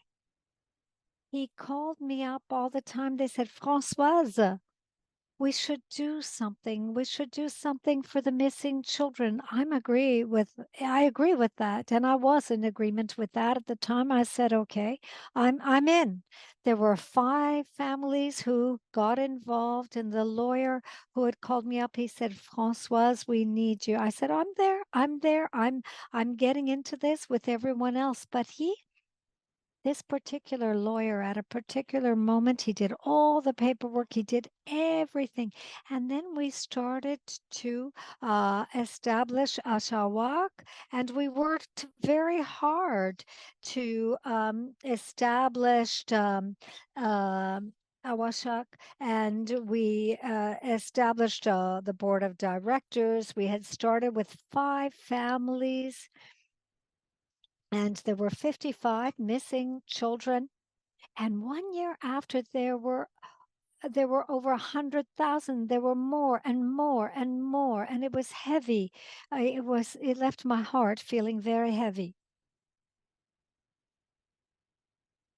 The lawyer, he sent me a text, and he said to me, we need a general director. You're capable of being our general director. I said, no.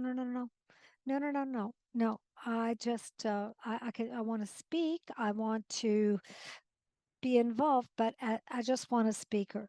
But in the end, I took it on.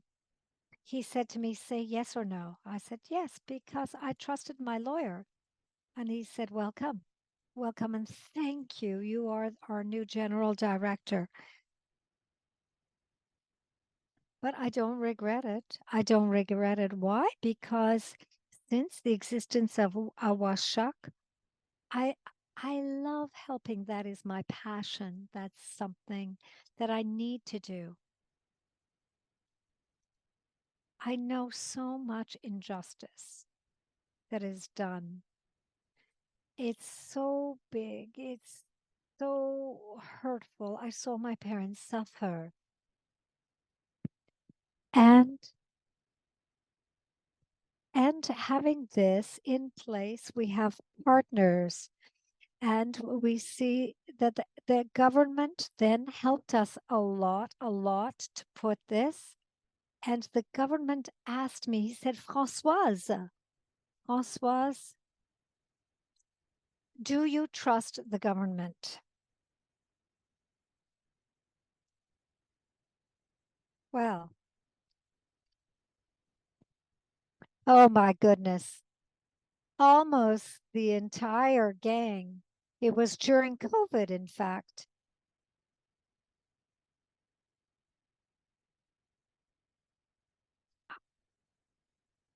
I'm not a person who says yes. No, that doesn't work for me. So the gang said, yes, we, Monsieur Lafrenière, we can trust. He said, okay, Françoise, do you trust me? I said,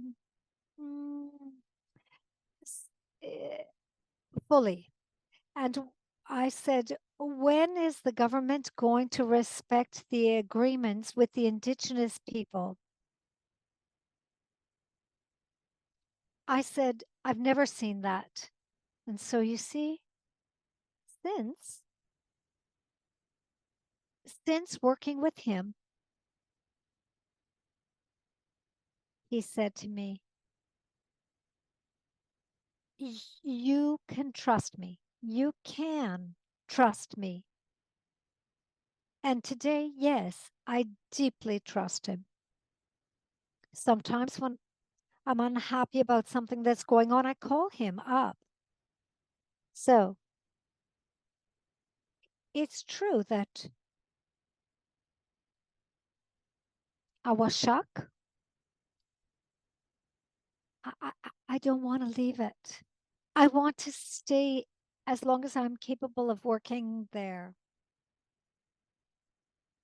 so that we can go and seek help for all families who need it, who need to find a child in Awashak. We put it into place in order for families like my parents, like my family, like the parents of the gentleman beside me, of parents of all those who work in Awashak. We have knowledge who have knowledge about the missing children.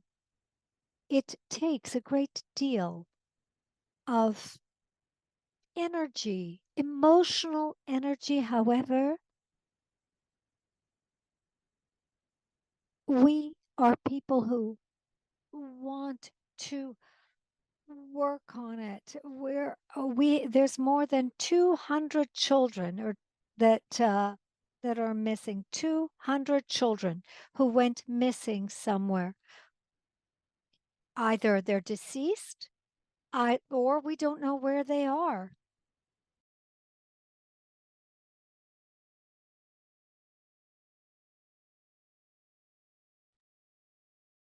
Or they have been sent somewhere and we don't know where they have been sent, but we are working hard to find them. So what we do is we find forms and go to each community. We go to every community in Quebec. That's our mandate. And we go to raise awareness and get registrations. And not everyone wants to talk about it, though. When my mom was talking about her children, especially the second child that she lost, she would say, I didn't have the money to go find my son. I didn't have any way to find my son. And she would cry. But it wasn't her fault. And it's something I've noticed with every family that I've visited. And if I'm mistaken, you can let me know. Every single family that we visited, as well as the DSF that does research, we go to the communities and families to raise awareness and see who might be looking for their children.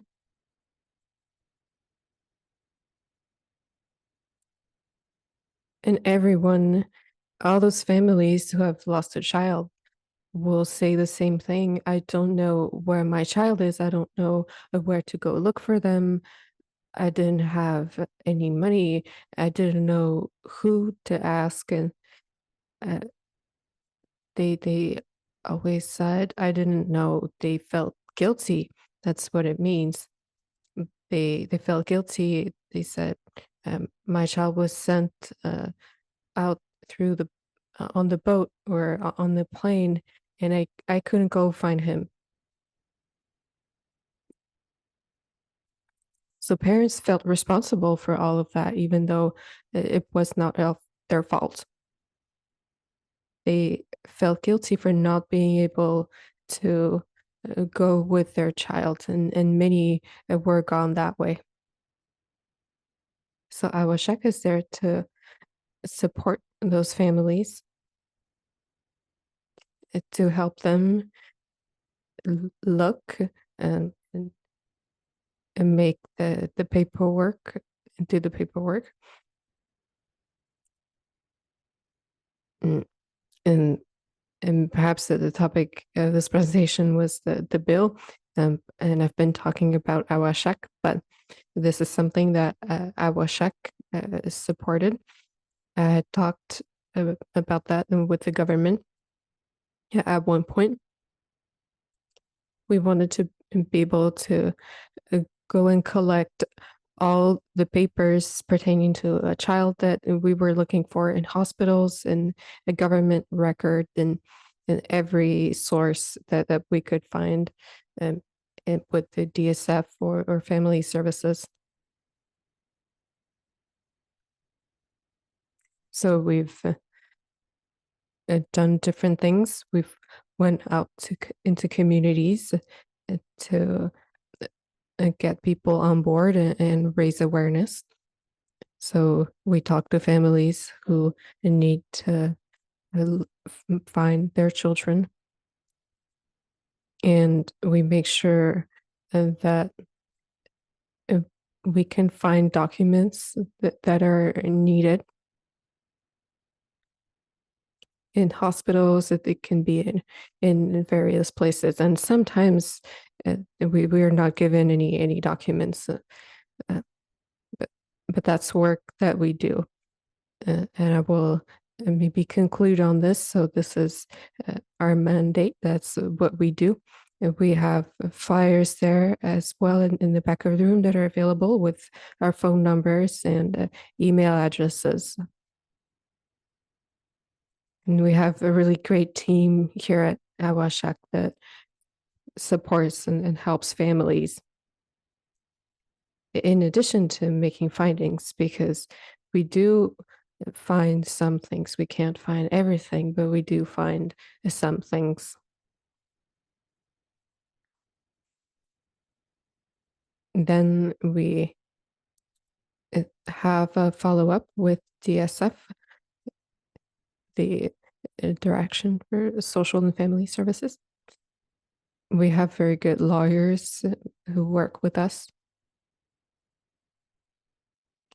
We have laboratories as well.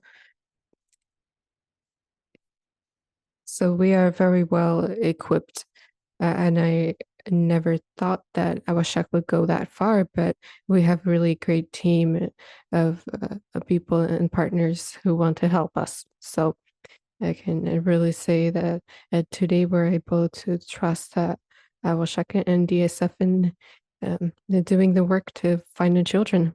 I will let my colleague talk now.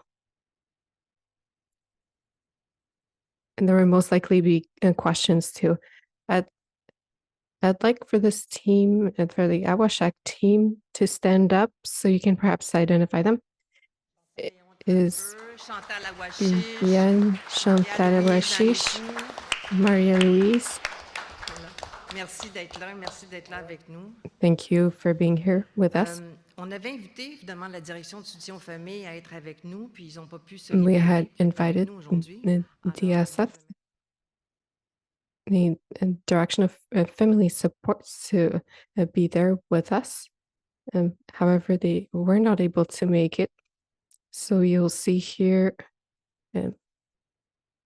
the presentation in English and in French, and you'll see the Awashak logo that was designed by one of our students.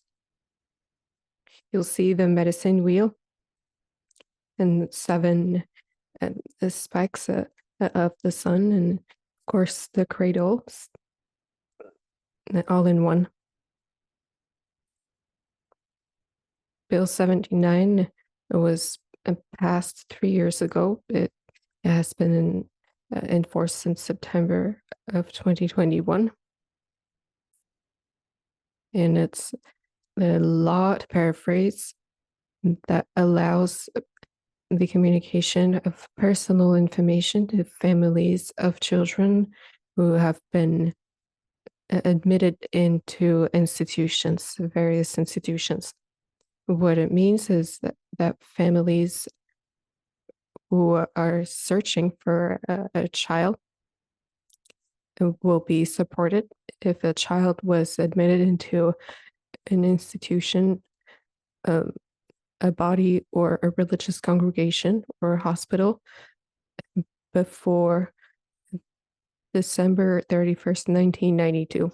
And of course, we already have many cases of children who were admitted into such institutions before 1992 in many communities. It has to come from a request from the family. It has to be the family asking for access to the documentation. What this bill does is it unlocks the medical files and any records. Hospitals in the past were run by religious organizations, and so it wasn't only residential schools. It could also be children who had disappeared, who had been placed into a foster family or had been adopted into another family, or who had been placed into the temporary center in a youth center on their way to an adoption family or else, and who died there. So it gives access to medical files as well as religious archives. It also allows the wider family circle to access information. In Quebec, there's a strong confidentiality on medical files. You are normally the only person that was allowed to ask for your own medical records. That is lost. So what Bill 79 does is it lifts that restriction. An uncle, an aunt, or any family member can ask for access to a child's medical records.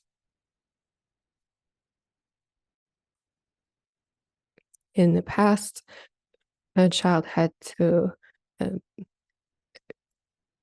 wait until adulthood to ask for a medical file, and of course, this was a problem. This was a huge roadblock because families themselves didn't know what had happened to the child and couldn't prove that the child had even died. So now all of the work and support work is possible. You have to go also before the coroner in court and request excavation.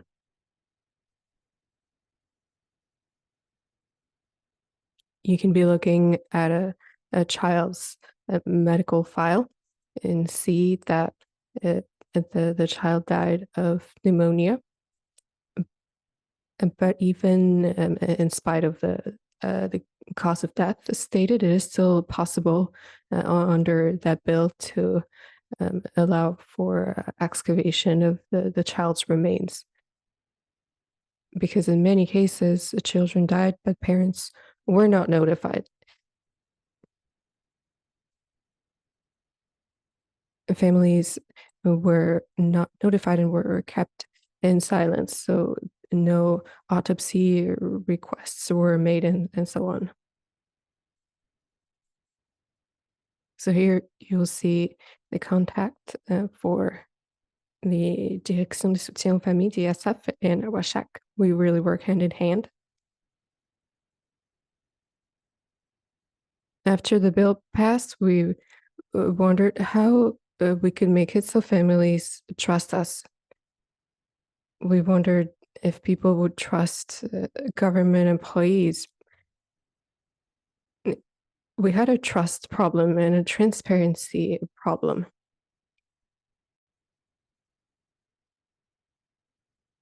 So we worked with Awashak. That was the solution we found. Awashak is a registered nonprofit.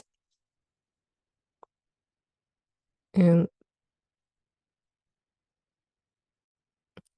you will see there the values enunciated on the medicine wheel: love, trust, respect, courage, compassion, bravery, and humility.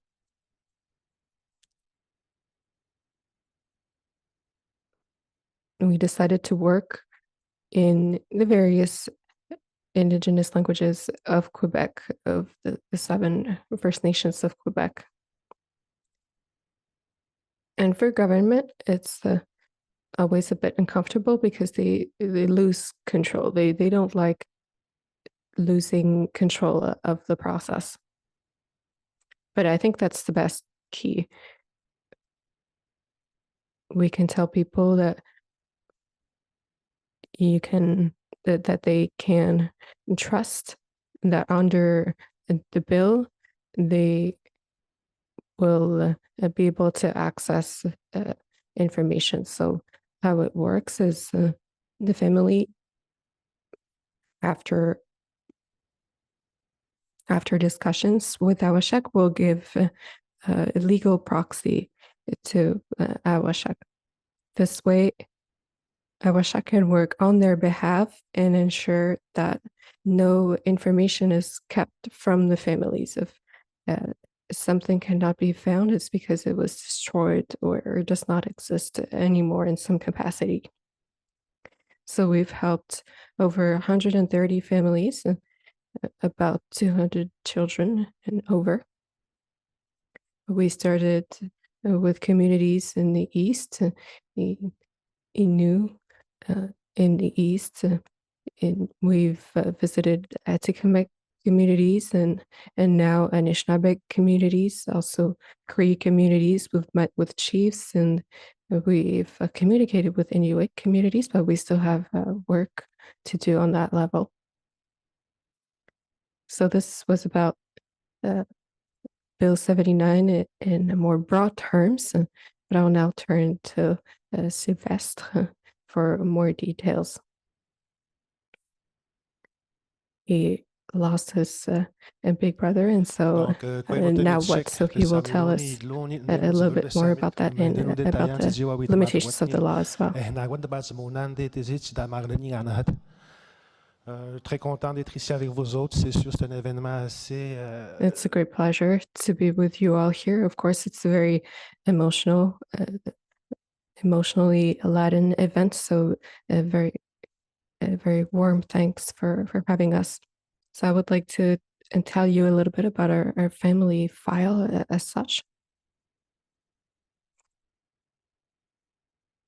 My mom had already approached me in 2020 to tell me about that bill that she had heard about on the radio. She heard about it on the local community radio that is broadcast in Abitibi, Témiscamingue communities. And she was curious about what that would mean for our families. In our case, my older brother. But we didn't take the conversation that much further. I knew it was a very sensitive topic, and I could feel that my mom, in the way she was approaching me, wasn't quite ready to go about the full process to find her son. I heard her again a year later. She mentioned that again, she wanted to start an initiative around that. In 2021, around the summer, she heard the news of Mrs. Françoise Rupert House here, and with the file that she mentioned of her two siblings. So my mom asked me again at that point in 2021, asking me to start searching. And I hadn't expected to get a little bit emotional there, but in September of 2021, I reached out to DSF,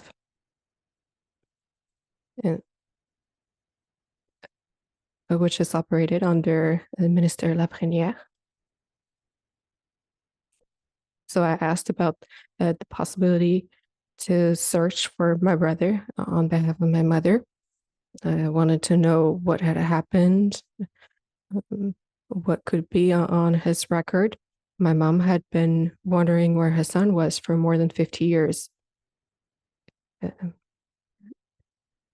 And she was asked whether that was in fact her son, and during those that process.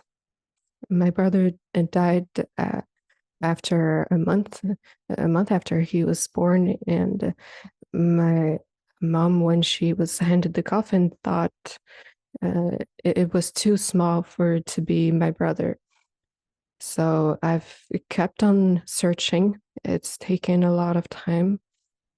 We haven't completely finished the process. We are probably the most advanced among all families, though, in the process at this stage. We've already mentioned that it took a lot of time, and certainly that is true for our family as well. It's a very, very time-consuming process.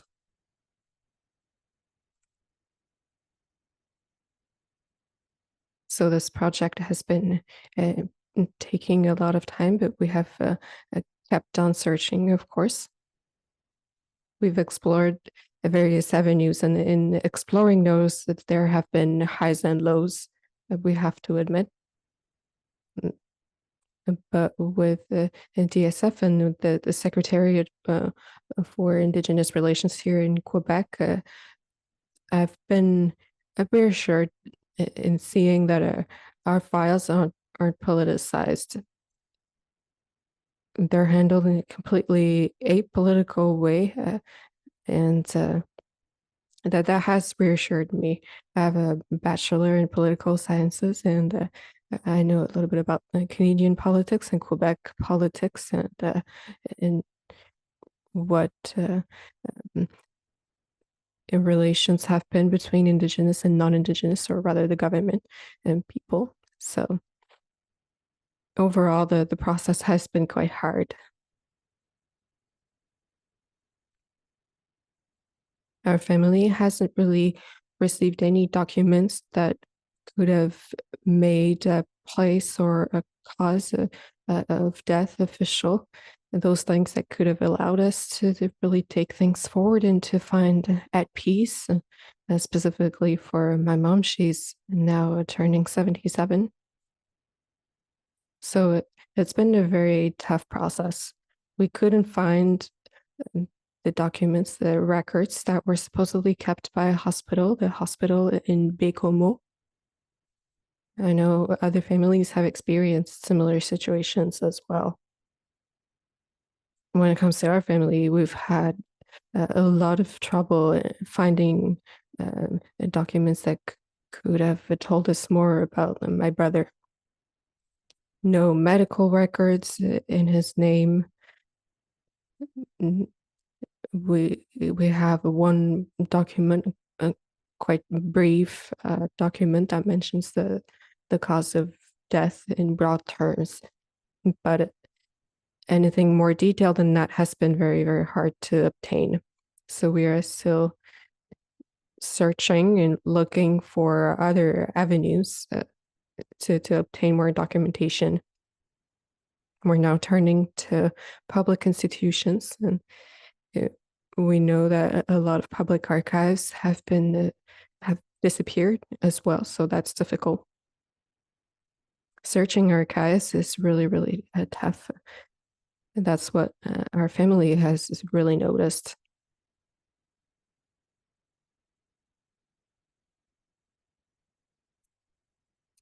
Communication have also been quite difficult, specifically with the first hospital that we had to deal with. We had to seize the commission for access to information in order to get the hospital to release our medical information. Of course, when we contacted the commission, then the hospital decided to release the information because they did not want to be associated with a case like that. But overall, with hospitals, it's been very hard to obtain documents about our family. So those will be the limitations when it comes to our family file. It's very, very hard in terms of archival documents. We don't really know where to search anymore. We've searched in various sources, hospitals, congregations, and religious organizations. We've contacted the Sûreté du Québec as well, asking if there might be a file in our brother's name, and there was nothing. Those are all the requests for access to information that I can recall off the top of my head, but it's been tough, and those were the institutions that we asked for information regarding the treatment of that child. So we still don't have confirmation that my brother will be found anytime soon. I will now put on my vice president hat, since we've mentioned that the 3 excavations earlier. Excavations are perhaps not the final step, but one of the last few final steps in the search for a child. It's been a very collaborative process with the DSF, and it's also been a very good collaboration with the coroner's office and the judicial office in charge of checking that the grave is indeed in the child's name. Then the coroner will proceed with an autopsy.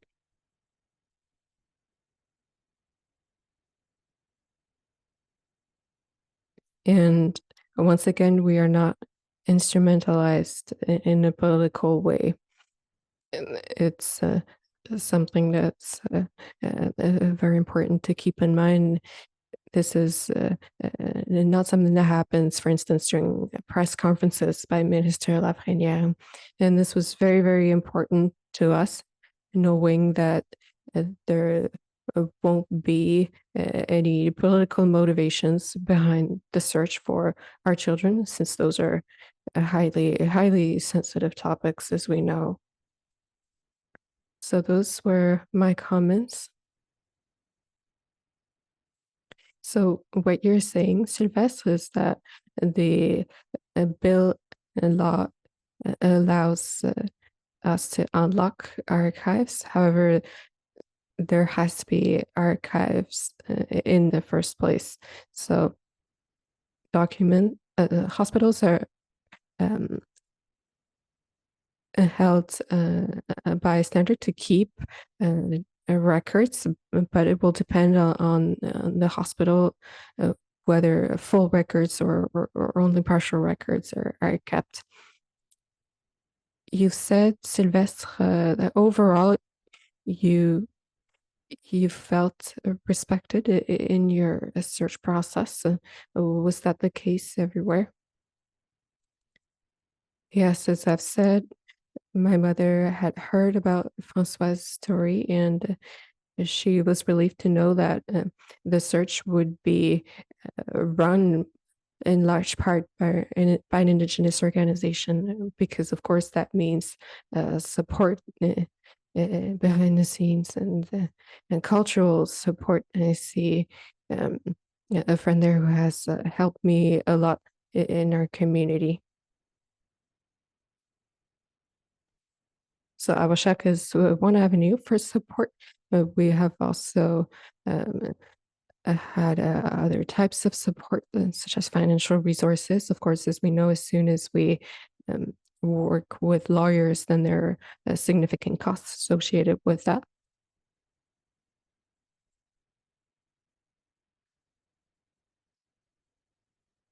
Other resources were also allocated. We were helped finding a coroner and doing all of those administrative processes. That was completely taken care of by DSF, its partners, as well as Awashak. I'd like to address the elephant in the room, unmarked graves. I know this is a topic of a lot of concern when we talk about residential schools. Does Awashak also deal with unmarked graves? Are there any in your community that make your work harder? C'est sûr que nous autres ici, on ne sait pas où sont tous enterrés ces enfants-là. Yes, it's for certain that we don't know where all the children are buried. My brother buried in Bay Saint Paul, and it's only been since last year that I know where he is buried. But he's buried in a mass grave. We call it a mass grave because many children are buried there at the same time. They are placed all together in the grave. We don't know if they are in a coffin or not, and they could be buried on top of one another as well. We don't know exactly what the burial pattern is. And people who have found that the grave also don't know exactly how the children have been placed in the mass grave. They have been placed besides one another. Places were traced out with ropes, but that's all we know. And there's also another type of grave and that can be found in the community. It's what we call a temporary cemetery, temporary burial. When space ran out in that temporary cemetery, children were excavated and remains were excavated and placed somewhere else, and we don't know where they were sent. The last name of children also was not featured by each body. And of course, parents were not present when the child was buried.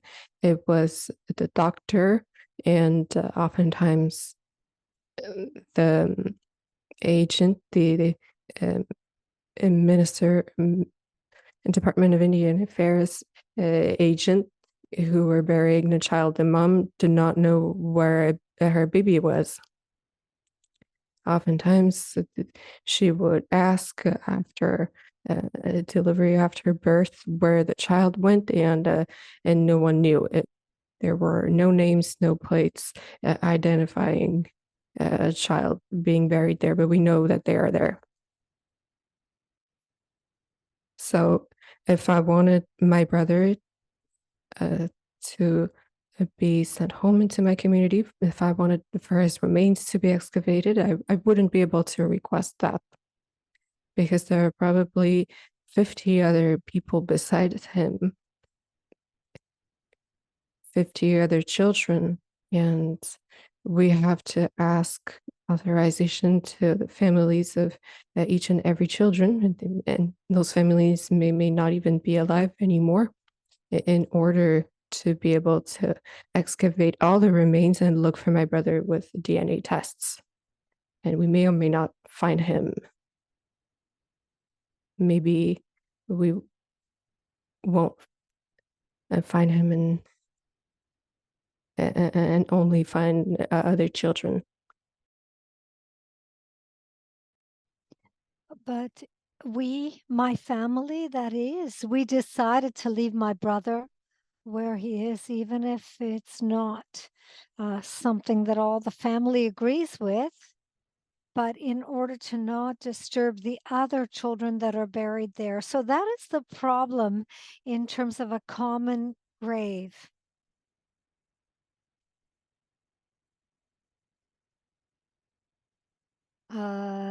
And above all, with temporary graves, 3 children could be placed in there.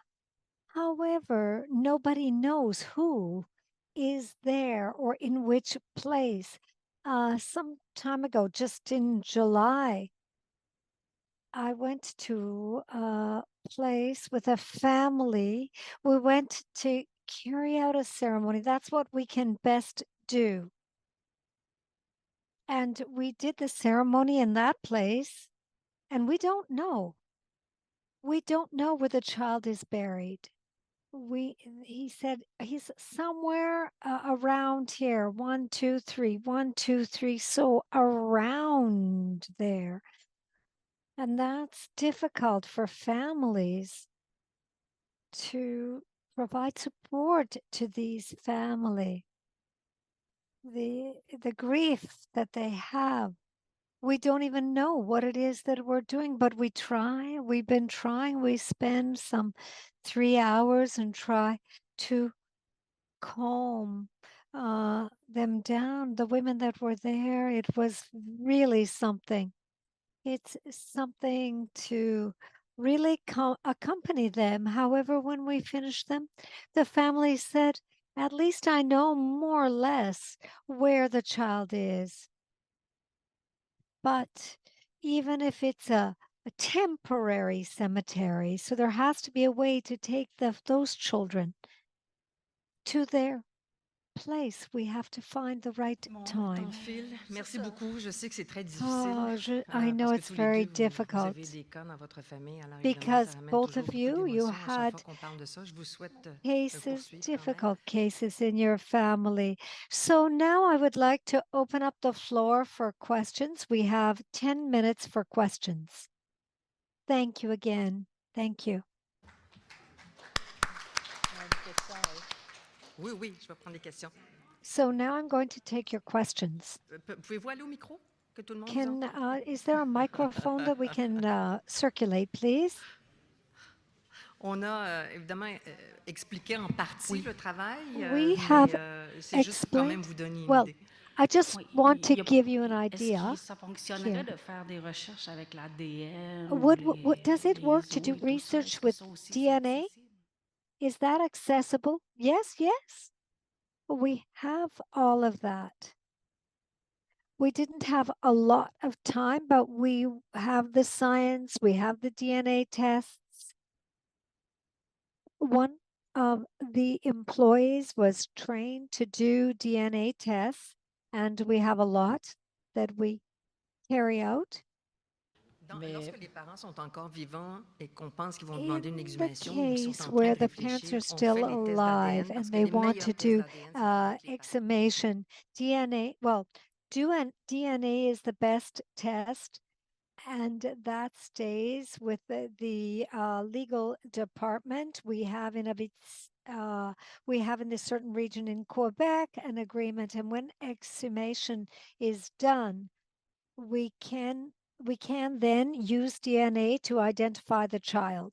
Je peux pas croire qu'il n'y a pas de questions. Oui, I une autre question. cannot believe that there's no Je me questions. Yes, we have a demandais question quand here. c'est des familles des maritimes que would leurs like to enfants ont été know envoyés à un hôpital de Québec. About the children Est-ce que ces or familles-là peuvent families in aussi the vous contacter? Maritime in which their children were sent to Quebec.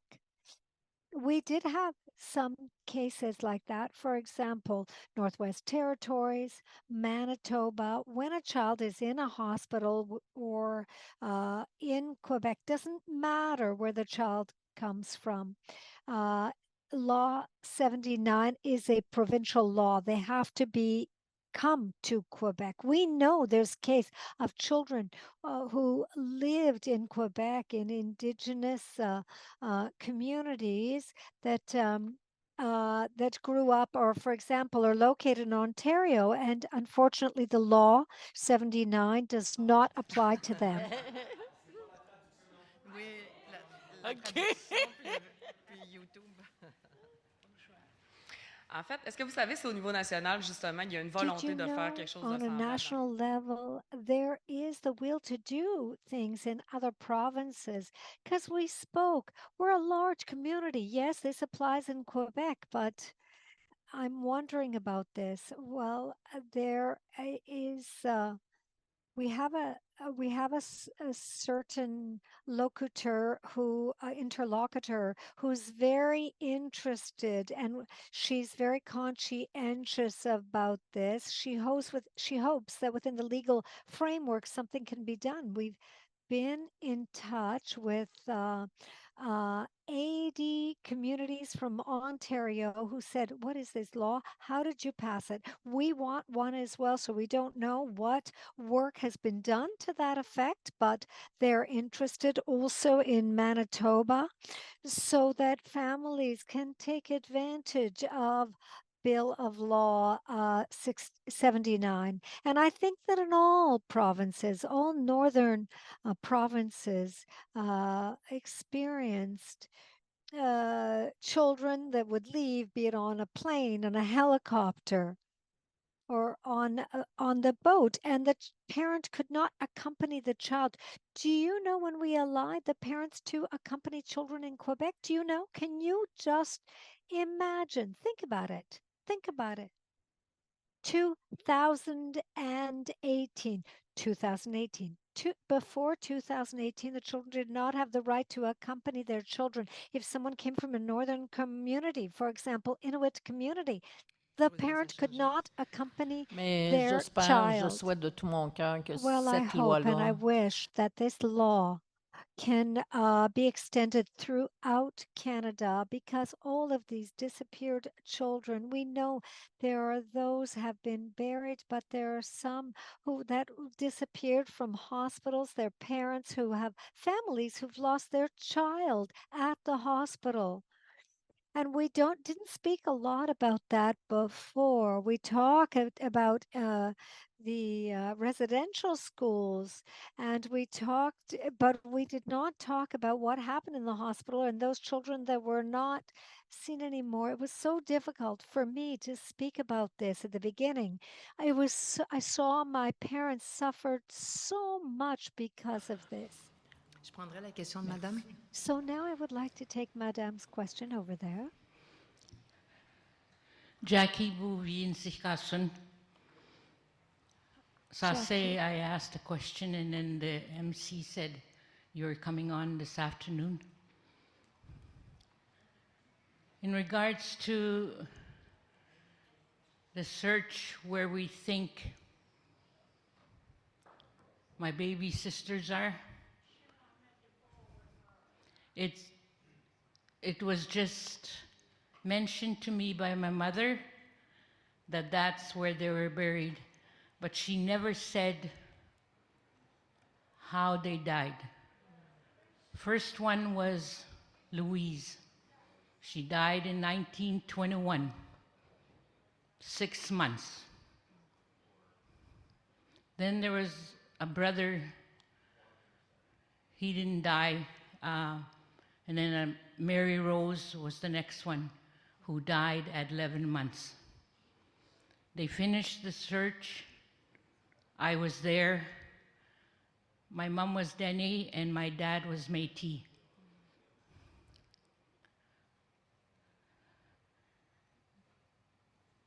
How do I put this? I attended the Alacross boarding school. Government doesn't recognize Alacross boarding school, the Métis school, and also federal government are saying go to the provincial. Provincial is not doing it.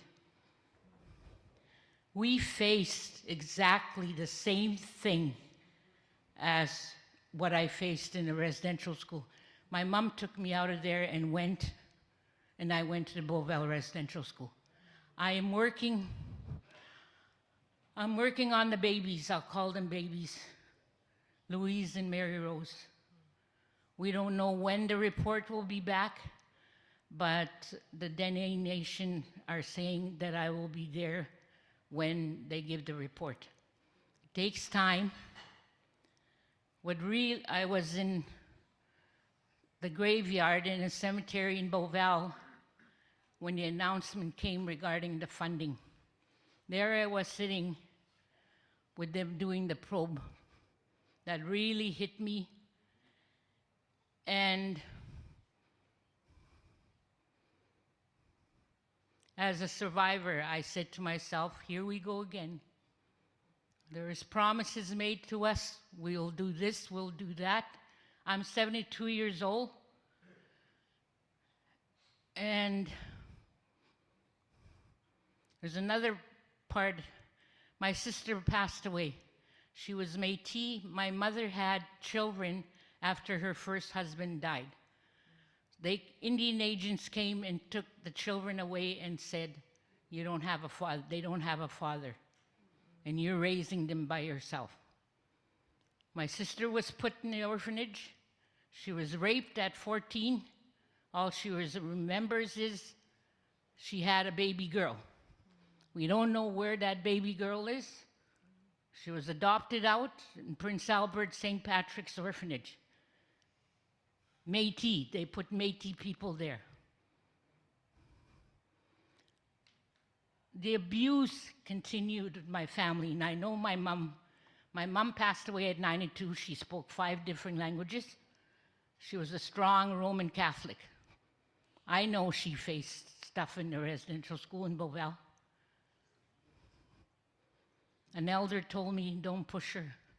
She started to tell me something, and I had an angry look on my face because what she was telling me, it happened to me, but I didn't tell her. So I guess the bill won't help me. I don't want to do a DNA. I believe that if it's them, it's them. If the probe says they are the babies or whatever they are 2 babies, because besides there's 12. They detected, a year ago, they detected 12. And two of them are my baby sisters. So there's 12, 10 are buried together, right across from where we think my baby sisters are. They haven't used the probe there yet. They did the GPR. I'm sorry for your loss. I'm Yeah. really sorry for your loss. And family needs to make a closure. Yes.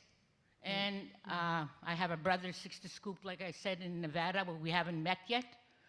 And I have another brother, but he's kind of not good in health. He's a remission of cancer, so they'll be by myself and the other ones. But I have support of the Circle of Survivors, and I have support of the National Advisory Committee. Good. So I guess, do I believe the probe? So I don't know. We have ceremonies with the First Nations of that Beauval Residential School. Yeah. That's all I can say.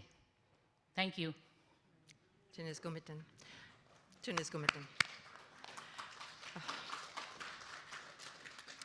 On voulait juste ici vous montrer qu'il y a un premier pas de We réparation. just want to show you that there's a first step of reparation of those children who were missing in the hospitals, but we want to be able to work better. Thank you for listening to us. Miigwech. Thank you very much.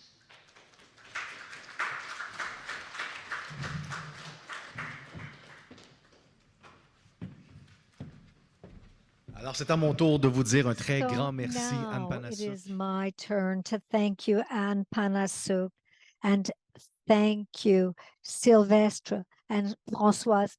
Thank you. Thank you so much for your testimony. It was so important. You are naming the work that needs to be done on all these issues. So the 3 panels have given us a lot to reflect upon, a lot to absorb, a lot to digest. Now, we would like to remind each and every one of you, take care of yourself. Take the time to live the emotions, to feel, to reflect, to feel safe to do so. And take the time to breathe, to take a walk, to go, to breathe, to breathe the air of the park. For those of you who are in person, there are those who are here in person who can help you. You can get help from these people and speak to them privately. And for those who are online, there's the National Crisis Line related to residential schools, 1-866-925-4419. If you don't feel well and if you're online right now, don't hesitate to call the 1-866-925-4419. On vous rappelle aussi pour ceux qui auraient pu vivre des We would émotions also like to remind you on the tables, we have Kleenex, For those who are not familiar with the process, if you're crying, if you have tears, please put the Kleenex in the bags. We will burn these Kleenex, the tears. These are sacred objects which will be burnt in the ceremonies. So these tears can be sent to the Creator during the ceremony. So we're going to finish up our day in a few minutes. We have a special guest, but we would like to ask Elder Raymond Gros-Louis to close us. But first, we would like to ask Nina Segalowitz from Inuvaluit Dine Fort Smith. She dedicated her people to work specifically. She's a consultant, a cultural consultant in Montreal, and works with several different schools and works with Legacy of Hope. She's a throat singer, drummer, and Inuit person who is accomplished, and she does recent spontaneous performances, even with Bobby McFerrin. She's a member of Demystifying the Culture. Nina, I pass you the floor. Let's give a warm welcome to Nina as she comes on stage.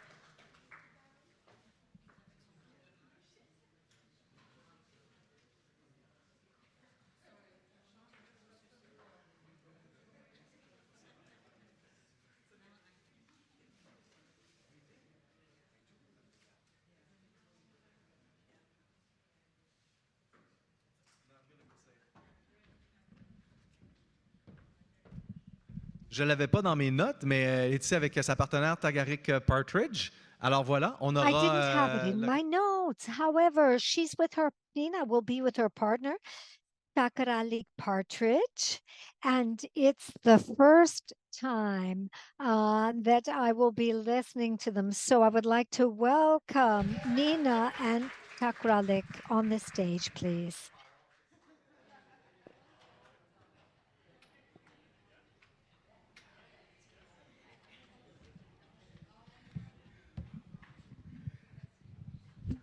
Hello? Hi. Hello again. For those who don't know, I'm Inuvialuit and Dene from Fort Smith, Northwest Territories. Thank you so much, Charles and Carol, for doing the animation. It's really heavy. I walked in here and my whole body was like, oh, I felt like I was wading through thick air or something. And yesterday when the drummer was singing, I had closed my eyes and I saw the children start walking towards the front of here. They were walking like they started coming towards the drum when my eyes were closed. And it was just a sign for me that they're hearing us and they're listening to us and they're watching us and they're protecting us. And so I really want to honor, like I mentioned yesterday, my mother and my father both survived residential school. And through their resilience, I came into this world along with 6 of us. And through our resilience, we have our children. And as the speakers up here were speaking about the children that were missing, my teenager was texting me because she wanted some McDonald's, some Uber, even though I'm all the way over anyways. And in that moment really reminded me of how lucky I am. I get to close that circle.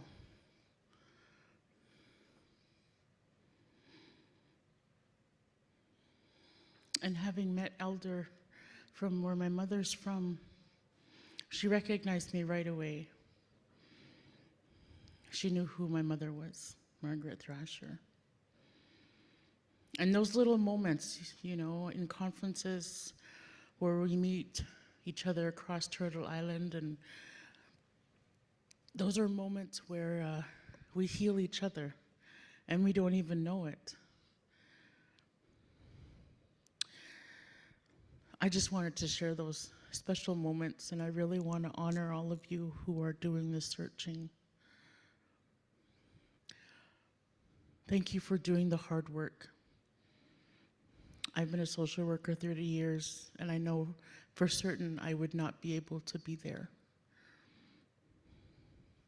It takes people who have a special skill, who are able to protect themselves, who are able to take care of those babies when they find them. So I really want to honor you for the work that you do and for the support that is around you. I know we're up here to do throat singing, but I also, I'm a closet poet. I write poetry in secret, and I rarely perform it. But our children have inspired me, and your work has inspired me. So this is a small poem that I wrote.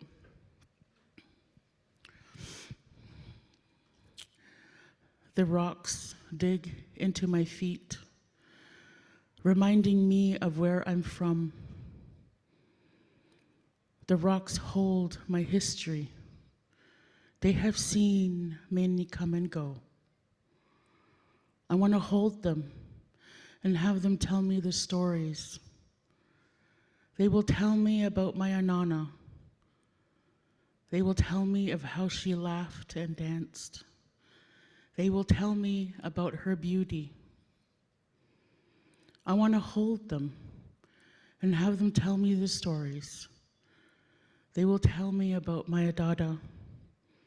They will tell me how he hunted and loved us. They will tell me about his strength and skill. I want to build with them. Their strength will protect me from the wind. I want to build with them. They will protect me from the rain. I want to build with them. They will protect me from the pain. The rocks dig into my feet, reminding me of where I'm going. The rocks will hold my history. The rocks will hold my healing. The rocks will keep my ancestry. They will see me come and go and tell my children.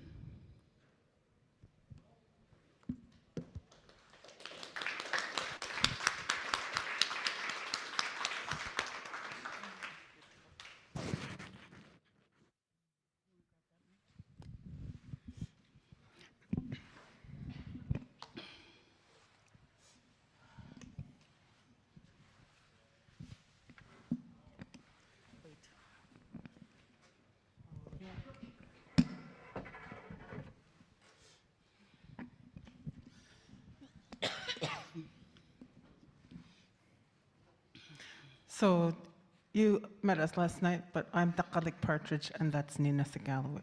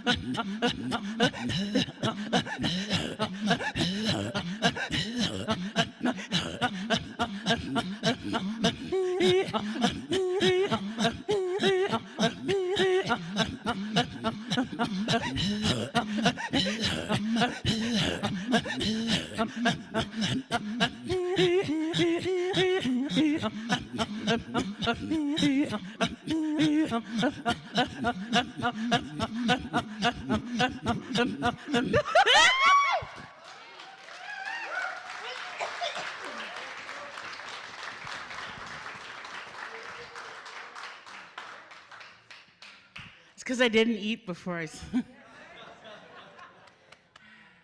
So I wanted to talk a little bit about our outfits. This is an outfit that is a modern day version of an outfit.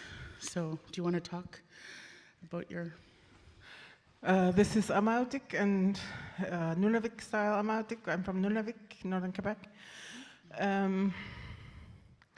Made for carrying a baby. It's called a woman's coat, but I've seen men and whoever just wearing them because it's very practical to carry a baby.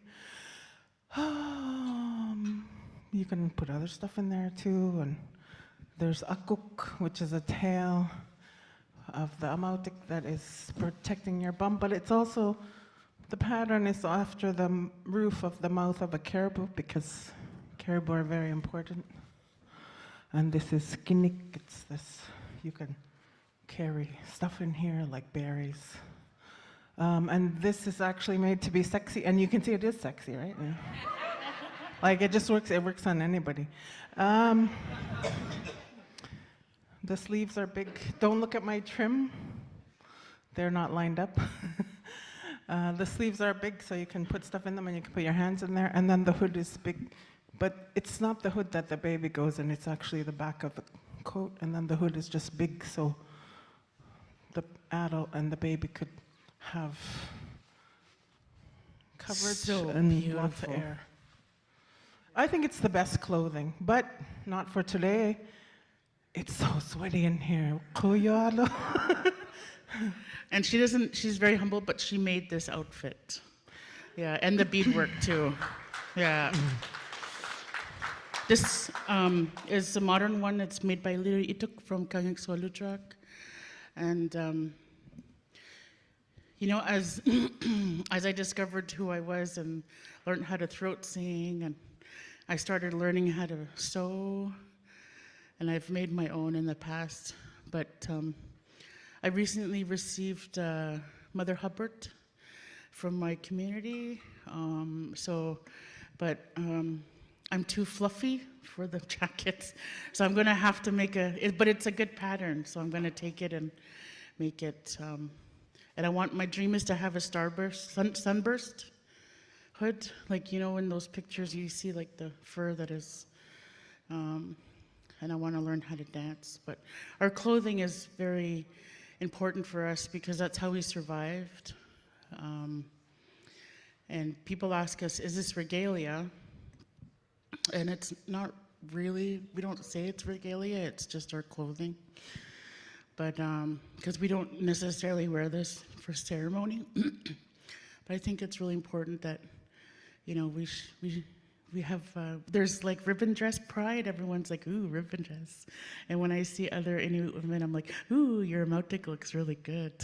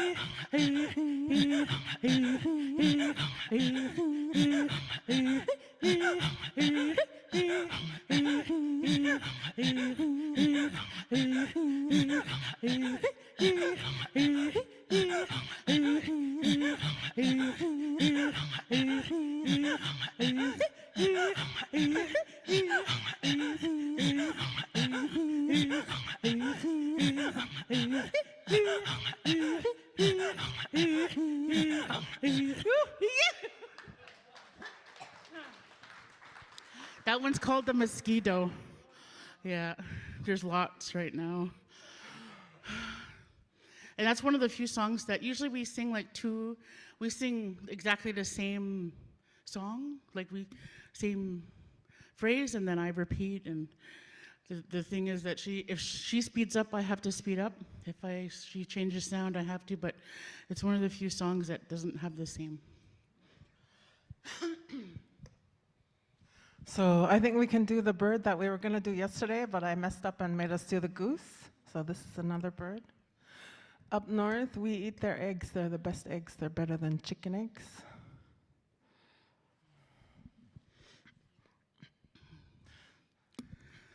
This floor is annoying. It's like...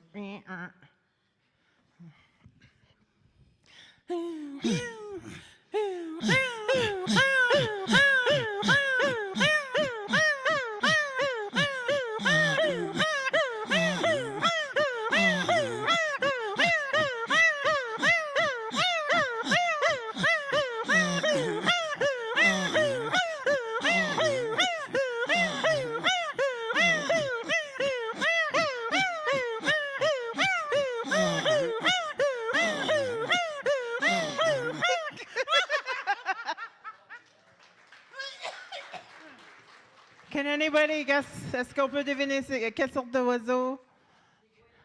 Oui! On a bien fait. No, yep, it's seagull. Yep, un goéland. Yeah. A seagull. I used to have a pet one when I was a kid. We caught it at camp, and I brought it on the plane. At the time, they had, between the small communities, they had Twin Otter plane, which sits like 4, 5, 6 people, maybe, I don't know, 10 people. Tiny, tiny plane, and I brought it home in a box, and my parents were not happy. We had to let it go. Apparently it was fine, though, but my cousin said I should have. It was fine. It caught its own fish.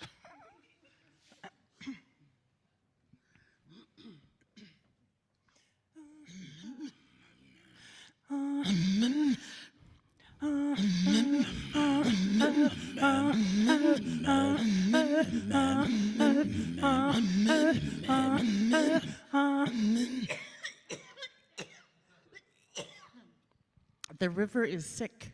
Okay.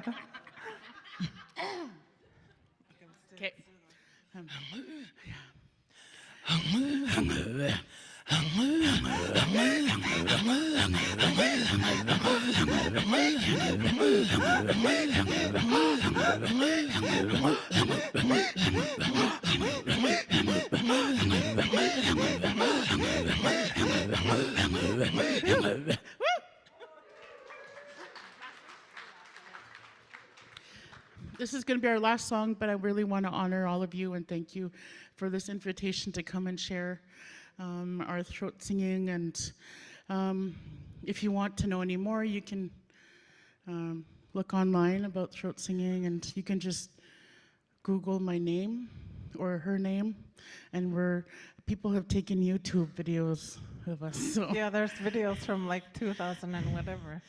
Yeah, my pre-mom body. No, I'm just kidding. This is Cookum body.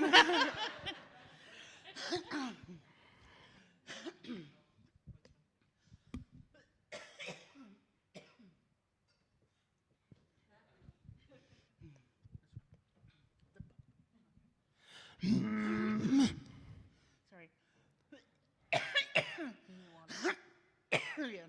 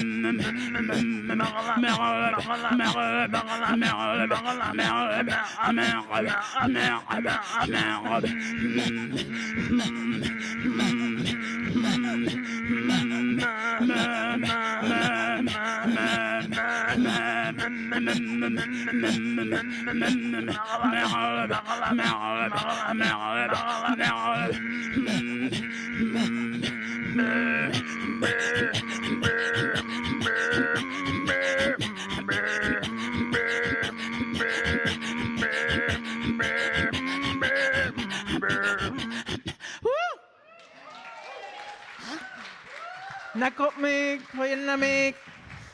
Merci beaucoup, thank you. Full disclosure, I took a Cepacol before Thank I got you. on this chair. That helps. Oh, okay. Perfect, thank you. Nakormek, Tagalik, Nakormek, Nina.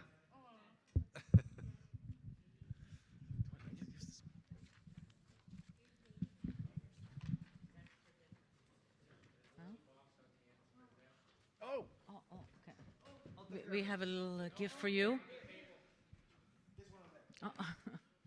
Nokumik Kichimigwech, a big thank you to both of you.